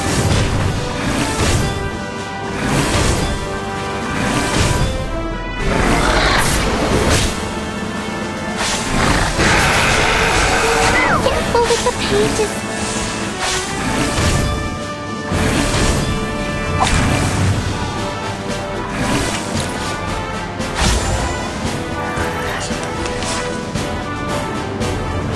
What's that? Useful? Are we really doing this? Typhon won't give up his friends. Neither will Stubborn. Can you turn the page? To read.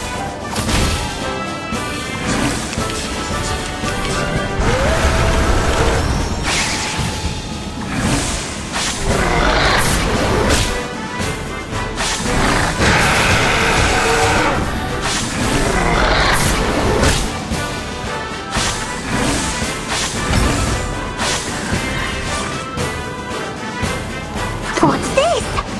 What I'm good at. This is my best formula. I tripled the ingredients this time. Rise and shine.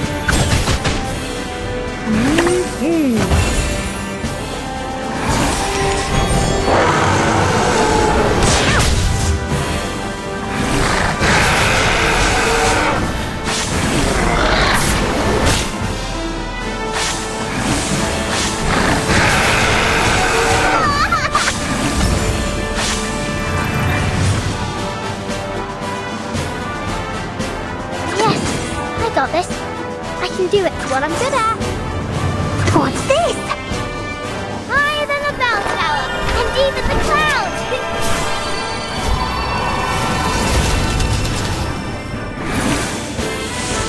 These peaks are my wings. It seems to be mixed up. This should be fine, right?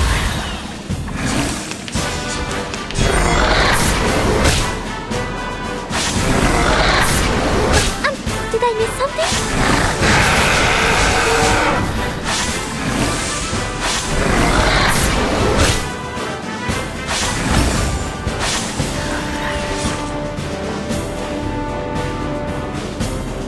What's that? I know what this is. What's this?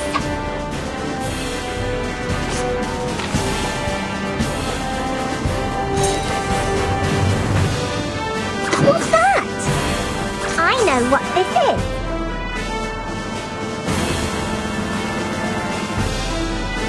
What's this? Just another shift.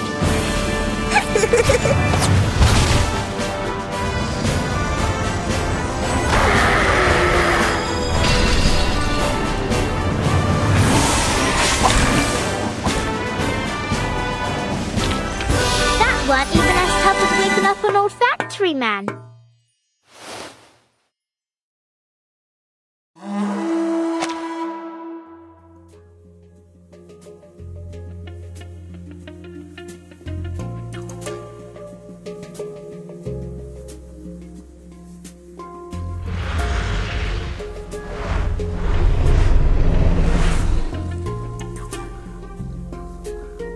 All right, you filthy little thing.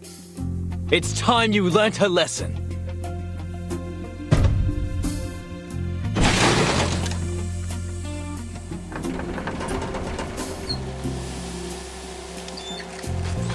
You are under arrest for the pollution of the sky, as well as 15 crimes in violation of the Public Health Act. Take a good look around, because before long, you'll be rotting behind bars.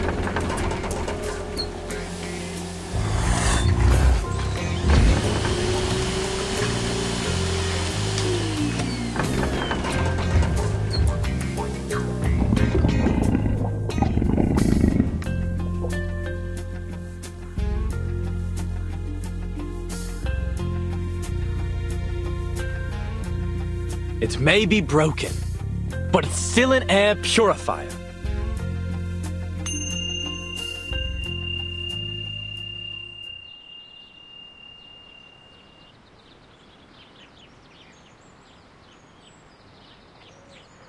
That's all from me. Thank you for watching.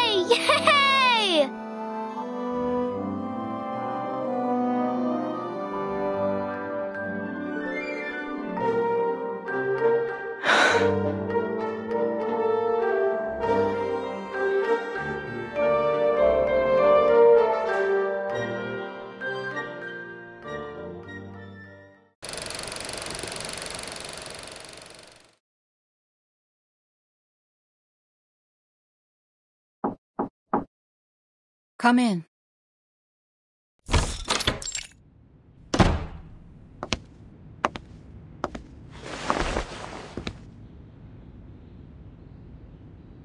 Madam C, here's the report from my mission.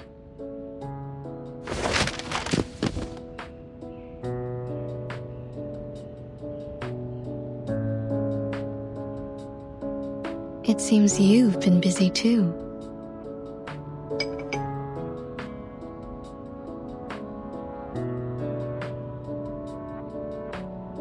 Even though we've confirmed connection between societal turbulence and the storm, there is no time to catch a breath. Once chaos breaks, it will be the end of another era. But we can't resist the inevitable. All we can do is maintain order, to postpone it as long as possible.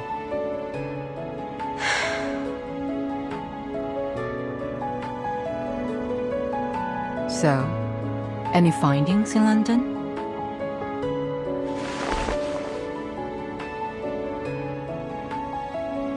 A Walpurgis tooth from the Black Fog, and the last baby tooth of a child. Very rare, even for my collection.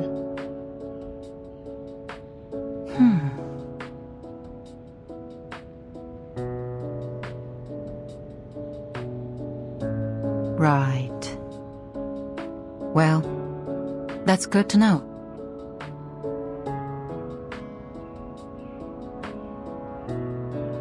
I heard the London branch is still trying to replicate the ritual that was carried out at the exhibition games. What was that? It was a coincidence, actually.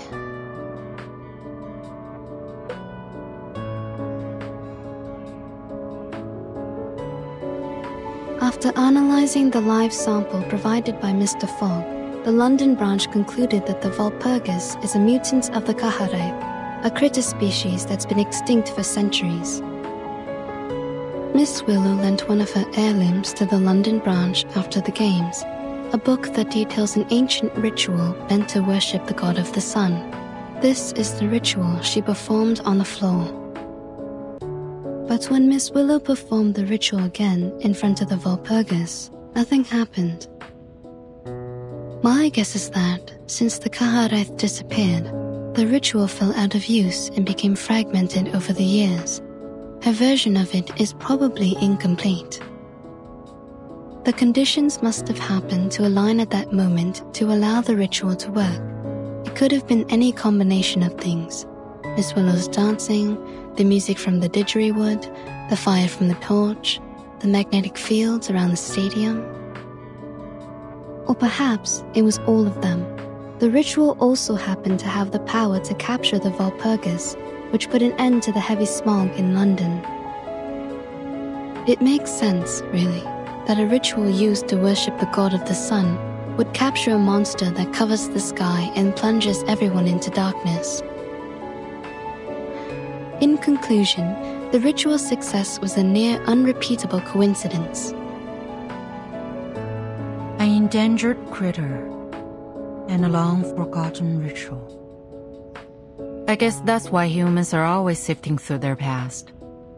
There's always wisdom to be found in history. It's gone bitter. I should have finished it earlier.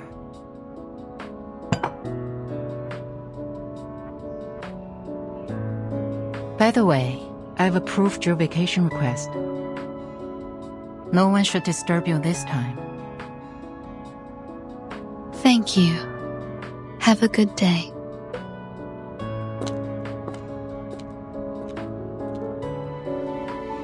Milk candy makes me miss the rabbit candy back home. Well, at least it goes with the tea.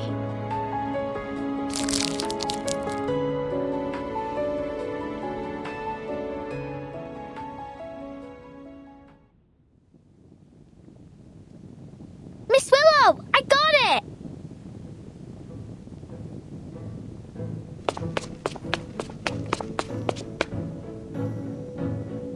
Look! The Foundations recognize our games. Here's your invitation and our tickets. I suppose your flying does come in handy after all.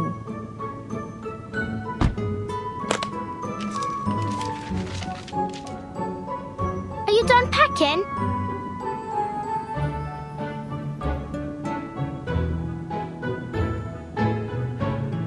Ain't you taking this medal with you?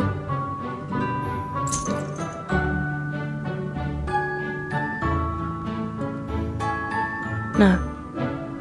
This is proof enough.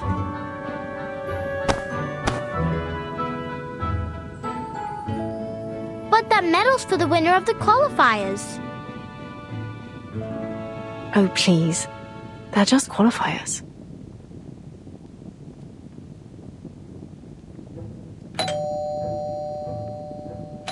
Who's that, I wonder?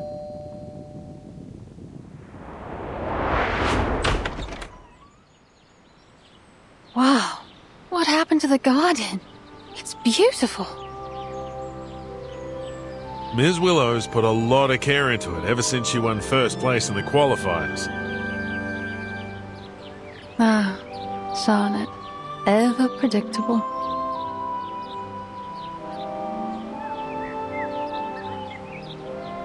What are you doing here?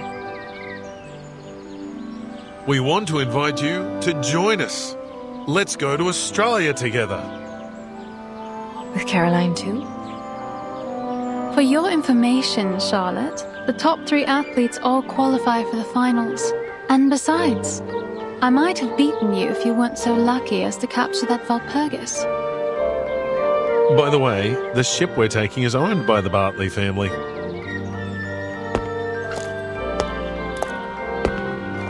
What?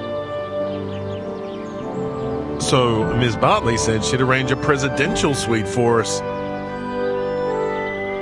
A presidential suite? Like, for presidents?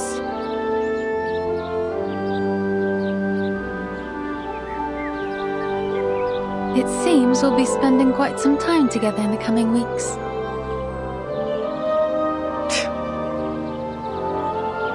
But which one of us is a president?